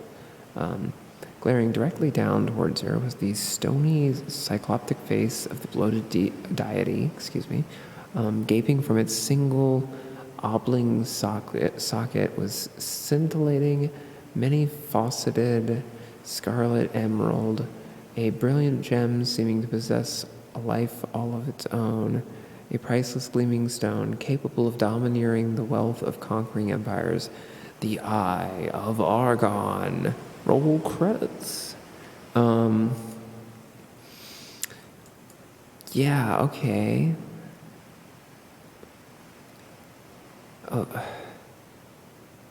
There's so much with the description that's just like,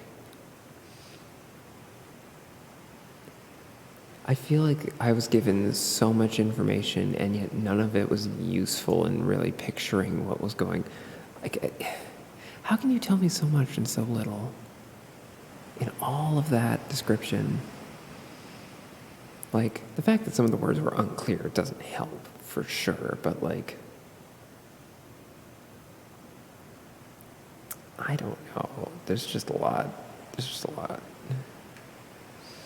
Let's see, we could keep going. We could go into chapter 4, which actually has some length to it. It's longer than chapter 3.5, which was still longer than chapter 3, which is an interesting structural note. But also, innovative to have a half chapter like that, to have 3.5. Now then, all knowledge of measuring time had escaped Grigner. When a person is deprived of the sun, moon, and stars, he loses all conception of time as he had previously understood it. It seemed as if years had passed, if time were being measured by terms of misery and mental anguish, yet he estimated that his stay had only been a few days in length. He had slept 3 times and had been fed 5 times since his awakening in the crypt. However, when the actions of the body are restricted, its needs are also affected. The need for nourishment, nourishment and slumber are directly proportional to the functions the body has performed, meaning that when free and active, Grigner may become hungry every 6 hours and witness the desire for sleep every 15 hours, whereas in his present condition he may encounter the need for food every 10 hours and the want for rest every 20 hours. All methods he had before depended upon were extinct in the dismal pit. Hence he may have been imprisoned for 10 minutes or 10 years, he did not know, resulting in a disheartened emotion deep within his being. The food, if you can honor the moldering lumps of fetid mush to that extent, was borne to him by 2 guards who opened a portal at the top of his enclosure and shoved it to him in wooden bowls, retrieving the food and water bowls from his previous meal at the same time, after which they threw back the bolts on the iron latch and returned to their other duties. Since deprived of all other means of nourishment, Grigner was impelled to eat the tainted slop in order to ward off the pangs of starvation, though as he stuffed it into his mouth with his filthy fingers and struggled to force it down his throat, he imagined it was that which had been spurned by the hounds stationed at various segments of the palace. There was little in the barren vault that could occupy his body or mind. He had paced out the length and width of the enclosure time and time again, and tested every granite slab which consisted the walls of the prison in hopes of finding a hidden passage to freedom, all of which was to no avail other than to keep him busy and distract his mind from wandering to thoughts of what he believed was his future. He had memorized the number of strides from one end to the other of the cell, and knew the exact number of slabs which made up the bleak dungeon. Numerous schemes were introduced and alternately discarded in turn, as they succored to unravel him to no means of escape which stood the slightest chance of success. Anguish continued to mount as his means of occupation were rapidly exhausted. Suddenly, without notive, he was routed from his contemplations as he detected a faint scratching sound at the end of the crypt opposite him. The sound seemed to be caused by something trying to scrape away at the granite blocks the floor of the enclosure consisted of, the sandy scratching of something like an animal's claws. Grigner gradually groped his way to the other end of the vault, carefully feeling his way along with his hands ahead of him. When a few inches from the wall, a loud penetrating squeal and the scampering of small padded feet reverberated from the walls of the roughly fumed chamber. Grigner threw his hands up to shield his face and flung himself backwards upon his buttocks. A fuzzy form bounded to his hairy chest, burying its talons in his flesh while gnashing toward his throat with its grinding white teeth, its sour, fetid breath scorching the squirming barbarian's dilating nostrils. Grigner grappled with the lashing flexor muscles of the repugnant body of a gargantuan brown-hided rat, striving to hold its razor teeth from his juicy jugular as its beady gray organs of sight glazed into the flaring emeralds of its prey. Oh my god. The beady gray organs of sight. Incredible. Oh my god. What a weird way to describe a rat, honestly. I will say, this is getting me to laugh less often now. It's starting to be... it just keeps going. It just keeps going. I will finish the chapter at least, but I don't know how much... because, like, it's one thing if the hits keep coming and I keep laughing, I think that's fine. But if it's starting to get, like, just kind of boring versus... or, like, if we don't get new forms of dumb shit, that might be it for us, for this particular reading exercise. Unless, Farron, if you're still around, if you remember any particular spots that are, let's see, it does get kind of samey if you're the one doing all the reading. That makes sense. Because, yeah, it's kind of like... It's still long in a lot of ways, but, like... it's not as dramatically, funnily, like, bad. The early stuff is pretty good, but we'll finish this chapter. We have a fight with a rat happening right now, and I'm pretty excited about that. I think that's pretty neat, personally. All right, so taking hold of the rodent around its lean, growling stomach with both hands, Grigner pried it from his crimson-rent breast, removing small patches of flayed flesh from his chest, in the motion between the squalid black claws of the starving beast. Holding the rodent at arm's length, he cupped his right hand over its frothing face, constricting his fingers into a vice-like fist over the quivering head. Retaining his grips on the rat, Grigner flexed his outstretched arms while slowly twisting his right hand clockwise and his left hand counterclockwise motion. The rodent let out a tortured squall, drawing scarlet as it violently dug its foam-flecked fangs into the barbarian's sweating palm, causing his face to contort to an ugly grimace as he cursed beneath his breath. With a loud crack, the rodent's head parted from its squirming torso, sending out a sprinkling shower of crimson gore, and trailing a slimy string of disjointed vertebrae. Snapped trachea, esophagus, and jugular, disjointed hyoid bone, morose purple stretched hide, and blood-seared muscles. Flinging the broken body to the floor, Grigner shook his blood-streaked hands and wiped them against his thigh until dry, then wiped the blood that had showered his face and from his eyes. Again, sitting himself upon the jagged floor, he prepared to once more revamp his glum meditations. He told himself that as long as he still breathed the gust of life through his lungs, hope was not lost. He told himself this, but found it hard to comprehend in his gloomy surroundings. Yet he was still alive, his bulging sinews at their peak of marvel, his struggling mind floating in a myriad of impressed excellence of thought. Plot after plot sifted through his mind in energetic contemplations. Then it hit him. Minutes may have passed in silent thought, or days. He could not tell. But he at last stumbled upon a plan that he considered as holding a slight margin of plausibility. He might die in the attempt, but he knew he would not submit without a final bloody struggle. It was not a foolproof plan, yet it built up a store of renewed vortexed energy in his overruzzle. Though he might perish in the execution of the escape, he would still be escaping the life of infinite torture in store for him.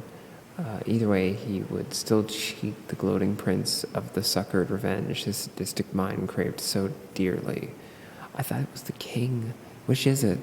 The guards would soon come to bear him off to the prince's buried mines of dread, giving him the sought-after opportunity to execute his newly formulated plan. Groping his way along the floor, Grigner finally found his tool in a pool of concealed gore. The carcass of the decapitated rodent, the tool that the very filth he had been sentenced to spawned. When the time came for action, he would have to be prepared, so he set himself to rending the sticky hulk in grim silence, searching by the touch of his fingertips for the lever to freedom. Okay, so that's chapter 4, and this just keeps going. Actually, wait a minute.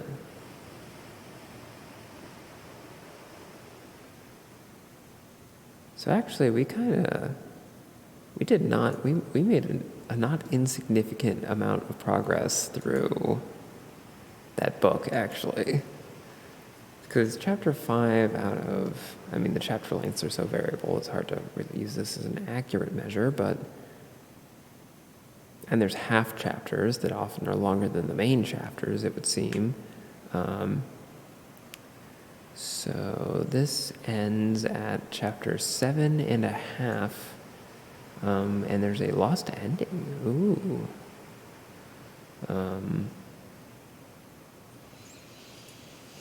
So actually, yeah, we read, I think technically, well, okay, so I can sort of tell that it's actually we did not quite hit halfway. We're just before halfway, and yet by chapter count, we're halfway. So, love to see it. You'll love to see it.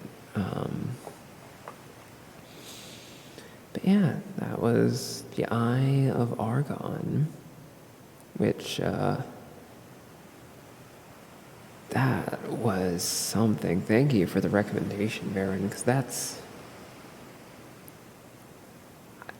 is 100% a B book, in the same way that you could have a B movie, because it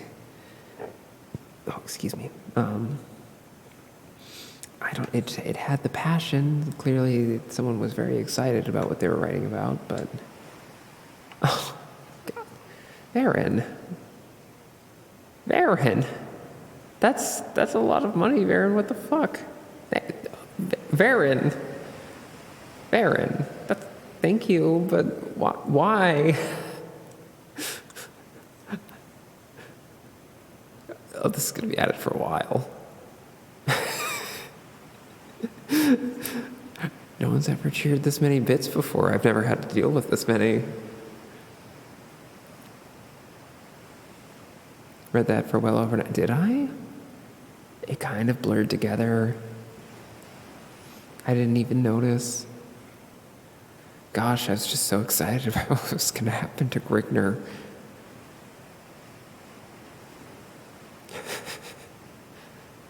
I'm sorry, but I'm still thinking about that sentence with, oh God, what was it? There's quite a few standout phrases in that, but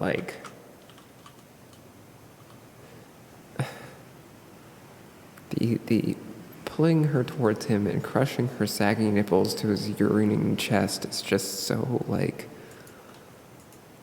it's so bizarre that I'm still grossed out by it, but it's hard to, I'm too like bamboozled. I'm too baffled by the choice of words. Like it's the least sexy description of what is in theory happening. Like I don't know. It's just so like what a choice. What a wild, wild choice. All right, so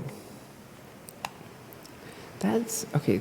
So I'm curious what other things people might have in terms of so bad it's good in the written form. Cause like, there's gotta be. I mean, we could just read. I guess there's Chuck Tingle stuff, but I don't know if Chuck Tingle stuff. One, I don't. Does that cost money? Because like, it's not like I'm not against giving Chuck Tingle money, but now I'm curious. Chuck Tingle. Can we just read a Tingler for free? Although he writes good things, so maybe he's a bad choice, is the problem.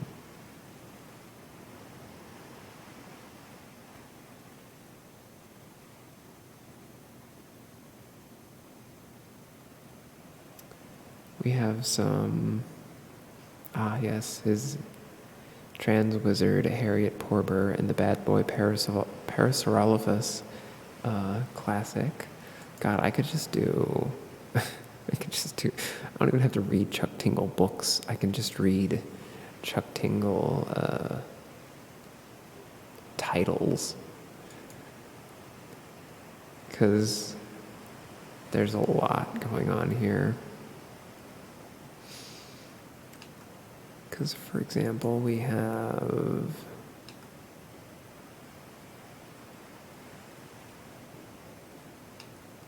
what's the ebook, paperback?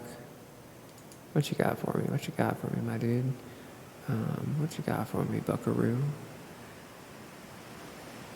We have things like Space Raptor Butt Invasion.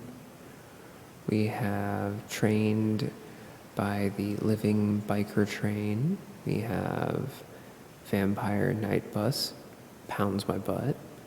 We have, oh, there's so many of these. Monday, Pounds Me in the Butt. We have, Oppressed in the Butt by My Inclusive Holiday Coffee Cups. Truly, he has a sense for satire that is unparalleled. Some of these are amazing. Some of these are also so like lengthy. I would have to actually open it to Space Raptor Butt Ascension. I like the ones that are simple. They're very like. Let's see, Slammed in the Butt by the Living Leftover Chocolate Chip Cookies from My Kitchen Cabinet. Yes. And this is Slammed by the substantial amount of press generated by my book Pounded by the Pound, Turned Gay by the Socioeconomic Implications of Britain Leaving the European Union. Oh my God. Oh, it's meta and oh my God. Incredible. Seriously, I could just read. God, there's so many of these. He's written so many things. Oh, and he has this whole section for fucking lesbian tinglers. Hell yeah. And we have trans tinglers, and we have bisexual group tinglers, and we have gender fluid and or non-binary tinglers. We have no sex tinglers, including not pounded in the butt by anything, and that's okay, which is excellent. We have bundles. There's a lot going on here, is what I'm saying. We've got a lot going on with Chuck Tingle. And you know what? As much as I've been familiar with Chuck Tingle and Chuck Tingle's incredible titles of his stories, I've never actually read one of his books. I don't know what his actual writing voice is like. Although I feel like some of the titles are so long that it's kind of impossible to not get a sense for his writing voice just from those.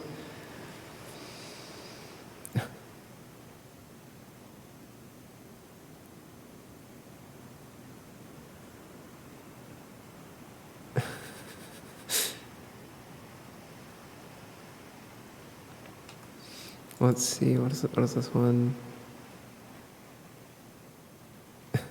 Eaten right by a saber-toothed cat at the premiere of the bizarre and frightening film adaptation of Saber-Toothed Cats the musical. Excellent.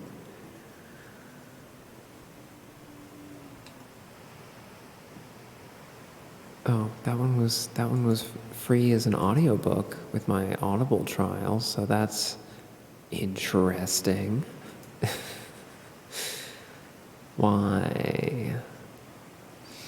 Let's see. I think the problem is that I don't want to read bad things. I don't know that Chuck Tingle stuff counts as bad things. He just writes really good satire. The last missing piece for the jigsaw puzzle I've been working on all week is handsome and he'll pound me in the butt once I find him, the trans buckaroo trail. Oh, nice. Good for you. Anyway.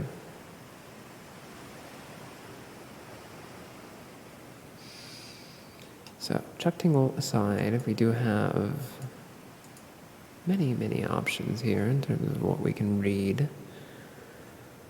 I could return to the ever faithful waters of Archive of Our Own, because there's never a bad time to have Archive of Our Own and its incredible depths. Although I kind of wonder if maybe I'm going to, I don't want to say highbrow, but maybe Archive is too, I don't know, too refined, doesn't have the same energy as fanfiction.net or say Wattpad. Wattpad is maybe a little too chaotic for my preferences. Also, I'm not terribly interested in reading a One Direction fan fiction. Well, that's not true. I'm interested in reading precisely One Direction fan fiction that someone very close to me wrote and won't share with me, but that's different. That's me being nosy and wanting to dive into someone's dark past. Let's see.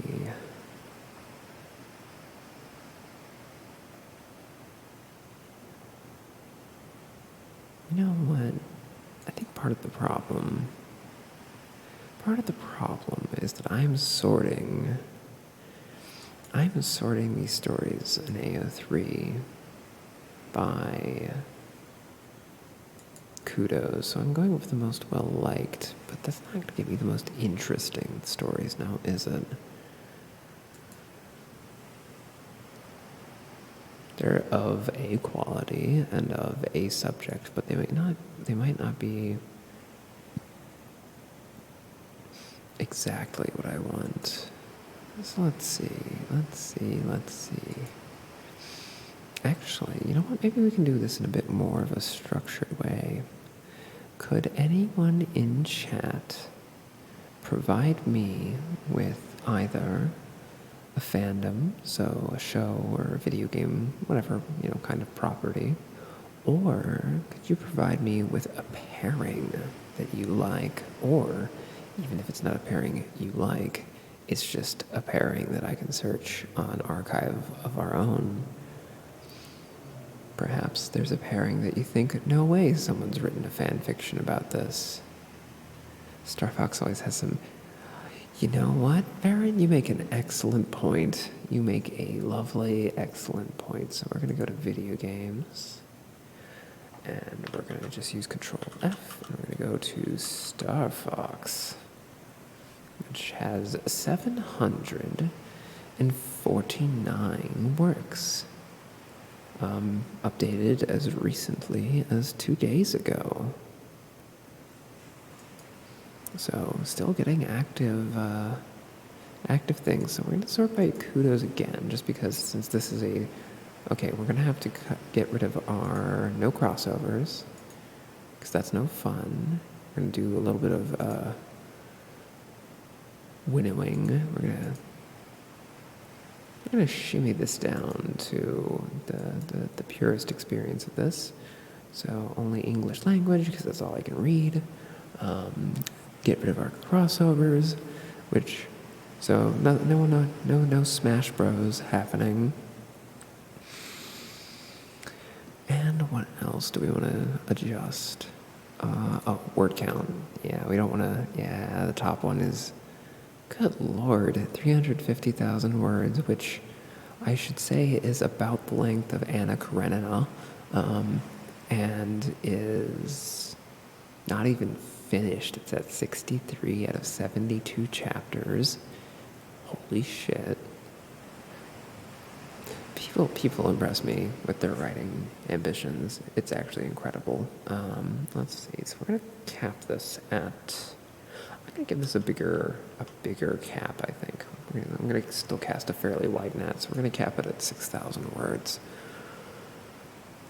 Yeah. Okay, so we're getting. So actually, it almost seems like 5,000 might have been the sweet spot, but not important.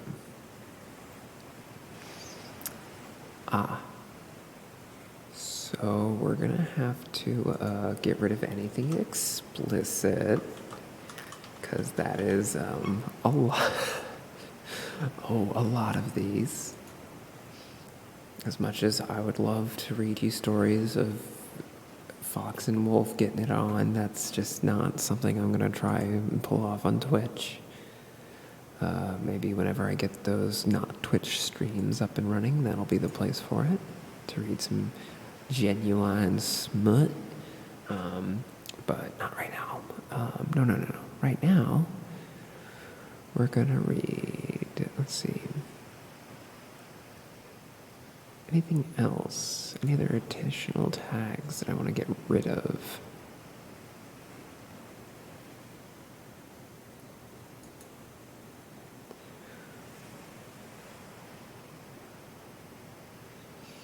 Let's see. All right, Varen, since you're kind of guiding the train right now, should I just pick? So I have filtered out to about 215 works. We are going. The only criteria we have is that we're going with Star Fox ones without any other series being present in it, and maximum of 6,000 words. And we're sorting by kudos, which is basically likes in AO3 terms. So should I just pick the top one, the most popular option? It's nice and short. It's 1,000 words. It's a Fox Falco shipping fic. Or is it? Bromance is a tag, which is interesting.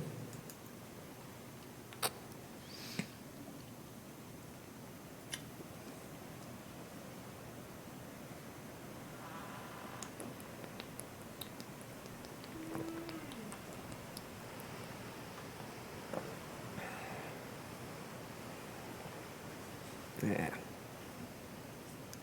There was water hidden under the fucking lid of my water bottle and it spilled on me. Boo. Boo, I say. Well, that can't be helped. Alright. Well, let's get back to it. I think I will go ahead and read the most popular one, we'll say. So, we're going to read Out Cold by That Marvel Chick, which is a Falco Lombardi / Fox McCloud fanfiction with the additional tags of fluff, bromance, drabble, cuddles, and one shot. So it looks like we're going to get some fluffy, established relationship between these two. And for our author's notes, actually no, here, we'll do it in order. So, yes, Out Cold by That Marvel Chick. The summary is, Fox has a habit of being a bit too selfless, and as a result is consistently overexerted from working so hard. Falco is just as exhausted. They could seriously use a damn nap. Notes. Hey boys, it's like 1:30 in the morning and this is just a small travel. Wolf X Fox will always hold a special place in my heart, but I felt like writing some romantic bromance. Also, the lack of Falco X Fox is criminal, you guys. Shaking my head. That was the author's note. So, now then, let's get into the meat of it. Since it was founded, the Star Fox organization typically adhered to the ideal that no problem was too large or too small for their squad to tackle. Whether it be that they happened to drive by a traffic accident and citizens needed assistance, or they were in the midst of issuing an attack upon an enemy in battle, or anything in between, Star Fox always prided themselves on their moral standings. None more so than Fox McCloud, who would endanger himself simply for the benefit of one person, if it meant that they were happy and safe. Peppy, being as naggy as he was, never forgot to remind Fox that his selflessness could be as much of a curse as it was a blessing. Fox was beginning to see what he meant. Not much was going on lately in the Lilat. Not much was going on lately in the Lilat system lately, or any nearby system, really. The team had just finished a routine planetary check on Papatoon and were well over a week into their voyage to Katina, per the request of the Cornerian armies stationed there. Apparently, the planet was experiencing their worst drought in decades, and with this depleting water supply, tensions were growing high, and the police force needed a few extra helping hands keeping the peace. Of course, Fox didn't hesitate to agree to lend his team to help. One more stop wouldn't hurt on the way back to their base on Corneria. Granted, the team was exhausted, and they still had a long way to go until they reached Katina. But it was a unanimous decision to at least spend a little of their time helping the sister planet of Corneria. Oh my god. The fuck? Hello? Oh my god. Civvy, hi, hello. Hello, everyone. Welcome in. And welcome, Raiders. For those that don't know me, I'm Lorne Haley, the Norn VTuber. And yeah, we're doing an ASMR stream. And we're reading some fan fiction. Hello, Civvy. How are you? Thank you for the raid. Let me give you a little shout out. And let's see, who else we got here? Hi, Wes. Mess with the frog. Oh, the frog spreads. Hi, Jen. And hi, Nanite. And hi, Nail. Well, welcome.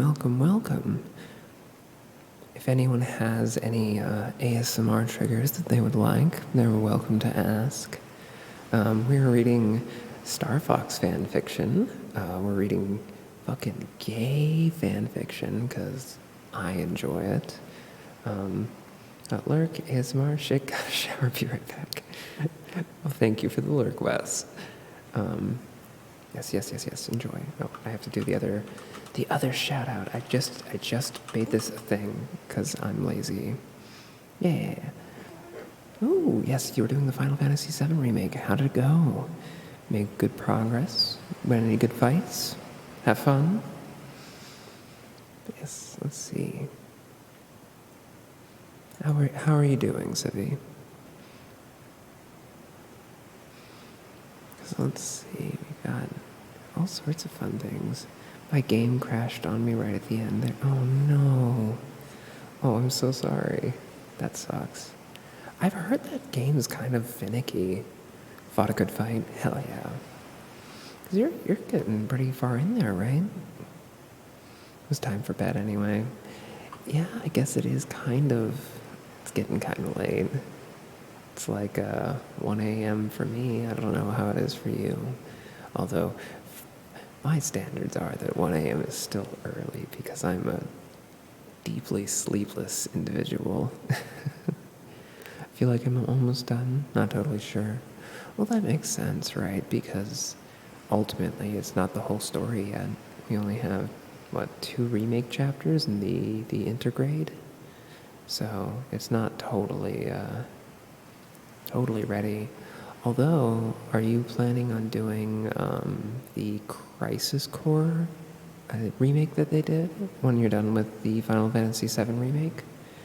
Because I know that's like, I heard that was pretty decent, and that was already did. Oh shit. So you know all about Zack. You know everything there is about Gongaga. Pre-ordered it. Ah, nice, nice, nice. Cried like a baby. Aw. Yeah, I played the OG too. Oh, nice, nice.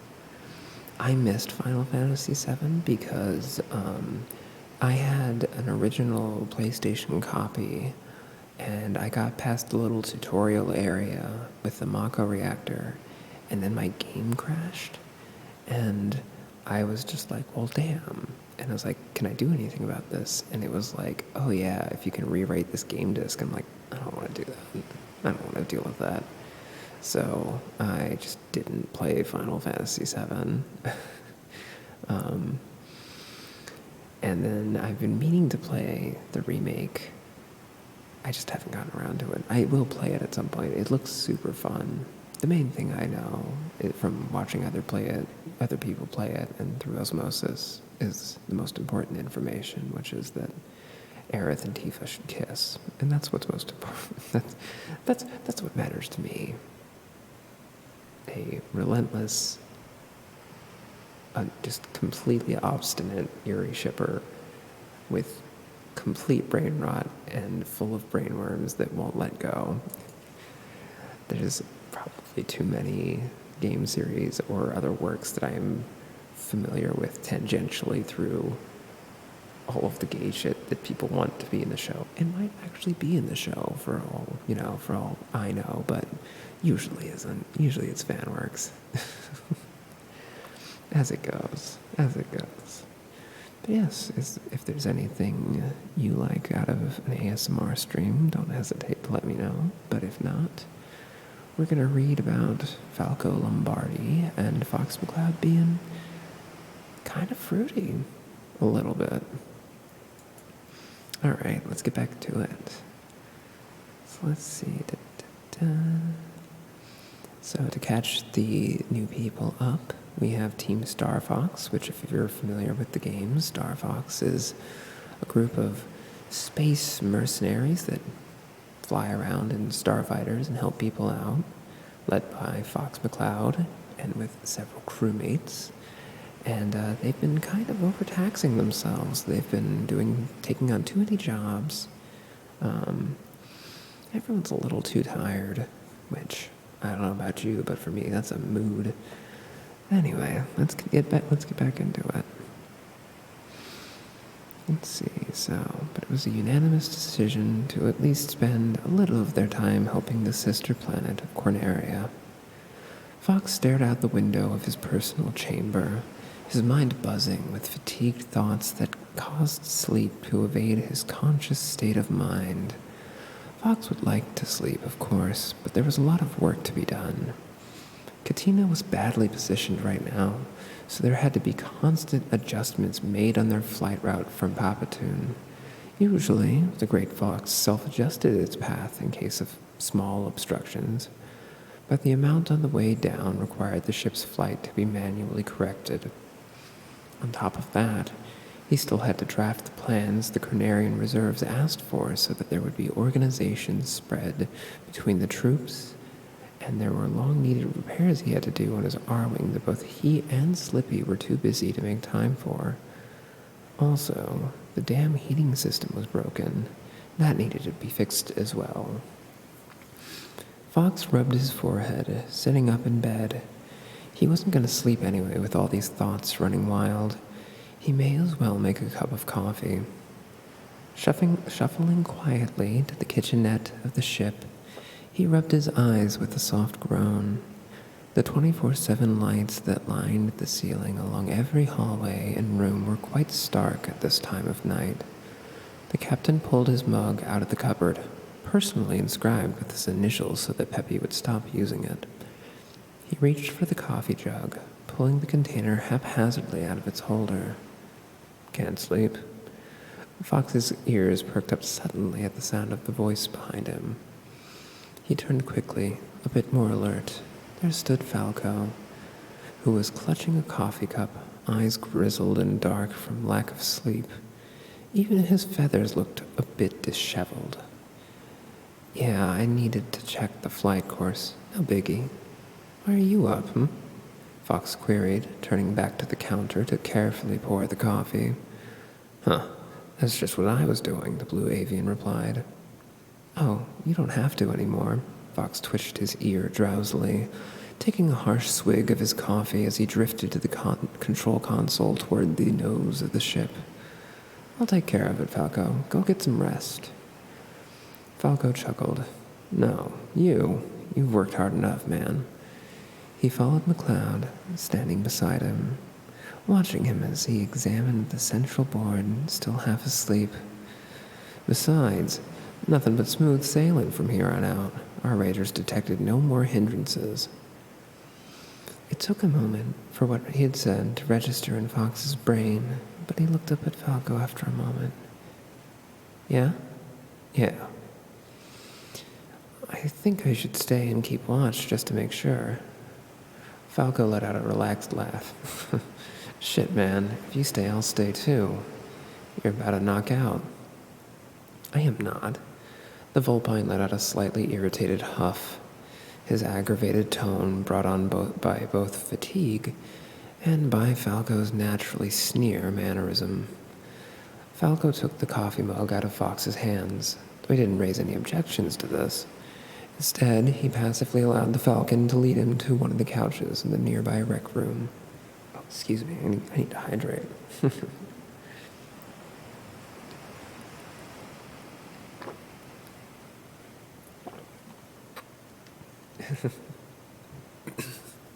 There we go. Let's see, where was I? I'm going to drink a little bit more, excuse me.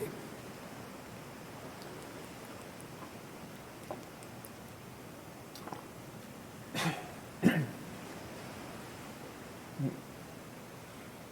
we go. You know, you'd think talking quietly wouldn't be that dehydrating to the voice, but it really does. Anyway, let's see, the Falco took the coffee mug out of Fox's hands, though he didn't raise any objections to this. Instead, he passively allowed the Falcon to lead him to one of the couches in the nearby rec room. Look, we're both exhausted, but with the clear charts, we'll be able to get to Katina within a day and a half, so just relax. Falco sat him down, and Fox rubbed his muzzle tiredly. No, Falco, look, it's okay. I need to make sure. He opened his maw wide in a yawn. That everything's gonna be satisfactory, I guess. Falco perched beside him, lying comfortably against the armrest of the couch. He snatched the blanket slung over the top of the couch, then pulled Fox by his shirt collar closer to him. Fox's head merely bobbed, but he said nothing besides meek complaints and reiterations of, I have work to do. It didn't take long for the canine to snuggle closer to his teammate. It was the middle of the night, and the broken heating system didn't make it any better, but their mixed body heat at least gave him some warmth. The softness of Falco's cerulean feathers was as comforting as sleeping on any pillow. Fox's tail twitched contentedly, and he subconsciously began to clutch at Falco's sweatshirt as he began to drift off. It wasn't more than 3 minutes before he passed out, snoring softly on Falco's chest. The avian lolled his head to the side, and he too fell asleep, completely at ease. And that's it. That is the most popular Star Fox fanfiction I found on AO3 that isn't, explicit. A lot of them are just them fucking, and as much as I think it would be fun to read that sort of thing, I don't think Twitch would be terribly pleased with me. As much as I think that would be a lot of fun, but again, that might be fun on a different platform. So, that was a lovely Starfucks fan fiction, courtesy of Varen in chat. And now I'm curious for everyone else, is there a fandom or a pairing that you would like to hear a fan fiction about? I will defer to Civi first if she's still here, since she raided, but I am happy to see any other suggestions or requests. Or we could keep perusing the Star Fox fix. Although I might get rid of the fluff tag because I ain't about. I want the spice, goddammit. Or at least make it funny. So we might just get rid of the fluff tag because I'm a monster and I don't want to read about fluff. I want to read about the pain. The pain. But not Metal Gear Solid. The pain. Well, maybe. Oh, now that's a question.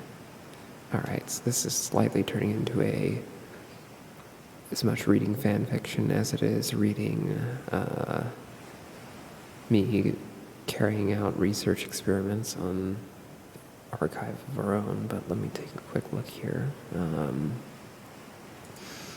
Because now I'm curious, because I can guess that Metal Gear Solid has certain pairings. Let's see, because I would assume that Snake Ocelot is probably the most popular. Okay. Is it really just Metal Gear? And that's, I guess, yep, I guess so. Why is the most recent fan fiction from today so literally within the last hour, and it's titled, "Oh hell nah, he fucking that old man." Incredible. This is why I love fan fiction. People are so creative.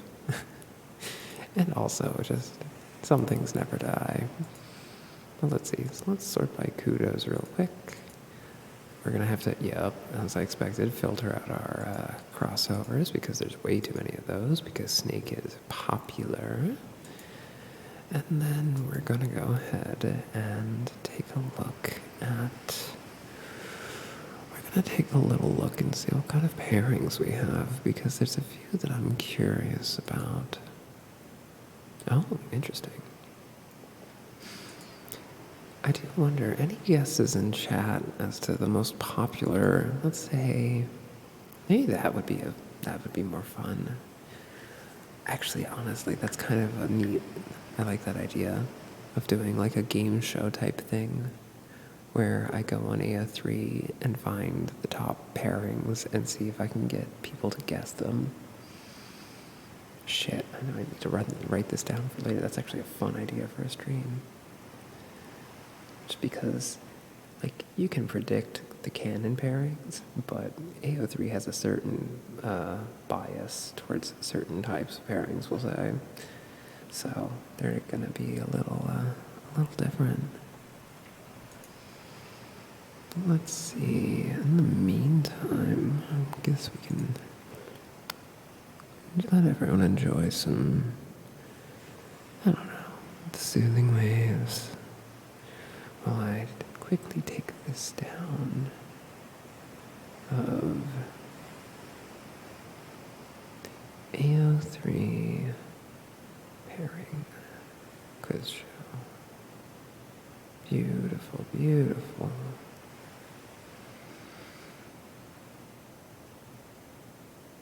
It would help if I could spell at all.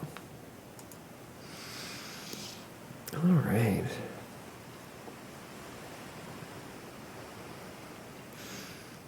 I will say it is interesting being rated during an ASMR stream because I'm kind of doing this. I'm flying by the seat of my pants. This is my second ASMR stream. I'm still figuring things out, but that's okay. So let's take a look here. We have, right, so we have the top We have Otacon and Snake. We have Big Boss and Ocelot. All of this makes sense to me.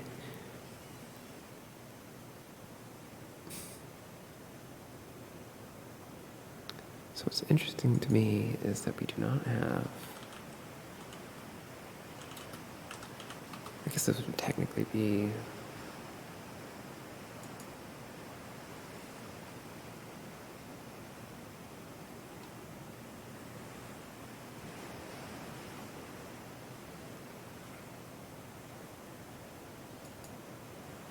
Interesting.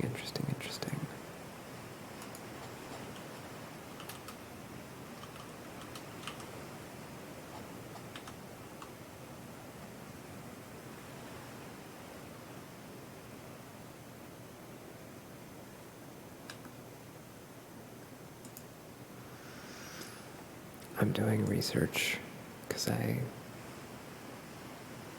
shipped. I was like, is there...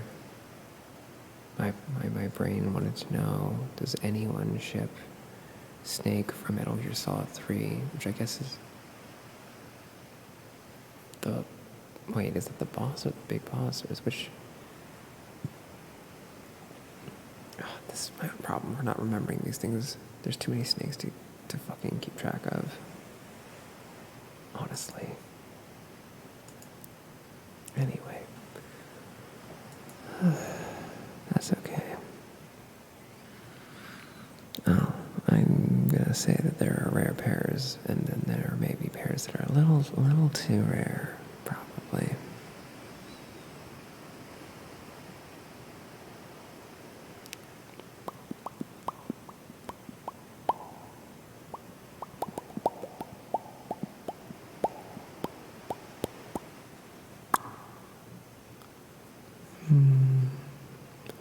There are a few other things that we could do. Now that I think about it, since there's some fresh faces, fresh ears, we can play around with some of our earlier toys.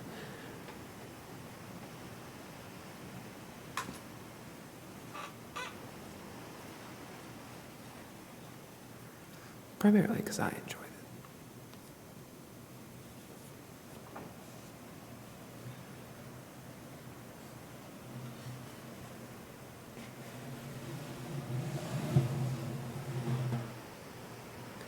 Because I think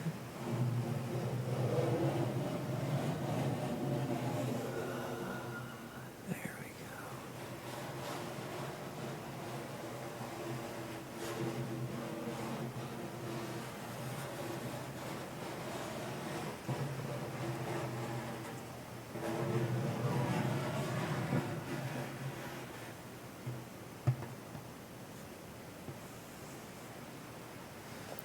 We have all sorts of fun sounds with this.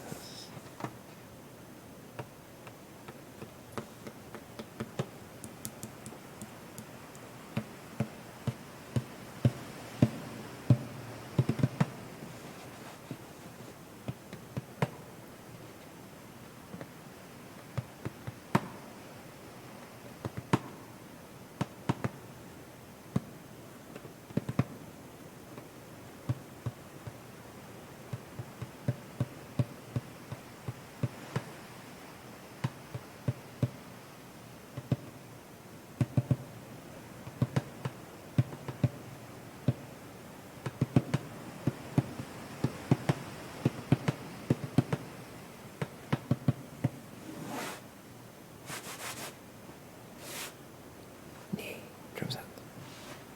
I enjoy drum sounds. Maybe not everyone enjoys drum sounds as much as I enjoy drum sounds.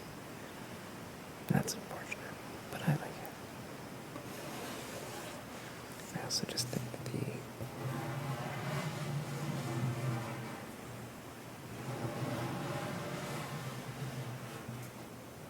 the slide, how it all just does nice things.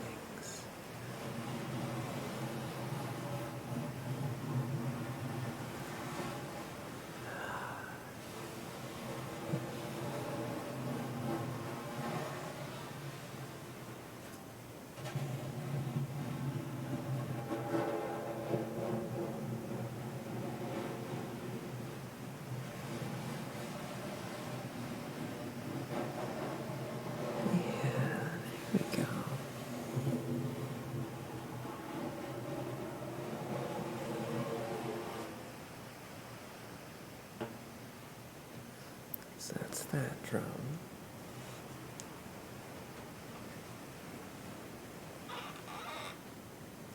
And then we have a different drum. We have a slightly different thing available. We have more of a ceramic offering.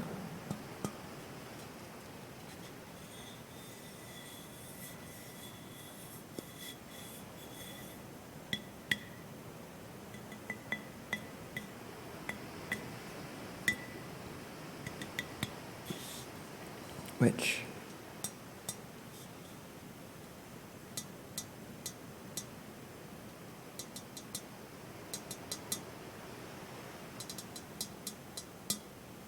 does some nice tappies.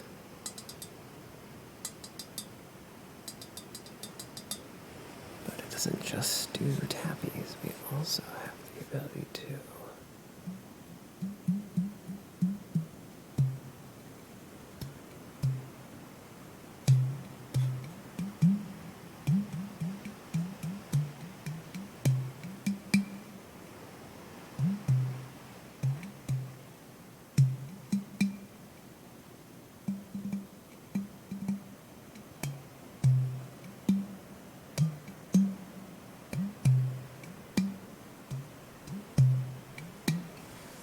thank you for the hydrate, Baron. Let me go ahead and do that.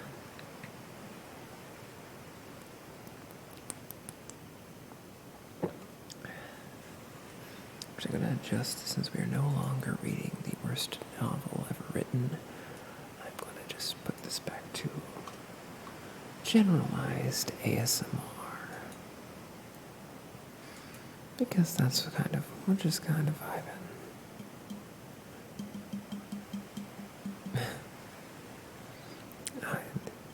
I have too much of a pop filter and if I slouch, you can tell because my model will freak out because it's like, where did your face go?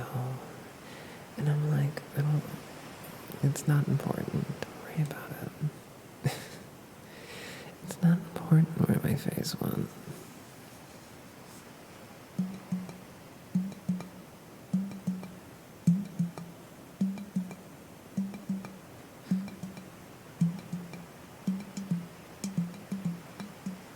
I'm back, grabbed a can of liquid death to fill my water canteen. Liquid death? What is that? But also, welcome back, Wes.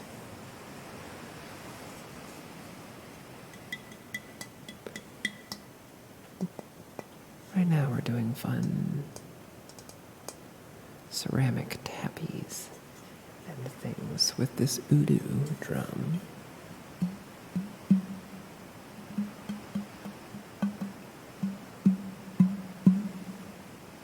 Which has a lot of weird, fun sounds that it can make.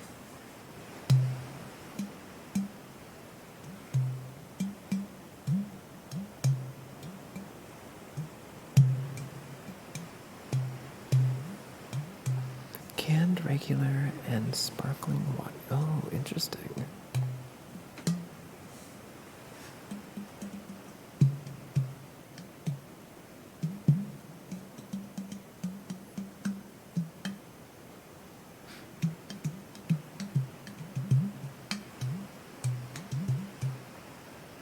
It's part of their Kill Plastics. Interesting. Ah, I see. It's part of their Kill Plastics campaign as opposed to being deliberately full of microplastics. Which, I would think that would be a very bold move to be like, instead of being like, we don't have microplastics, just having the advertising campaign of, yeah, we put a lot of microplastics in this. That's it. That's the draw. That's what we're advertising. It wouldn't be bad for you if we were just advertising it, right? It must be fine. Honestly, I feel like that would be a bold move. I don't know that I want to drink anything advertising microplastics, but I do feel like some people might be like, yeah. I feel like that marketing could work.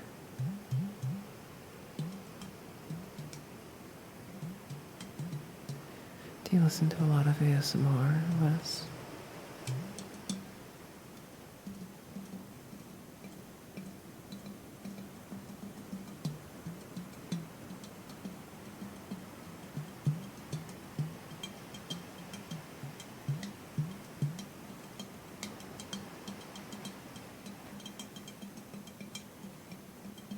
too much, in fact.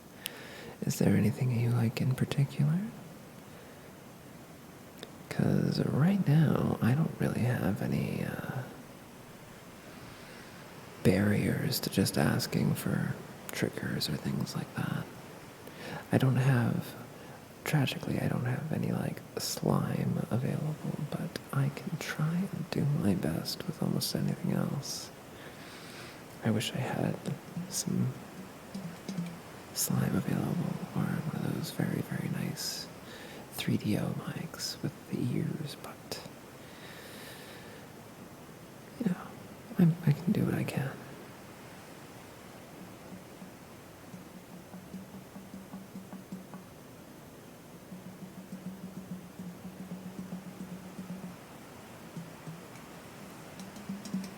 Should probably put this down before I fidget too much, but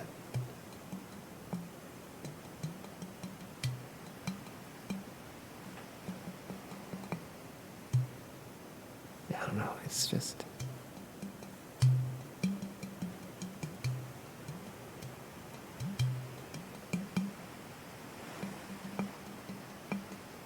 too much fun. It's just so nice. I don't know how else to put it.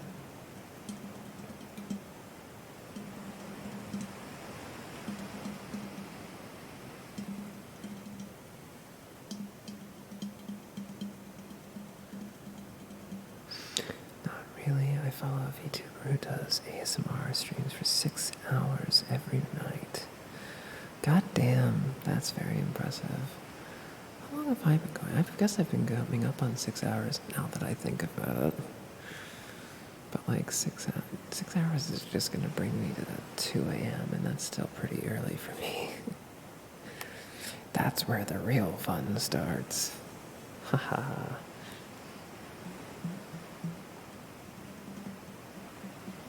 It is funny, the sort of, because they have a lot of data, right? They have a lot of data on the different, when people like to show up for different categories on Twitch. And the numbers for ASMR are kind of buck wild, because the numbers for ASMR are just like, oh yeah, after midnight it's fucking chaos. There's tons of people.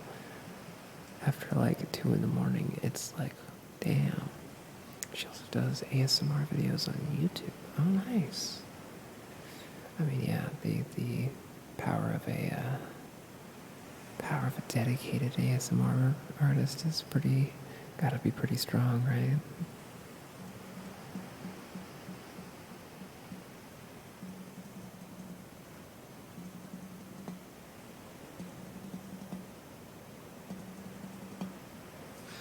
I do have other things besides that session.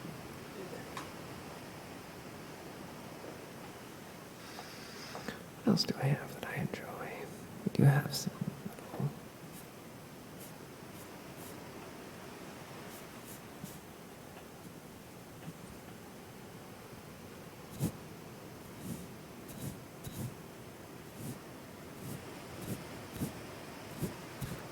direct brushies.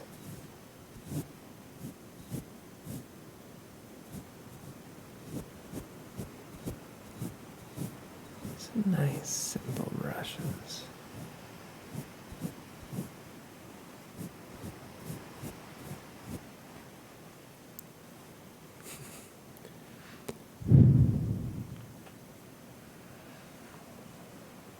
I could have been softener. We got some brushes, we got some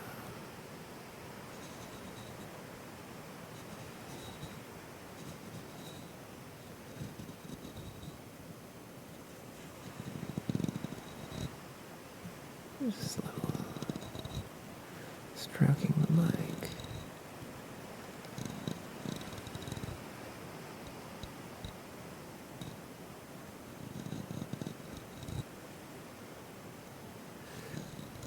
Her normal triggers are ear licks, noms, as well as the chat having the ability to select a trigger of choice in the channel points.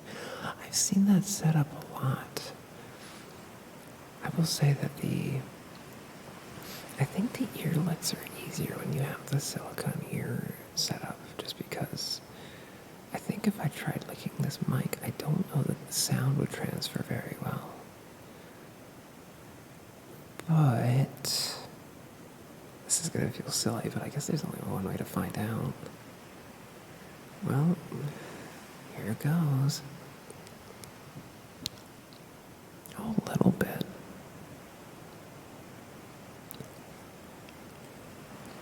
Yeah, it's still pretty quiet. And I can't say that the microphone tastes very good. I wonder if other ASMR people put, like, you know, is there like, can you just like blast some fucking flavoring on that silicone, or are you just kind of stuck with it as is?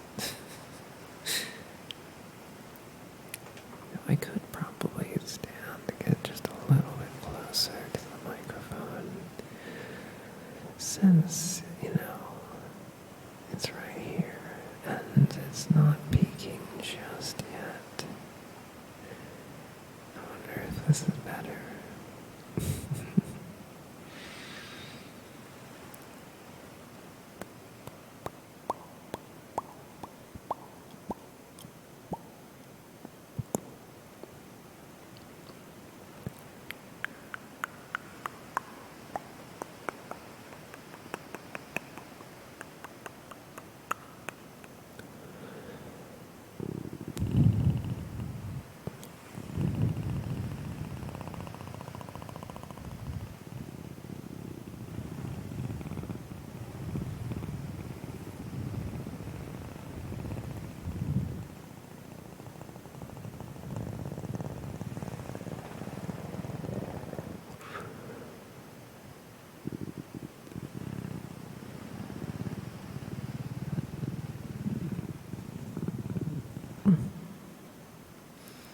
I wonder, is that purring picking up?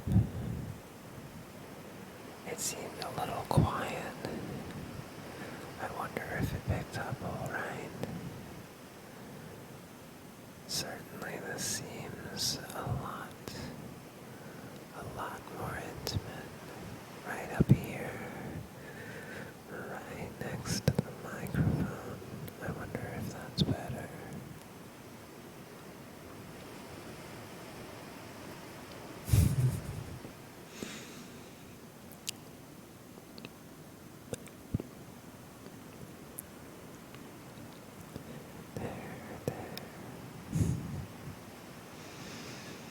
I wonder.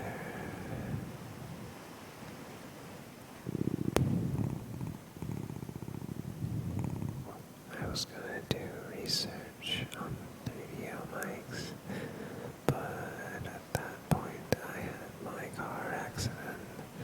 So now I'm doing research on the shitbox that someone's using. I'm so sorry about the car accident. That's awful.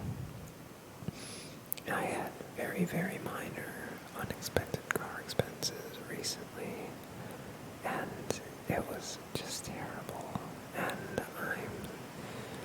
a full-on accident would be awful. I'm so sorry. But yeah, it's interesting. So this is certainly not, excuse me, this is certainly not a 3DO mic. This is a, let's see, AKG C214, which is a condenser microphone, so it picks up fucking everything in its pattern in the cardioid, but it's kind of got some problems because as much as I have some treatment, some acoustic treatment in my room, it's certainly not enough to take out the floor of other things. So it's kind of like a compromise. I think it would probably be a lot better with the help of a 3DO mic.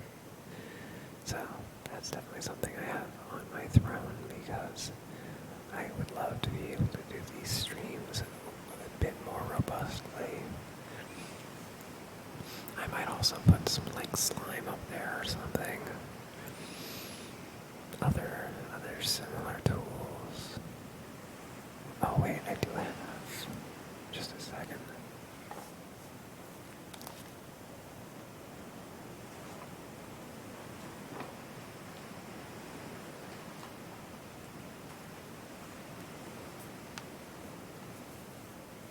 There we go. Okay. I am back with some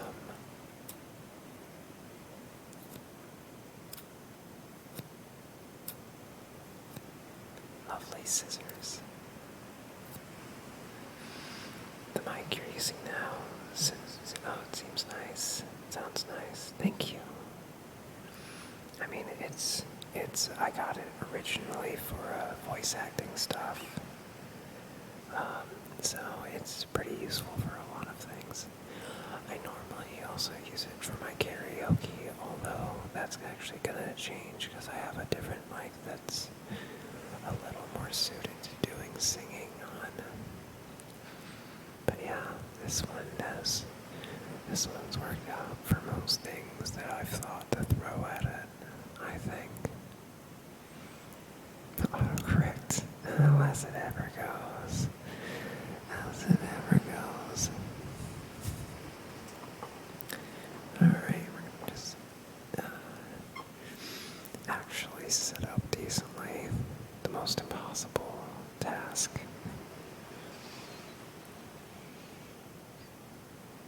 But yeah, there's just got a lot going on. Oh, I see the ads have started.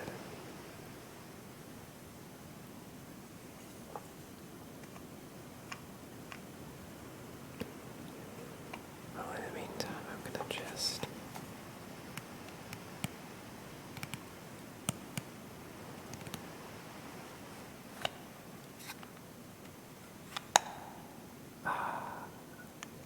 I do like this click.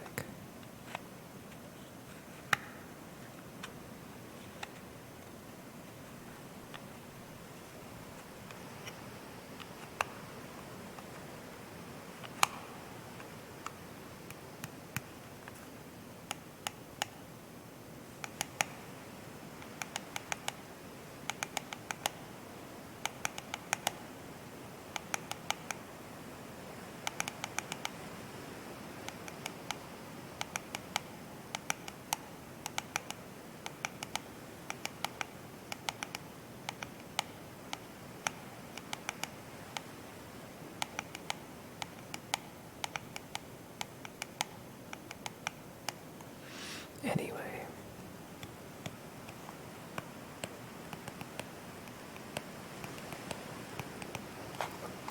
I have to, every time I try to do the tappies, it turns into like a musical thing, and I need to stop that impulse.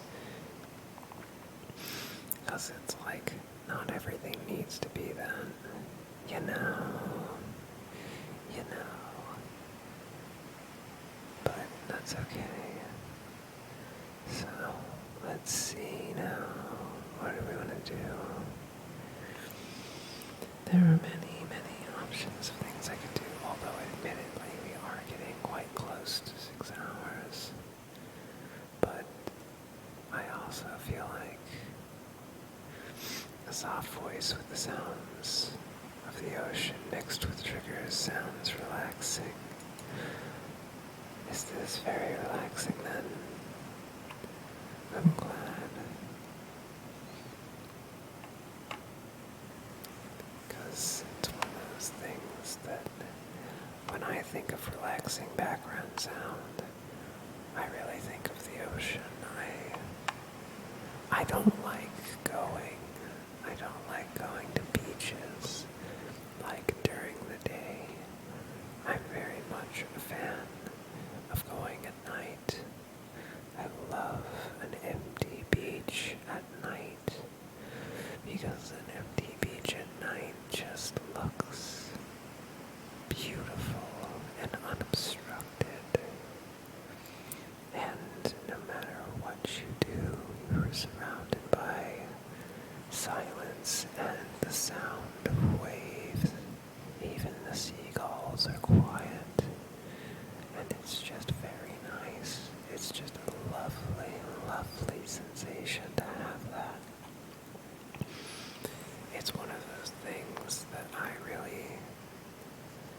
treasure is being able to go to a beach in the middle of the night and really an empty beach night with a full moon. That's where it is. Yes, exactly. I've had some very interesting encounters too with the first time I ever had alcohol was from a bunch of teens partying at the beach at night, and I never expected to see anyone else there, and I was like a kid. In retrospect, in hindsight, I'm like, they shouldn't have shared alcohol with me, but I was very excited at the time. I felt very cool.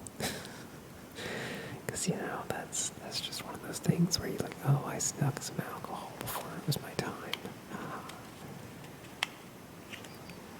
And I don't know, getting some vodka off of some fucking dumb teens on the beach seems cooler than, like, sneaking a beer at a party, which was like, whatever. It was one of those things that I'm just like, one of these is clearly a better experience. But yeah, no, I don't know, I've always valued beaches. I love the water, but oftentimes I don't know, I like having a kind of solitary relationship with water where I get to enjoy it in itself, I guess. Like, I enjoy being able to enjoy, like, oh, that's a redundant sentence, but you get what I mean. It's like being able to enjoy just the sound of the waves and watching them go in and out is so relaxing, and it's just so nice. Gotta find time for vacation again. Well, if I can. I'm sure you will, Wes. It might not seem easily available, but I'm sure you'll get there. Not technically, I am unemployed right now, so I'm in a way on vacation, and in a way, I'm super not on vacation. I can't really go anywhere because it's like, I need to be very, very careful with my money, which is part of why I've been really agonizing over this whole,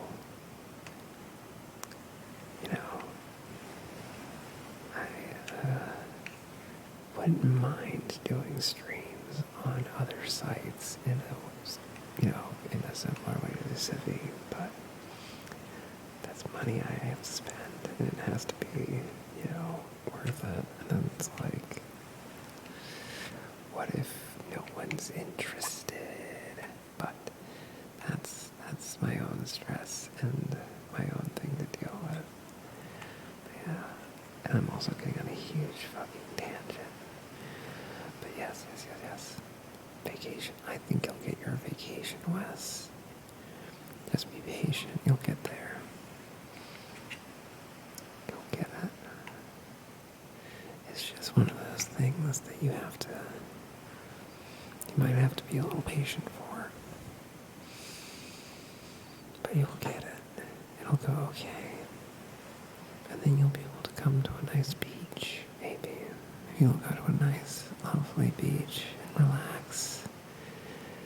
And sneak out there at night, sit in the sand, feel the cool ocean breeze, feel sand in your feet, and feel just total peace.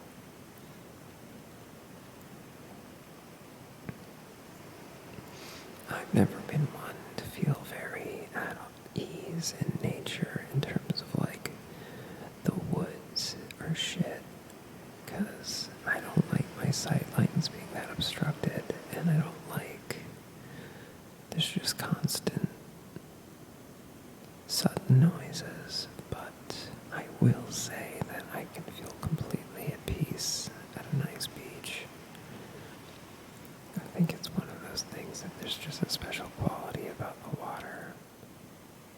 And maybe it's because I grew up on a town that was largely on the water, and so I've had my experiences with sailing and things, but I just feel very at home next to, I just feel very at home on a beach, as much as I don't like going there during the day.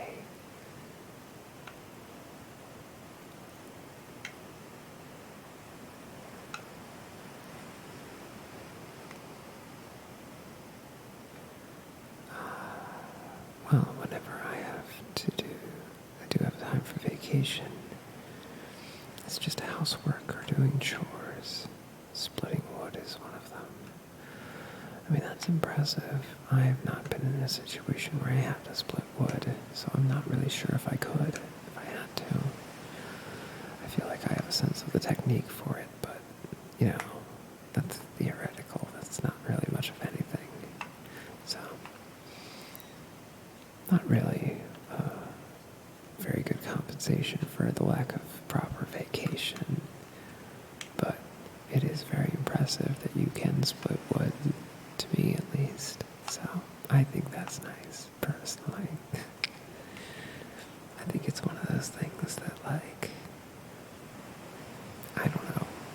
I think a lot of people think they can manage it until they have to, and then they're like, damn, that's actually kind of tricky.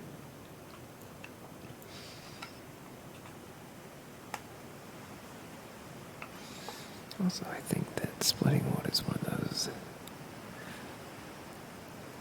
It's like splitting wood is like getting forklift certified. There's a certain kind of, I don't know. There's an air of like, oh yeah, this is an activity that people are supposed to be into, you know. Okay, we're gonna have, be prepared for the sound of fixing my water bottle ASMR. I figure out why the fuck it's leaking water on me, which it should stop doing. Because I'm not really interested in getting fucking wet on stream in this moment. Not for me. Not for me. Alright. There you go. There you go, bud. That should do it.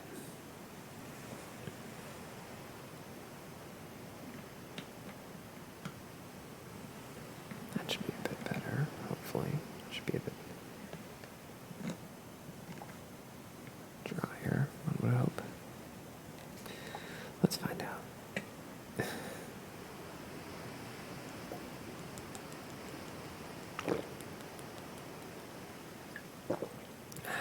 Much better.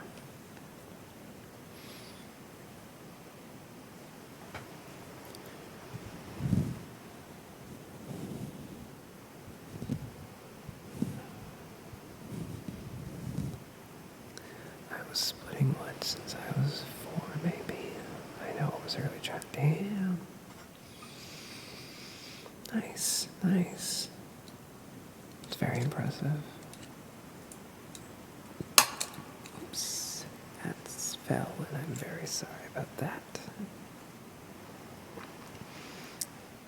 In theory, though, that should be... The compressor should have caught that and kept it from being overwhelming. I hope it did. Because otherwise, that's no good. That's why I always run a compressor on my audio.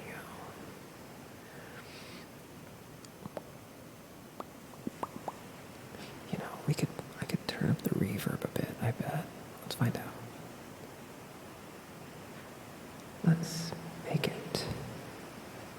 Ah.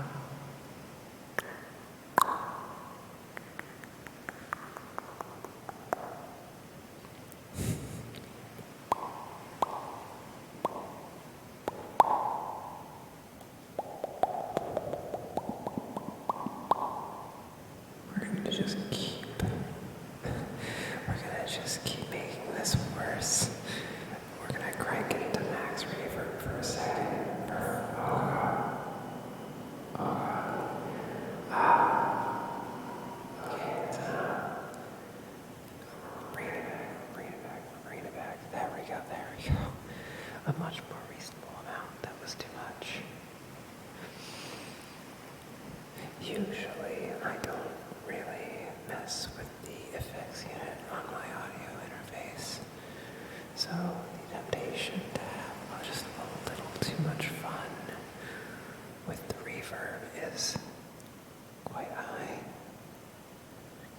compressor is doing its job. Excellent. I am glad to hear it.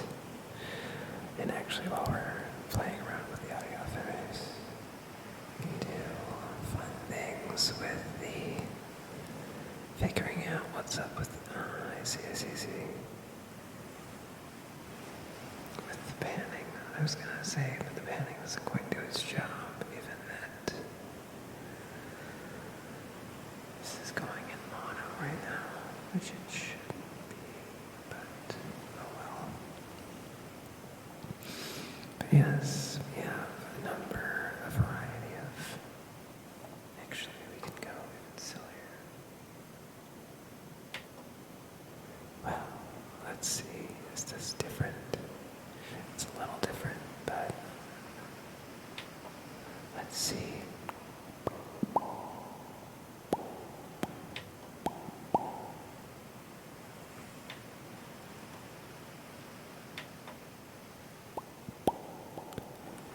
Oh, there it is.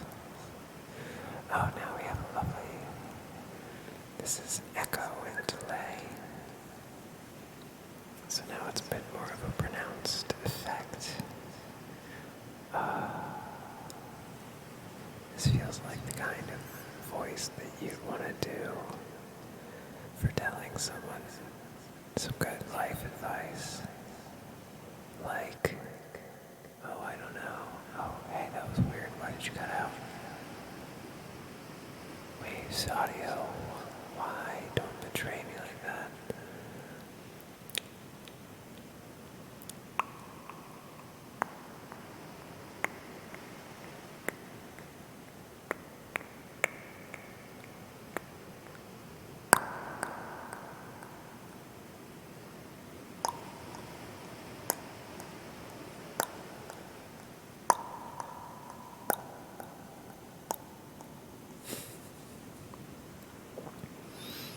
Still trying to unwind from work since I work till midnight mainly.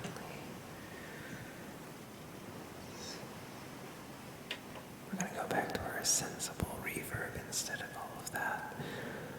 Well, I hope, Wes, that this is helping you unwind in spite of my fucking around with the settings.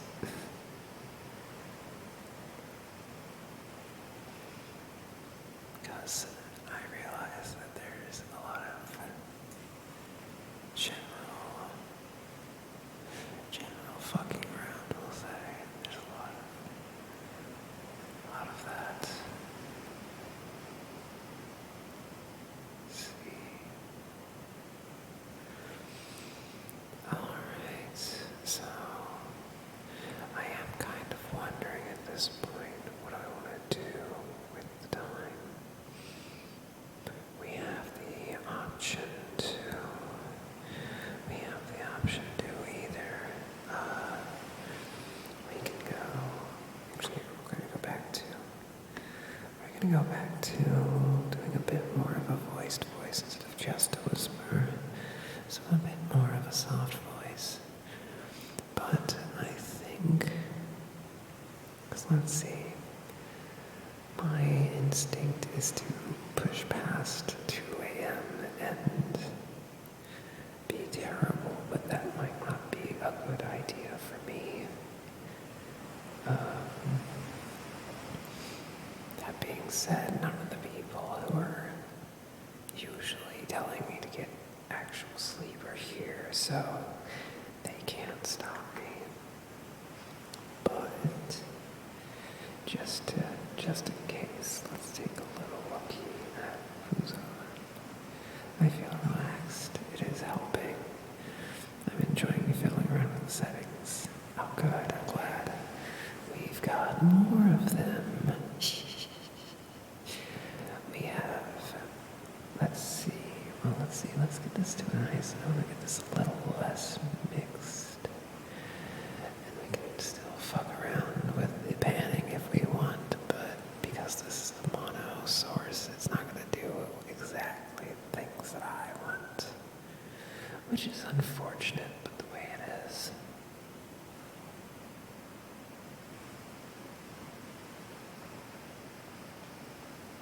So, let's see what this. Okay, so this is not much of a reverb.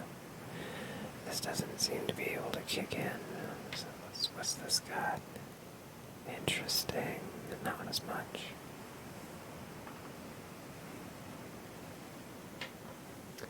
Let's see. This is supposed to have a chorus effect, but if it does, it's very subtle. Which I think that's not bad.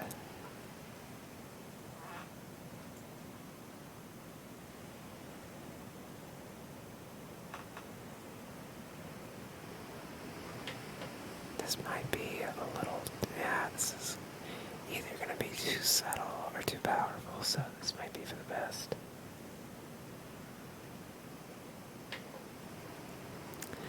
Let's see. Oh yeah, there we go. A nice echo that we can control. Let's keep going though. Let's see. Oh, this is more of a slapback kind of dealie.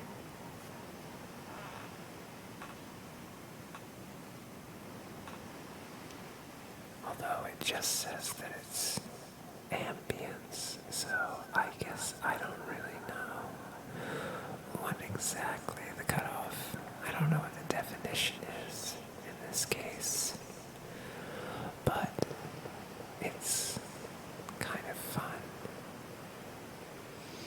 Let's see, I happen to be an ASMR connoisseur, since you said terrible French accent. A connoisseur. So it doesn't hurt to experiment a little bit. That's fair, that's fair. And I think, I don't know, it's fun in general to find the full range of things that you can do, even if they're not all useful. Oh, we do want to do one of the... Oh wow, that really goes. Hell yeah.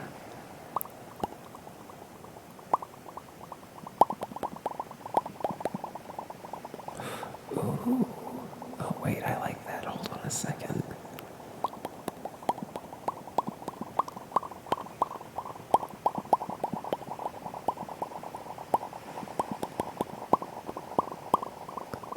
Oh, that rolls into itself real nice. Oh yeah.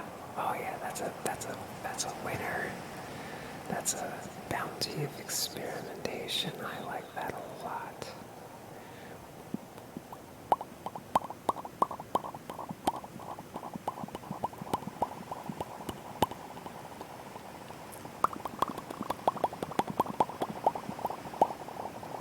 Ooh, okay. Wait, let's try it with some other sounds.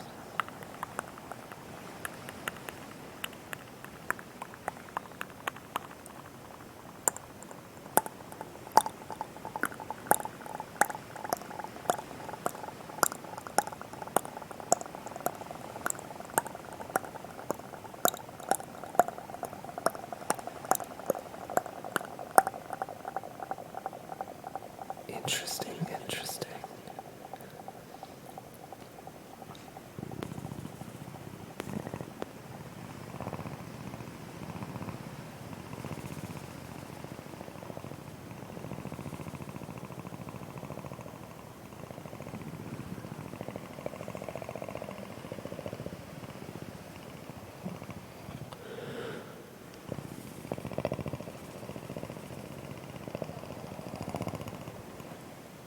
Interesting. Okay, that was less pronounced. That sound is maybe a little too subtle on its own. But I wonder about some of the other... Well, you know what? There's one that I haven't tried, which is just straight up creaky vocal fry, but that might not work out as well. The purring is impressive. Thank you. It's one of those things that actually the reason I know how to do that is trying to make a different sound. There's the thing where you can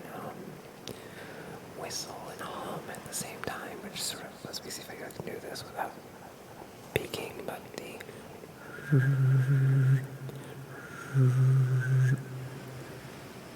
but if you do that with that sort of technique that you use for the purr, it sounds kind of like a cricket, so like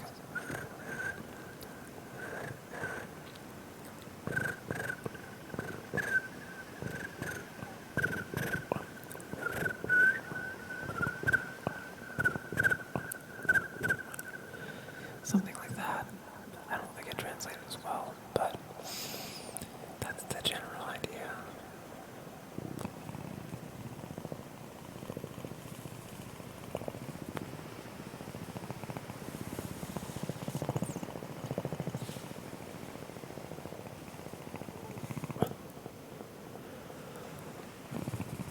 Thank you for the hydrate, Wes.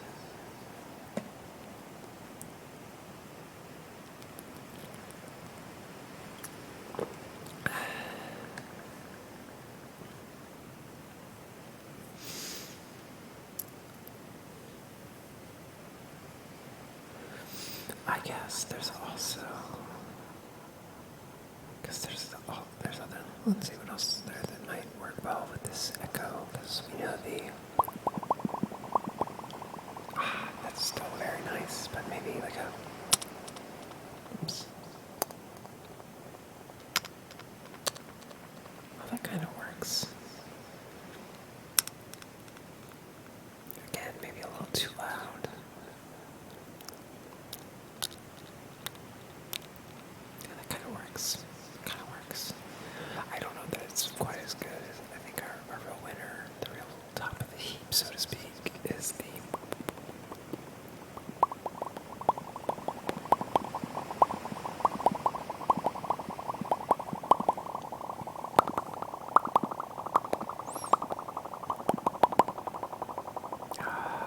that is nice. That is nice. I like that. Let's see what other funky sounds we can get out of this thing.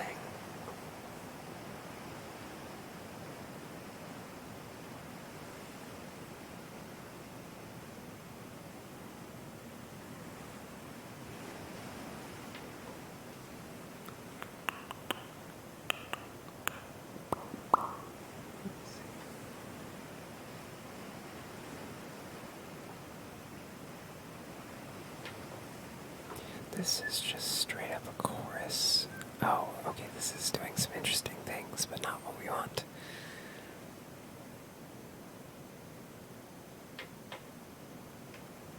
This is a flanger. I don't know if this is going to do much. Yeah, no.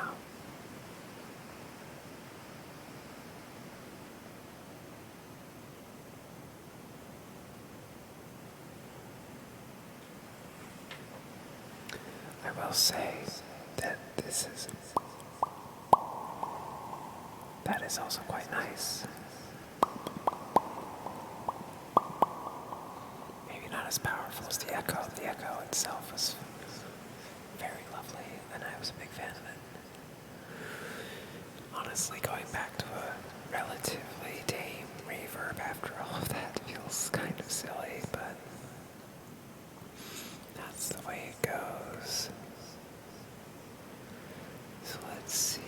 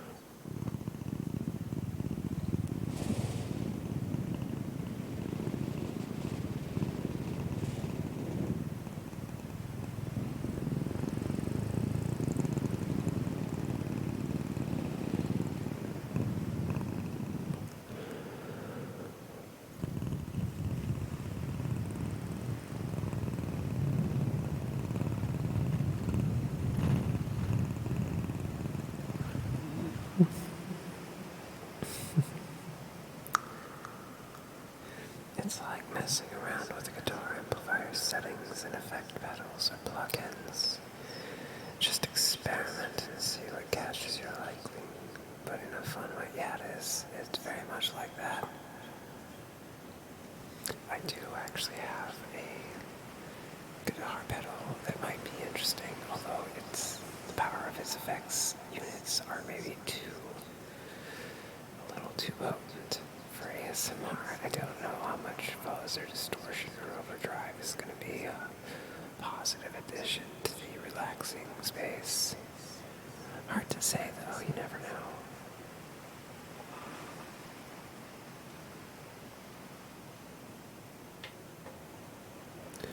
We are going to go back to a nice reverb. A nice tight little room reverb, although I might want to do plate. Let's see. Do I like this better? I kind of do, actually. I think this might be our standard plain reverb then. That seems to be working out quite nicely. So, let's see. Yeah, let's see. It is 2 a.m. I could, in fact, look for...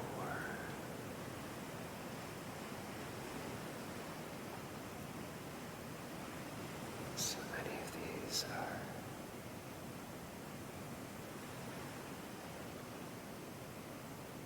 Yeah, so many of these are of a particular kind. I feel kind of disadvantaged not doing the ear licking as much, but oh well. Actually, Wes is your regular ASMR channel that you enjoy. Actually, oh, the ads are still going. Oh wait, I need to remember them. I need to be patient.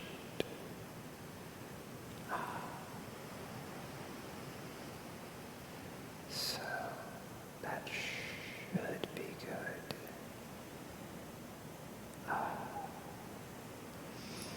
I wonder. Let's see. Yo, Wes, is your regular ASMR channel going right now? Because if you have a preference, that sounds pretty reliable in terms of the raid when we finish up, and that might be nice.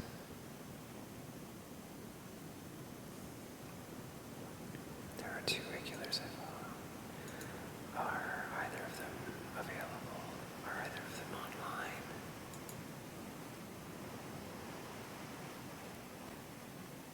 Oh, and hello, thank you for joining the Discord.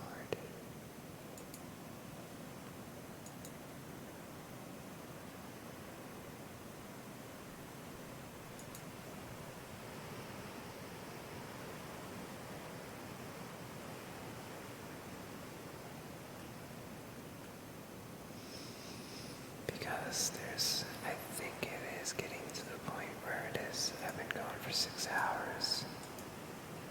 So, I'm fully willing to defer to you on where to send everyone, since you are indeed a connoisseur, and I don't know any of the ASMR streamers who are going right now. Well, I guess that's not entirely true. I do follow 1 or 2. Actually,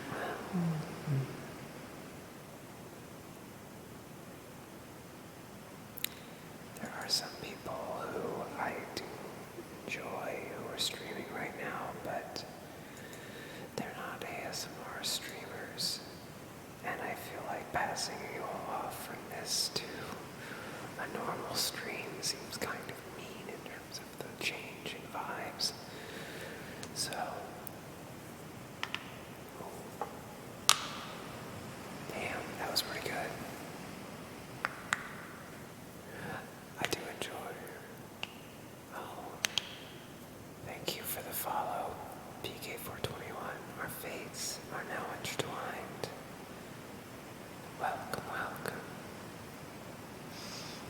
Yes, Wes.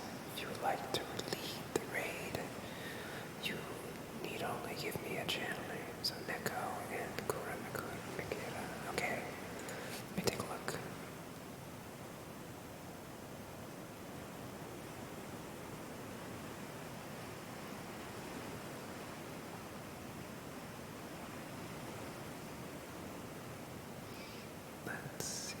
Let's see, what do we got?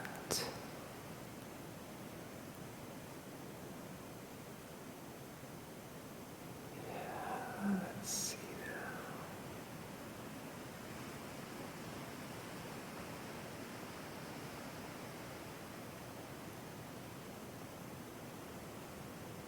Oh, I found one. Yes, Wes, you get to lead the raid. How exciting is that? So let's see. So I found Neko. Oh, Korean. Interesting. Is that like Korean only? I mean, I guess if it's ASMR, it's not a huge deal. But that's interesting. Ah, and there's Kuramikira. Who's got a... Let's see. Oh, these are both interesting choices.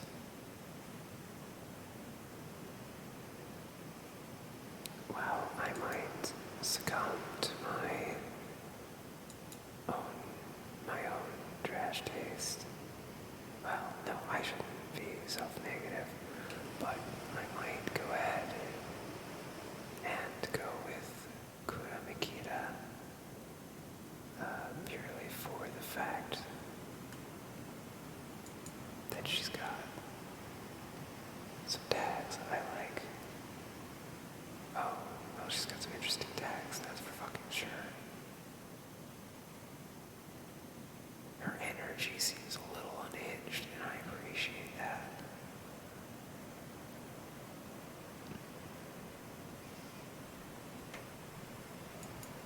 Yeah, she's... Okay, Nico can speak Korean, she's fluent with English. Interesting, interesting.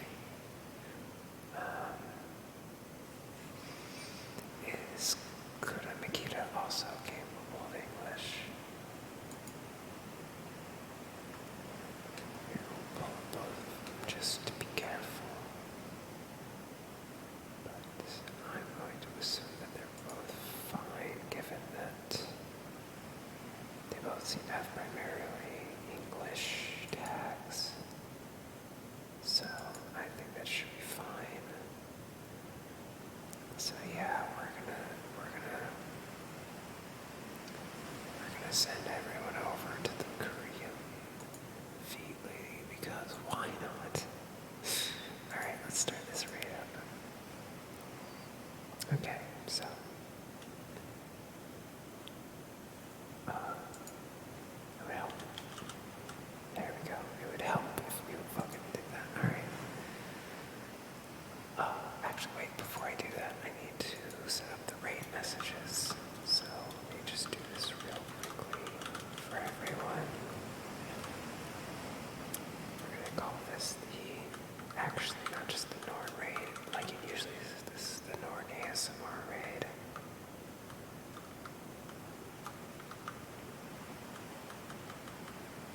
So we're gonna go ahead and...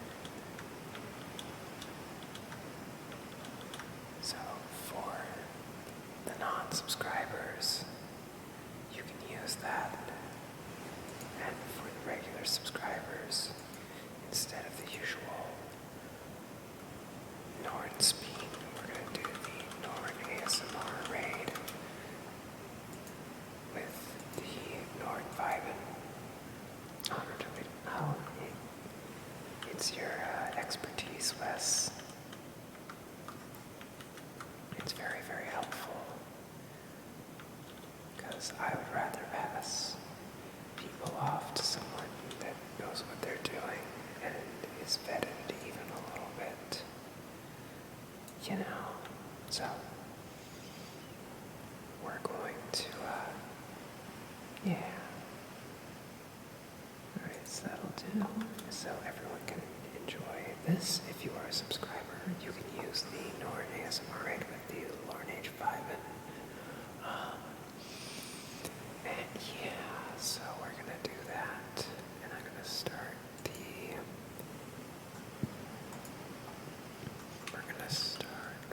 Makila again, and actually start the raid this time. So thank you for everyone who came in. Thank you, Wes, for all of the advice and keeping me company. And I'm going to guess that Civvy has long since gone to sleep, but if Civvy is for some reason still here, get some sleep. Get some sleep, you.